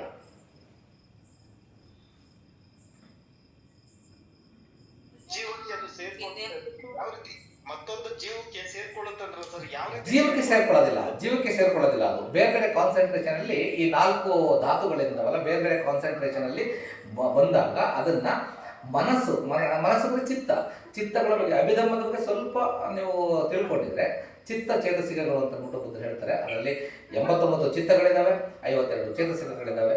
ಪ್ರತಿ ಹಂತದಲ್ಲೂ ಕೂಡ ಚಿತ್ತಗಳು ನಮ್ಮ ಬಾಡಿನ ಕಂಡೀಷನ್ ಮಾಡ್ತಾ ಇದ್ದಾವೆ. ಹಾಗಾಗಿ ನಮ್ಮ ಬಾಡಿ ಆಕ್ಟಿವೇಟ್ ಆಗ್ತಾ ಇದೆ. ಯಾವಾಗ ಈ ಚಿತ್ತ ನಮ್ಮ ಬಾಡಿ ಮೇಲೆ ಆಕ್ಟಿವೇಟ್ ಮಾಡೋದಿಲ್ವೋ ಅಥವಾ ನಮ್ಮ ಬಾಡಿ ಈ ಚಿತ್ತಕ್ಕೆ ಸಪೋರ್ಟ್ ಮಾಡೋದಿಲ್ವೋ ಆಗ ನಮ್ಮ ಬಾಡಿ ಸೆಪ್ರೇಟ್ ಆಗುತ್ತೆ, ಆ ಚಿತ್ತ ಸೆಪ್ರೇಟ್ ಆಗುತ್ತೆ. ಆ ಚಿತ್ತ ಇನ್ನೊಂದು ರೂಪವನ್ನು ಅದು ಸ್ಟಿಮ್ಯುಲೇಟ್ ಮಾಡಿದಾಗ ಆ ರೂಪಕ್ಕೆ ಒಂದು ಜೀವ ಬರುತ್ತೆ. ಅದು ಇನ್ಸ್ಟೆಂಟಾಗಿ ಆಗ್ತಕ್ಕಂತಹ ಒಂದು ಪ್ರೋಸೆಸ್. ಅದರ ಸ್ವಲ್ಪ ಅಭಿಧರ್ಮದ ಜ್ಞಾನ ಇರಬೇಕು. ಚಿತ್ತ ಅಂದರೆ ಮನಸ್ಸಿನ ಸರಣಿ. ಚಿತ್ತದ ಸರಣಿ ಮನಸ್ಸು. ಚಿತ್ತ ಅಂತಂದ್ರೆ 89 ಚಿತ್ತಗಳಿದ್ದಾವೆ. ಅದರಲ್ಲಿ ಕುಶಲ ಚಿತ್ತ, ಅಕುಶಲ ಚಿತ್ತ, ಕುಶಲವೂ ಅಲ್ಲದ ಅಕುಶಲವೂ ಅಲ್ಲದ ಚಿತ್ತಗಳು ಮತ್ತು ಕ್ರಿಯಾ ಚಿತ್ತಗಳು ಅಂತ ಅಂದ್ಬಿಟ್ಟು 89 ಚಿತ್ತಗಳನ್ನು ಬಿಡಿ ಬಿಡಿಯಾಗಿ ಕ್ಲಾಸಿಫೈ ಮಾಡಿದ್ದಾರೆ. ಅದರ ಫಂಕ್ಷನ್ಸ್ ಏನು ಡೀಟೇಲ್ ಆಗಿ ಕ್ಲಾಸಿಫೈ ಮಾಡಿ ಹೇಳಿದ್ದಾರೆ. ಮನಸ್ಸನ್ನು ಇದುವರೆಗೂ ಕೂಡ ಈ ಟಿಲ್ ಟುಡೇ ಇಷ್ಟು ಕೂಲಂಕುಷವಾಗಿ ಕ್ಲಾಸಿಫಿಕೇಶನ್ ಮಾಡಿರ್ತಕ್ಕಂತಹ ಯಾವುದೇ ಸೈನ್ಸ್ ಟೆಕ್ನಾಲಜಿ ಇಲ್ಲ. ಅದರ ಬಗ್ಗೆ ಇವಾಗ ಸ್ಟಡೀಸ್ ಆಗ್ತಾ ಇದೆ. ಭಗವಾನ್ ಬುದ್ಧರು ಅವತ್ತಿನ ಕಾಲಘಟ್ಟದಲ್ಲೇ ಮನಸ್ಸಿನ ಭಾಗಗಳನ್ನ ಬಿಡಿ ಬಿಡಿಯಾಗಿ ಸೆಪ್ರೇಟ್ ಮಾಡಿ ಅವರು ಹೇಳಿದ್ದಾರೆ. ಓಕೆ, ಅದು ಚೇತಸಿಕಗಳು ಅಂದರೆ 52 ಇದ್ದಾವೆ. ಆ 52 ಚೇತಸಿಕಗಳು ಒಂದು 4-5 ಚೇತಸಿಕಗಳು ಸೇರಿ ಒಂದು ಗುಂಪು ಆದಾಗ ಅದು ಚಿತ್ತ ಆಗುತ್ತೆ. ಈಗ ನಮ್ಮದು ಹತ್ರ ಕಾರ್ ಇದೆ. ಕಾರಿನ ಬಿಡಿ ಭಾಗಗಳೇನು, ಸ್ಟೇರಿಂಗ್ ಇರುತ್ತೆ, ಚಕ್ರಗಳಿರ್ತವೆ, ಎಂಜಿನ್ ಇರುತ್ತೆ, ಸೀಟ್ ಇರುತ್ತೆ. ಇವನ್ನೆಲ್ಲವೂ ನಾವು ಚೇತಸಿಕಗಳು ಅಂತ ತಗೊಂಡ್ರೆ ಅವನ್ನೆಲ್ಲ ಕರೆಕ್ಟಾಗಿ ಪ್ಲೇಸಲ್ಲಿ ಆರ್ಗನೈಸ್ ಮಾಡಿದಾಗ ಅದು ಕಾರ್ ಆಗುತ್ತೆ. ಅದು ಕಾರ್ನ ನಾವು ಚಿತ್ತ ಅಂತ ತಗೋಬೋದು. ಓಕೆ, ಆ ಚಿತ್ತ ಅಂತಕ್ಕಂಥದ್ದು ಆಗಬೇಕು ಅಂದರೆ ಈ ಚೇತಸಿಕಗಳು ಕೂಡಿ ಬರಬೇಕು, ಕರೆಕ್ಟಾಗಿ ಕಂಡೀಷನ್ ಆಗಿ ಎಲ್ಲೆಲ್ಲಿ ಇರಬೇಕೋ ಪಾರ್ಟ್ಸು ಅಲ್ಲಲ್ಲಿ ಬಂದಾಗ ಮಾತ್ರ ಅದು ಒಂದು ಕಾರ್ ಆಗುತ್ತೆ. ಓಕೆ, ಅದು ಚಿತ್ತ ಆಕ್ಟಿವೇಟ್ ಆಗಬೇಕು ಅಂದರೆ ಚೇತಸಿಕಗಳು ಬೇಕೇ ಬೇಕು. ಆದರೆ ಚಿತ್ತ ಇಟ್ ಸೆಲ್ಫ್ ಇಸ್ ತುಂಬ ಅಂದರೆ ಅದು ಚಿತ್ರದ ಸರಣಿ. ಮನಸ್ಸಾಗಬೇಕು ಅಂದರೆ ಅದು ಕಂಟಿನ್ಯೂಸ್ ಪ್ರೋಸೆಸ್ಸು. ಉತ್ಪನ್ನ ಆಗ್ತಾ ಇರುತ್ತೆ, ನಾಶ ಆಗ್ತಾ ಇರ್ತದೆ. ಇವಾಗ ರೀಸೆಂಟಾಗಿ ಒಂದು 50 ವರ್ಷಗಳ ಹಿಂದೆ ಈ ಮನಸ್ಸನ್ನು ಆಳವಾಗಿ ಡಿವೈಡ್ ಮಾಡಿ ಒಂದು ಚಿತ್ತದ ಉದಯ 1052 ಮಿಲಿ ಸೆಕೆಂಡ್ಸ್ ಇದರಲ್ಲಿ ಆಗುತ್ತೆ ಅಂತಕ್ಕಂಥದ್ದನ್ನು ಕಂಡುಹಿಡಿದಿದ್ದಾರೆ ಆ್ಯಕ್ಚುಲಿ. ಅದನ್ನು ಬಿಡಿಯಾಗಿ ಬಟ್ ಫುಲ್ ಕಂಪ್ಲೀಟಾಗಿ ಡೀಟೇಲಾಗಿ ಕಂಡುಹಿಡಿಯಲಿಕ್ಕೆ ಆಗಿಲ್ಲ ಇವತ್ತಿನ ಸೈನ್ಸು. ಬಟ್ ಅದರ ಮೇಲೆ ತುಂಬ ವರ್ಕ್ ಆಗ್ತಾ ಇದೆ. ಚಿತ್ತ ಅಂದರೆ ಬೇಸಿಕಲಿ ನಾವು ತಿಳ್ಕೊಬೇಕಾಗಿರ್ತಕ್ಕಂಥದ್ದು ಮನಸ್ಸನ್ನು ಮಾಡ್ತಕ್ಕಂತಹ ಒಂದು ಸರಣಿ. ಅದು ಉತ್ಪನ್ನ ಆಗುತ್ತೆ, ನಾಶ ಆಗುತ್ತೆ, ಉತ್ಪನ್ನ ಆಗುತ್ತೆ, ನಾಶ ಆಗುತ್ತೆ. ನಮ್ಮ ಮನಸ್ಸು ಯಾವುದಕ್ಕೆ ಕಂಡೀಷನ್ ಆಗಿದೆ ಅದನ್ನು ಕ್ಯಾಚ್ ಮಾಡುತ್ತೆ. ಅದರಿಂದ ಹೋಗುತ್ತೆ. ನಮಗೆ ಯಾವುದು ವಸ್ತು ಇಷ್ಟ ಆಗಿರುತ್ತೆ ಅದು ಹಿಂದಿನ ಇದರಲ್ಲಿ ಕಂಡೀಷನ್ ಆಗಿರುತ್ತೆ, ಅದರಿಂದ ಮಾತ್ರ ಹೋಗ್ತಾ ಇರ್ತದೆ. ನಾವು ಮಕ್ಕಳಿದ್ದಾಗ ಏನನ್ನು ಕಲ್ತ್ಕೊಂಡಿರ್ತೀವಿ ಅದರಿಂದ ಮನಸ್ಸು ಹೋಗ್ತಾ ಇರ್ತದೆ. ಅದು ಮನಸ್ಸನ್ನು ಮಾಡುತ್ತೆ. ಅದು ಅಭಿದಮನ ಜ್ಞಾನ ಇದ್ದರೆ ಅದು ಸ್ವಲ್ಪ ಅರ್ಥ ಆಗುತ್ತೆ, ಇಲ್ಲಾಂದ್ರೆ ಸ್ವಲ್ಪ ಕಷ್ಟ. ಅಭಿದಮನ ಸ್ವಲ್ಪ ತಿಳ್ಬೋದು.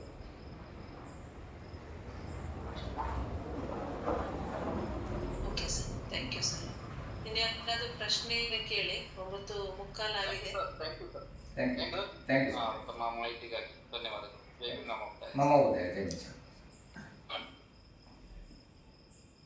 ಸರ್ ವರದರಾಜು ಸರ್ ಸರಿ, ಹೇಳಿ ಸರ್. ಏನಿಲ್ಲ ಸರ್, ಸಮೋತ್ಸ ಅಂತಂದ್ರೆ ರೈಟ್ ಸ್ಪೀಚ್ ಅಂತ ಇದೆಯಲ್ಲ ಸರ್, ಅದ್ರ ಬಗ್ಗೆ ಸ್ವಲ್ಪ ತಾವು ಬೆಳಕು ಚೆಲ್ಬೋದಾ? ಖಂಡಿತ ಹೌದು ಸರ್. ಸಮವಾಚ ಅಂತ ಬಾಬಾ ಸಾಹೇಬರು ಬರೆದಿರೋದಷ್ಟೇ ಓದ್ಕೊಂಡಿದ್ದೀನಿ. Okay sir. ಹೌದು, ಬಾಬಾ ಸಾಹೇಬರು ಬರೆದಿರೋದಷ್ಟೇ ಓದ್ಕೊಂಡಿರ್ತೀವಿ. ಇದು ನನ್ನ ಪರ್ಸನಾಲಿಟಿಗೆ ನಂದು ಡಿಸ್ಪೋಸಿಷನ್ ಏನಿದೆ ಅದನ್ನ ರೆಕ್ಟಿಫೈ ಮಾಡ್ಕೊಳ್ಳಿಕ್ಕೆ ಇಲ್ಲ ಕಂಟಿನ್ಯೂ ಮಾಡೋಕ್ಕೋಸ್ಕರ ತಮ್ಮಿಂದ ಅರಿಯ ಅಷ್ಟಾಂಗಿಕ ಮಾರ್ಗದಲ್ಲಿ ಸಮವಾಚ ಬರ್ತದೆ. ಅದರಲ್ಲಿ ಶೀಲ, ಸಮಾಧಿ, ಪನ್ಯ ಅಂತ ಅಂದ್ಬಿಟ್ಟು 3 ಭಾಗಗಳಾಗಿ ನಾವು ಈ ಅರಿಯ ಅಷ್ಟಾಂಗಿಕ ಮಾರ್ಗವನ್ನು ಡಿವೈಡ್ ಮಾಡ್ಬೋದು. ಅದರಲ್ಲಿ ಮೊದಲನೇದು ಶೀಲದಲ್ಲಿ ಬರ್ತಕ್ಕಂಥದ್ದು ಸಮ್ಮ ವಾಚ, ಸಮ್ಮ ಕಮ್ಮಂತ, ಸಮ್ಮ ಆಜೀವ. ಸಮ್ಮ ವಾಚದಲ್ಲಿ ಮೊದಲನೇದು ನಾವು ಆಡ್ತಕ್ಕಂತಹ ಮಾತು. ಎಲ್ಲದಕ್ಕೂ ಸಮ ಅಂತಾರೆ, ಯಾಕೆಂದರೆ ಅದರಲ್ಲಿ ಕೆಟ್ಟದ್ದು ಕೂಡ ಇದೆ, ಸರಿಯಾಗಿ ಅಲ್ಲದೆ ಇರ್ತಕ್ಕಂಥದ್ದು ಇದೆ. ಹಾಗಾಗಿ ಸರಿಯಾದ ಮಾತು ಏನು?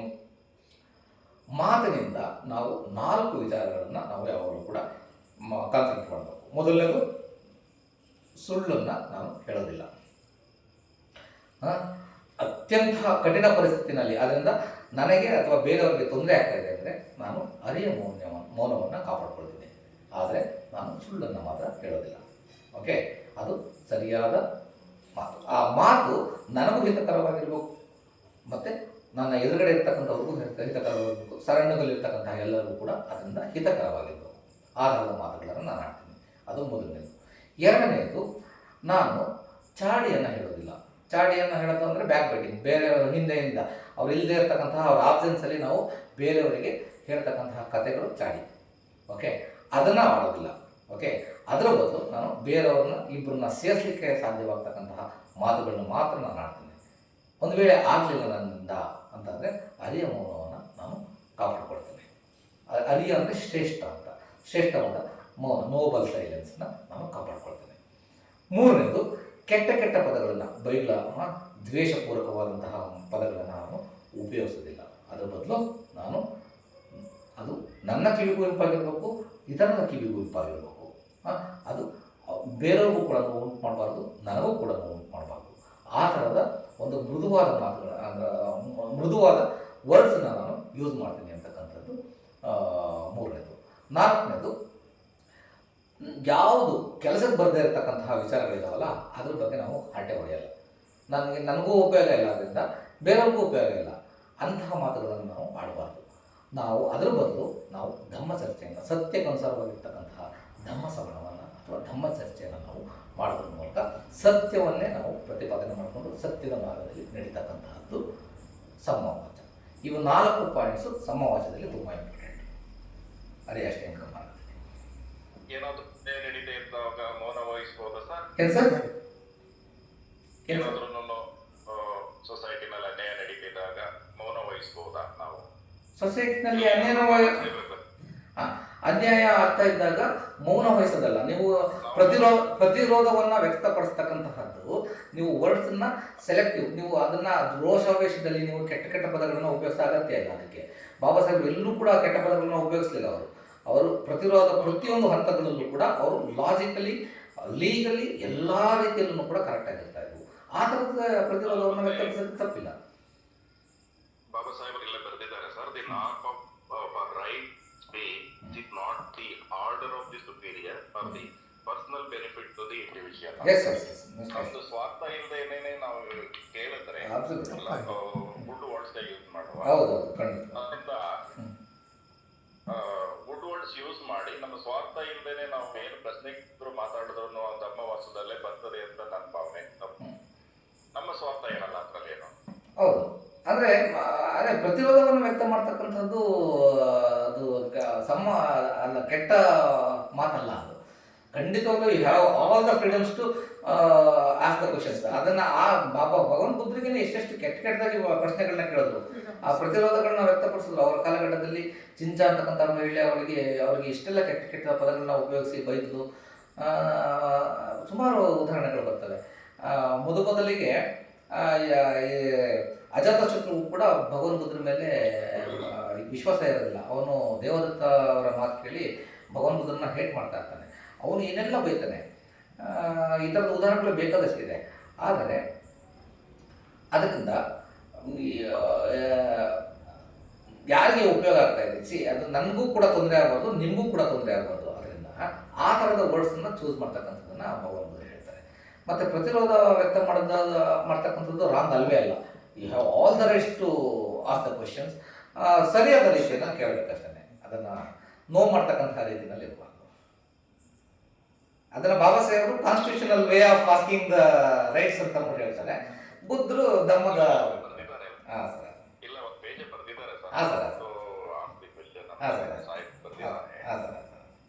ಅದರಲ್ಲಿ ಬೇರೆಯವ್ರ ಮನಸ್ಸಿನಲ್ಲಿ ಏನಾದ್ರೂ ಬೇರೆ ರೀತಿ ಭಾವನೆ ಬರ್ತದೆ ಅಂತ ನೀವು ಮನಸ್ಸಿನಲ್ಲಿ ಇಟ್ಕೊಳ್ಬೇಡಿ. When you are right you write the ask the question ಅಂತಾನೆ ಬರ್ರಿ. ನೀವು ಸ್ವಾರ್ಥ ಇಟ್ಕೊಳ್ಳೋದೇನೆ, ನೀವು ನಿಜಕ್ಕೂ ನ್ಯಾಯಪರವಾಗಿದ್ದರೆ ಬೇರೆಯವರಿಗೆ ಮನಸ್ಸಿಗೆ ನೋವಾಗ್ತದೆ ಅಂತ ಇಂದು ಮುಂದೆ ನೋಡದೇನೇನೂ ಕೂಡ ನೀವು ಪ್ರಶ್ನೆಗಳನ್ನ ಕೇಳಬಹುದು ಅಂತ ಬಾಬಾ ಸಾಹೇಬ್ರೆ ಬರೀತಾರೆ. ಅದು ಕೇಳ್ಬೋದು ಸರ್. ಅದರಿಂದ ನೀವು ಅದನ್ನು ನೋವಾಗ್ತದೆ ಅಂತ ಅಂದ್ಬಿಟ್ಟಲ್ಲ, ಅದು ಜನರಲೈಸ್ ಆಗಿ ನೀವು ಯಾರಿಗೆ ಕ್ವಶನ್ಸ್ ಕೇಳಬೇಕಾದ್ರೂ ಕೂಡ ಕ್ವಶನ್ಸ್ ಕೇಳೋದಕ್ಕೆ ಯಾವುದೇ ರೀತಿ ನಿಬಂಧನೆಗಳಿಲ್ಲ. ಎಲ್ಲವನ್ನು ಕೂಡ ತರ್ಕ ಮಾಡಿ ಅದನ್ನು ವಿಚಾರ ಮಾಡಬೇಕಾದ್ರೆ ನೀವು ಅದು ದ್ವೇಷಪೂರಿತವಾಗಿರ್ಬೋದು ಅಥವಾ ಸ್ವಾಹಿತಾಸಕ್ತಿ ಪೂರಕವಾಗಿರ್ಬಾರ್ದು. ಆ ಥರದ ಇದನ್ನು ನಾವು ಕಾಪಾಡಬೇಕು. ದ್ವೇಷಪೂರ್ವಕವಾಗಿರಬಾರ್ದು, ಜೊತೆಗೆ ನನ್ನಲ್ಲಿ ಸ್ವಾರ್ಥ ಬರಬಾರ್ದು. ಹೌದು, ಬಳಸುವ ಭಾಷೆ ಸರಿಯಾಗಿ, ಹೌದು, ಬಳಸುವ ಭಾಷೆ ಸರಿಯಾಗಿರ್ಬೇಕು. Freedom of speech expressive. Thank you. ಅದೇ ಉದ್ದೇಶದಿಂದಾನೇ ಭಗವಾನ್ ಬುದ್ಧರು ಕೂಡ ತಪ್ಪು ಮಾಡಿದವನಿಗೆ ಶಿಕ್ಷೆ ಕೊಡ್ಬೋದು ಅಂತಾನು ಹೇಳಿದ್ದಾರೆ ಸರ್. ಟ್ರಾನ್ಸ್ಫರ್ ಮಾಡಬೇಕು. ಕೊಡುವಂತ ಶಿಕ್ಷೆ ಅಪರಾಧ ಆ ವ್ಯಕ್ತಿಗೆ ಅಲ್ಲ, ಮಾಡಿದ ಅಪರಾಧಕ್ಕೆ ಅಂತ ಹೇಳಿದಾರಲ್ಲ ಸರ್. ಇಲ್ಲ ಮೇಡಮ್, ನಮ್ಗೆ ಓದಂಗೆ ನೆನಪಿಲ್ಲ. ಬಟ್ ಅಪರಾಧಕ್ಕೆ ಅಲ್ಲ, ಈ ರಾಜರಿಗೆ ಅವರೆಲ್ಲರೂ ಕೂಡ ನೀವು ಅಂದರೆ ಸೈನ್ಯವನ್ನ ನಿಷ್ಕ್ರಿಯ ಮಾಡಿ ಅಂತ ಎಲ್ಲೂ ಹೇಳಿಲ್ಲ. ಅವರು ಸೈನ್ಯವನ್ನ ಇಟ್ಕೊಳ್ಳೋದಕ್ಕೆ ಅವ್ರ ಅನುಮತಿ ಇತ್ತು. ಬಟ್ ಯುದ್ಧ ಮಾಡಿ ಅಂತ ಹೇಳಿಲ್ಲ. ಯುದ್ಧಗಳನ್ನ ತಪ್ಪಿಸಿದಾರೆ ಅವರು. ಎಷ್ಟೊಂದು ಯುದ್ಧಗಳನ್ನ ಈಗ ರೋಹಿಣಿ ನದಿಯ ವಿಚಾರದಲ್ಲಿ ಬಂದಾಗ ಕಪಿಲವಸ್ತು ಮತ್ತೆ ಇದಕ್ಕೆ ಆಗ ಅವರು ಅದನ್ನು ತಪ್ಪಿಸ್ತಾರೆ. ಆಗ ಅವರು ಕೇಳ್ತಾರೆ, ನೀವು ರಕ್ತದ ಬೆಲೆ ಹೆಚ್ಚು, ನಿಮ್ಮ ನೀರಿನ ಬೆಲೆ ಹೆಚ್ಚು ಅಂದ್ಬಿಟ್ಟು. ಆಗ ಅವರು ರಿಯಲೈಸ್ ಆಗುತ್ತೆ. ಅವರು ರಿಯಲೈಸ್ ಮಾಡಿಸೋದಕ್ಕೆ ಮ್ಯಾಕ್ಸಿಮಮ್ ಟ್ರೈ ಮಾಡ್ತಾ ಇದ್ರು. ಬಟ್ ತೀರಾ ಇಲ್ಲ ಅಂತಂದ್ರೆ ಅದರಲ್ಲಿ ಅವರು ರಾಜರಿಗೆ ಯಾವತ್ತೂ ಕೂಡ ನೀವು ಸೈನ್ಯವನ್ನು ನಿಷ್ಕ್ರಿಯ ಮಾಡಿ ಅಂತ ಹೇಳಿಲ್ಲ. ಅದಕ್ಕೆ ನಾವು ಬುದ್ಧ ಧರ್ಮವನ್ನು ಡಿಫೆನ್ಸಿವ್ ಅಂತ ಅಂದ್ಬಿಟ್ಟು ಹೇಳ್ತೀವಿ. ಇಟ್ ಇಸ್ ನೈದರ್ ಅಫೆನ್ಸಿವ್ ಧರ್ಮ ಆರ್ ಇನ್ನೊಂದು ನಾನ್ ಅಫೆನ್ಸಿವ್ ಧರ್ಮ ಅಂತ ಅಂದ್ಬಿಟ್ಟು ಅಲ್ಲ. ಅಹಿಂಸಾ ಧರ್ಮನೂ ಅಲ್ಲ, ಹಿಂಸಾ ಧರ್ಮನೂ ಅಲ್ಲ. ಇದು ಮಧ್ಯಮ ಮಾರ್ಗದ.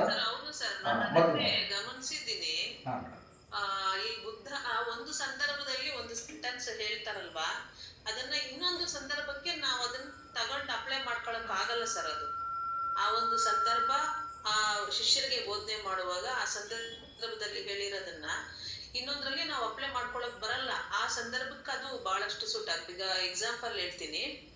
ಈಗ ಹಿಂಸೆ ಮಾಡಬಾರ್ದು ಅಂತಕ್ಕಂಥದ್ದು ಹೇಳಿದ್ದಾರೆ ನಿಜ ಪಂಚಶೀಲಗಳಲ್ಲಿ. ಆದ್ರೆ ಅದನ್ನು ಒಬ್ಬ ಸೈನಿಕನಿಗೆ ಅಲ್ಲಿ ಅನ್ವಯಿಸ್ಕೋ ಅಂತ ಹೇಳಲ್ಲ ಭಗವಾನ್ ಬುದ್ಧರು. ಅದು ನೀನು ಒಂದಷ್ಟು ನೀನು ಯುದ್ಧ ಮಾಡೋದ್ರಿಂದ ಅದು ಒಳ್ಳೇದಾಗುತ್ತೆ ಅನ್ನೋದಾದ್ರೆ ಮಾಡ್ಬೋದು ಅಂತ.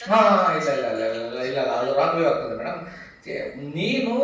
ನೀನು ಫಸ್ಟ್ ಅಟ್ಯಾಕರ್ ಆಗಬೇಡ. ಓಕೆ, ನೀನಾಗೇನೆ ಫಸ್ಟ್ ಅಟ್ಯಾಕ್ ಮಾಡಬೇಡ. ಯಾರಾದ್ರೂ ನಿನ್ನನ್ನು ಅಟ್ಯಾಕ್ ಮಾಡಿದ್ರೆ use your full strength, full force to protect yourself and to protect the surroundings. Okay, ಅದನ್ನು ಹೇಳ್ತಾರೆ. ಡಿಫೆನ್ಸಿವ್ ಅನ್ನ ಹೇಳ್ತಾರೆ ಹೊತ್ತು ಯುದ್ಧವನ್ನು ನಾವೇನೆ ಮಾಡಬಾರ್ದು. ನಾವೇನೆ ಯುದ್ಧವನ್ನ ಮಾಡಬಾರ್ದು. ನಾನೇ ಇನಿಷಿಯೇಷನ್ ತಗೊಂಡು ಯುದ್ಧವನ್ನ ಮಾಡಬಾರ್ದು. ಆದರೆ ನಮಗೆ ಯಾರಾದ್ರೂ ಯುದ್ಧವನ್ನ ಬಂದಾಗ, ನನ್ನ ವೈದ್ಯ ನನ್ನ ಮುಂದೆ ಬಂದು ಕತ್ತಿಯನ್ನು ಹಿಡ್ಕೊಂಡು ನಿಂತ್ಕೊಂಡಿದ್ದಾನೆ ಅಂದರೆ ಆವಾಗ ನಿಮ್ಮ ಫೋರ್ಸ್ನ ಕಂಪ್ಲೀಟಾಗಿ ಯೂಸ್ ಮಾಡಿ ನಿಮ್ಮನ್ನು ಪ್ರೊಟೆಕ್ಟ್ ಮಾಡ್ಕೊಳ್ಳಿ. ಆದರೆ ಮೈತ್ರಿಪೂರ್ವಕವಾಗಿರಲಿ. ಆದರೂ ಕೂಡ ನೀವು ನಿಮ್ಮ ಮೈತ್ರಿಪೂರ್ವಕವಾಗಿ, ಅದರಿಂದ ನಾನು ಅವನಿಗೆ ಹಾಳು ಮಾಡ್ತಾ ಇದ್ದೀನಿ ಅಂತ ಮಾಡಲ್ಲ. ಅವನ ವಿಚಾರ ಏನಿದೆಯಲ್ಲ ಅದು ತಪ್ಪು.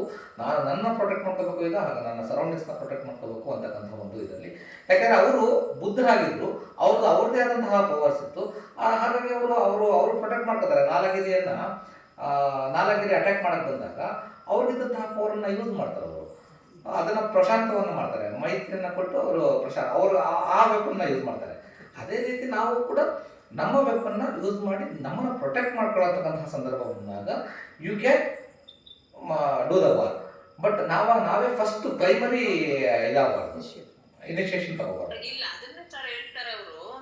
ನಾವೀಗ ದ್ವೇಷದಿಂದ ಯುದ್ಧ ಮಾಡೋದು ಬೇಡ, ಮತ್ತೆ ಸ್ವಾರ್ಥದಿಂದನೂ ಯುದ್ಧ ಮಾಡೋದು ಬೇಡ ಅಂತ ಎರಡು ಹೇಳ್ತಾರೆ ಅವರು. ಆದ್ರೆ ಯುದ್ಧ ಮಾಡುವಂತ ಸಂದರ್ಭ ಬಂದಾಗ, ನಾನು ಅದನ್ನೇ ಹೇಳಿದ್ದು, ಅನಿವಾರ್ಯತೆ ಬಂದಾಗ ಮಾಡ್ಬೇಕಾಗುತ್ತೆ ಅಂತ. ಈಗ ಅನಿವಾರ್ಯತೆ ಹೆಂಗೆ ಹೇಳಿದ್ರಿ ನೀವು ಅಂತಂದ್ರೆ, ಅವರು ನಮ್ಮನ್ನ ಅಟ್ಯಾಕ್ ಮಾಡಿದಾಗ ನಾವು ಮಾಡ್ಬೇಕಾದ್ರೆ ಅನಿವಾರ್ಯತೆ ಬರ್ತದೆ. ಸೊ ಆ ಒಂದು ಸಂದರ್ಭದಲ್ಲಿ ಮಾಡ್ಬೇಕು ಅಂತ. ಅದನ್ನೇ will to kill, need to kill ಅಂತ ಹೇಳಿದ್ದಾರೆ ನೋಡಿ ಸರ್. ಬಾಬಾ ಅಗತ್ಯ ಬಿದ್ದಾಗ ಕೊಲ್ಬೇಕಾಗುತ್ತೆ ಅಂತ ಅನಿವಾರ್ಯತೆ. ಎಸ್, ಇನ್ಯಾರಾದ್ರೂ ಪ್ರಶ್ನೆ ಇದ್ರೆ ಕೇಳಿ. ಇಲ್ಲಂದ್ರೆ ಈಗ ಸಮಯ ಆಗಿದೆ, 10 ಗಂಟೆ ಆಗ್ತಿದೆ. ನಮ್ಗೆ ಈ ತರ ಸಂಪನ್ಮೂಲ ವ್ಯಕ್ತಿಗಳು ಸಿಕ್ಕಾಗ ಪ್ರಶ್ನೆಗಳು ಮುಂದಕ್ಕೆ ಹೋಗ್ತಾನೆ ಇರ್ತದೆ. ಸೊ ಪ್ರತಿ ವಾರ ಇರೋದ್ರಿಂದ ಖಂಡಿತ ಮುಂದಿನ ವಾರ ಪ್ರಶ್ನೆಗಳು ಕೇಳ್ಬೋದು ಅಂತ ಹೇಳ್ತಾ, ನಿಮ್ಮ ಪ್ರಶ್ನೆಗಳು ಏನಾದ್ರು ಇದ್ರೆ ಬರೆದಿಟ್ಕೊಂಡ್ರೆ ಒಳ್ಳೇದು, ಆ ದಿನ ಕೇಳೋದಿಕ್ಕೆ ಮುಂದಿನ ಒಂದು ಅವಧಿಯಲ್ಲಿ. ಇಲ್ಲಿಗೆ ಮುಗಿಸೋಣವಾ ಸರ್? ಸಮಯ ಆಗಿದೆ ಸರ್. ಶರಣತ್ತಿಯನ್ನ ಹೇಳ್ತೀರಾ ನೀವೇ? ಶರಣತ್ತಿಯನ್ನ ಹೇಳಿ ಮುಗಿಸ್ತೀರಾ? ನಾವು ಯೂಶಲಿ ಪುಣ್ಯವನ್ನು ಹಂಚಿ ಕ್ಲೋಸ್ ಮಾಡ್ತೀವಿ ಮೇಡಮ್. ಈಗ ನಾವೇನೆಲ್ಲ ಧಮ್ಮವನ್ನು ಚರ್ಚೆ ಮಾಡಿದೀವಲ್ಲ, ಈ ಪುಣ್ಯವನ್ನು ನಾವು ಗಳಿಸಿದ್ದೀವಿ. ಈ ಪುಣ್ಯವನ್ನು ನಾವು ಎಲ್ಲರಿಗೂ ಕೂಡ, ಪ್ರತಿ ಜೀವಿಗಳಿಗೂ ಕೂಡ ಹಂಚಿ ನಾವು ಯೂಶಲಿ ಕನ್ಕ್ಲೂಡ್ ಮಾಡ್ತೀವಿ ನಮ್ಮ ಧಮ್ಮ ಇದರಲ್ಲಿ. ನೀವು ಯಾವ ಥರ ಮಾಡ್ತಿದ್ದೀರಿ ಅದ್ರ ಥರ ನೀವು ಮಾಡಿ ತೊಂದರೆ ಇಲ್ಲ ನಮಗೆ. ನಾನು ಐ ವಿಲ್ ಫಾಲೋ. ಏನಿಲ್ಲ, ನಾವು ಅದೇ ಶರಣತ್ತಿಯನ್ನ ಹೇಳ್ತೀವಿ, ಮುಗಿಸ್ತೀವಿ. ಹೆಂಗಾದ್ರೂ ಸರಿ, ನೀವು ಮುಗಿಸಿ, ನಿಮ್ಮ ಪದ್ಧತಿ ಏನು ಪರವಾಗಿಲ್ಲ, ಎಲ್ಲ ಒಂದೇ ಅಲ್ಲ ಸರ್. ನಮ್ಮ ಇದರಲ್ಲಿ ಅಂತಂದರೆ ನಾವು ಅದೇ ಫಸ್ಟು ಇವಾಗ ನಾವೇನೆಲ್ಲ ಧಮ್ಮ ಚರ್ಚೆಯನ್ನು ಮಾಡಿದ್ದೀವಲ್ಲ, ಇದು ಧಮ್ಮ ಶ್ರವಣ ಅಂದರೆ ನಮ್ಮ ಚರ್ಚೆ ಪುಣ್ಯದ ಕೆಲಸ. ಈ ಪುಣ್ಯವನ್ನು ನಮಗಷ್ಟೇ ಅಲ್ಲ, ಇಡೀ ಪ್ರಪಂಚದ ಎಲ್ಲ ಸಕಲ ಜೀವಿಗಳಿಗೆ, ನಮ್ಮ ಕಣ್ಣು ಕಾಣಿಸ್ತಾ ಇರ್ತಕ್ಕಂತಹ ಎಲ್ಲ ಜೀವಿಗಳಿಗೂ ಕೂಡ ನಾವು ಹಂಚ್ತೇವೆ. ಓಕೆ, ಅದನ್ನು ಮೊದಲು ಓಕೆ. ಇವತ್ತು ಏನೆಲ್ಲ ಪುಣ್ಯವನ್ನು ನಮ್ಮ ಚರ್ಚೆಯ ಮೂಲಕ ಗಳಿಸಿದ್ದೆವು, ಈ ಪುಣ್ಯವನ್ನು ಮೊದಲು ನಿಮಗೆ ನೀವು ಹಂಚಿಕೊಳ್ಳಿ. ಈ ಪುಣ್ಯದ ಫಲದಿಂದ ನಾನು ಧಮ್ಮಪಥದಲ್ಲಿ ಇನ್ನೂ ಹೆಚ್ಚು ಎತ್ತರಕ್ಕೆ ಬೆಳೆಯುವಂತಾಗಲಿ, ಶೀಲ ಸಮಾಧಿ ಪ್ರಜ್ಞೆಯ ಮಾರ್ಗದಲ್ಲಿ ಬೆಳೆದು ಬೋಧಿಯನ್ನು ಸಾಕ್ಷಾತ್ಕಾರ ಮಾಡುವಂತಾಗಲಿ. ಈ ಪುಣ್ಯವನ್ನು ತೀರ್ಕೊಂಡು ಹೋಗಿರ್ತಕ್ಕಂತಹ ನನ್ನ ಎಲ್ಲ ಧಮ್ಮಗುರುಗಳಿಗೆ, ನನ್ನ ಹಿರಿಯರಿಗೆ ಹಂಚ್ತೇನೆ. ಈಗಿರ್ತಕ್ಕಂತಹ ನನ್ನ ಎಲ್ಲ ಹಿರಿಯರಿಗೆ, ಧಮ್ಮಗುರುಗಳಿಗೆ, ಬಂಧುಗಳಿಗೆ, ಗಂಡ ಹೆಂಡತಿ, ಮಕ್ಕಳು, ಅಣ್ಣ ತಮ್ಮ, ಅಕ್ಕ ತಂಗಿ, ಕುಟುಂಬದವರು, ಸ್ನೇಹಿತರು, ವೈರಿಗಳು, ನೆರೆಹೊರೆಯವರು, ಇಡೀ ದೇಶದ ಎಲ್ಲ ಜನಗಳು, ಪ್ರಪಂಚದ ಎಲ್ಲ ಜನಗಳು, ಜಲಚರಗಳು, ಪ್ರಾಣಿಗಳು, ಪಕ್ಷಿಗಳು, ಭೂಮಿಯ ಮೇಲಿರ್ತಕ್ಕಂತಹ ಜೀವಿಗಳು, ಭೂಮಿಯ ಒಳಗಿರ್ತಕ್ಕಂತಹ ಜೀವಿಗಳು, ಕೆಳಸ್ತರದ ಜೀವಿಗಳು, ಮೇಲ್ಸ್ತರದ ಜೀವಿಗಳು, ಕಣ್ಣಿಗೆ ಕಾಣಿಸದಿರುವ ಎಲ್ಲ ಜೀವಿಗಳಿಗೂ ಕೂಡ ಸಮಾನವಾಗಿ ಪುಣ್ಯವನ್ನು ನಾನು ಹಂಚ್ತೇನೆ. ಈ ಪುಣ್ಯದ ಫಲದಿಂದ ಎಲ್ಲರೂ ಕೂಡ ಧರ್ಮ ಮಾರ್ಗದಲ್ಲಿ ಬೆಳೆಯುವಂತಾಗಲಿ, ದ್ವೇಷ, ಅಸೂಯೆ, ಹೊಟ್ಟೆ ಕಿಚ್ಚಿನಿಂದ ಮುಕ್ತರಾಗುವಂತಾಗಲಿ, ಶಾರೀರಿಕ ಹಾಗೂ ಮಾನಸಿಕ ದುಃಖಗಳಿಂದ ಮುಕ್ತರಾಗುವಂತಾಗಲಿ, ಶೀಲ ಸಮಾಧಿ ಪ್ರಜ್ಞೆಯ ಮಾರ್ಗದಲ್ಲಿ ಬೆಳೆದು ಭೋಜಿಯನ್ನು ಸಾಕ್ಷಾತ್ಕಾರ ಮಾಡುವಂತಾಗಲಿ. ಭವತು ಸರ್ವಮಂಗಳಂ ರಕ್ಷಂತು ಸರ್ವದೇವತಾ ಸರ್ವಬುದ್ಧಾನುಭಾವೇನ ಸರ್ವಧರ್ಮಾನುಭಾವೇನ ಸರ್ವಸಂಘಾನುಭಾವೇನ ಸದಾ ಸ್ವಸ್ತಿ ಭವಂತು ತೇ. ಸಾಧು ಸಾಧು ಸಾಧು.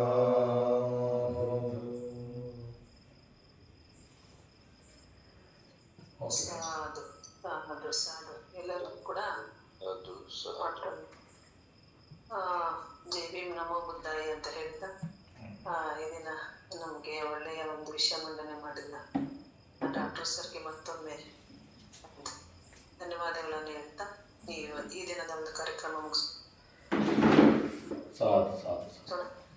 ಮುಂದಿನ ಸಂಚಿಕೆಯಲ್ಲಿ ಏನು ತಿಳಿಸಿರೋ ಹೊಸದಾಗಿ ಜನರಿಗೆ ಅವೆಲ್ಲ ನಮ್ಮ ನಂಬರ್ನ ಹಾಕಿ ನಮ್ಮಲ್ಲಿ ಅಂತ ನಮ್ಮಲ್ಲಿ ಕೇಳ್ಕೊಡ್ತೀನಿ ಬಂಧುಗಳೇ. Thank you. ಎಲ್ಲರಿಗೂ ಮತ್ತೊಮ್ಮೆ ಜೈ ಭೀಮ್ ನಮೋಬುದ್ಧಾಯ. ನಮಸ್ತೆ.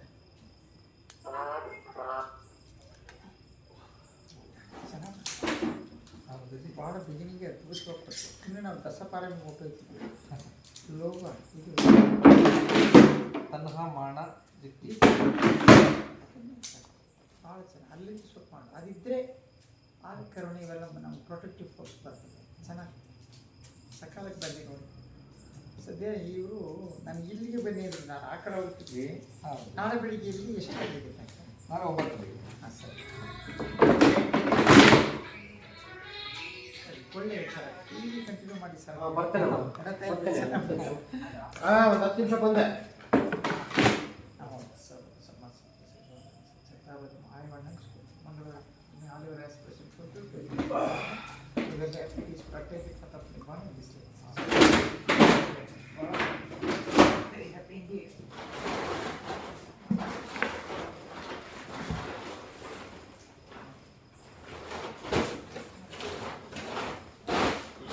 ಚೆನ್ನಾಗಿ ಬರ್ತದೆ.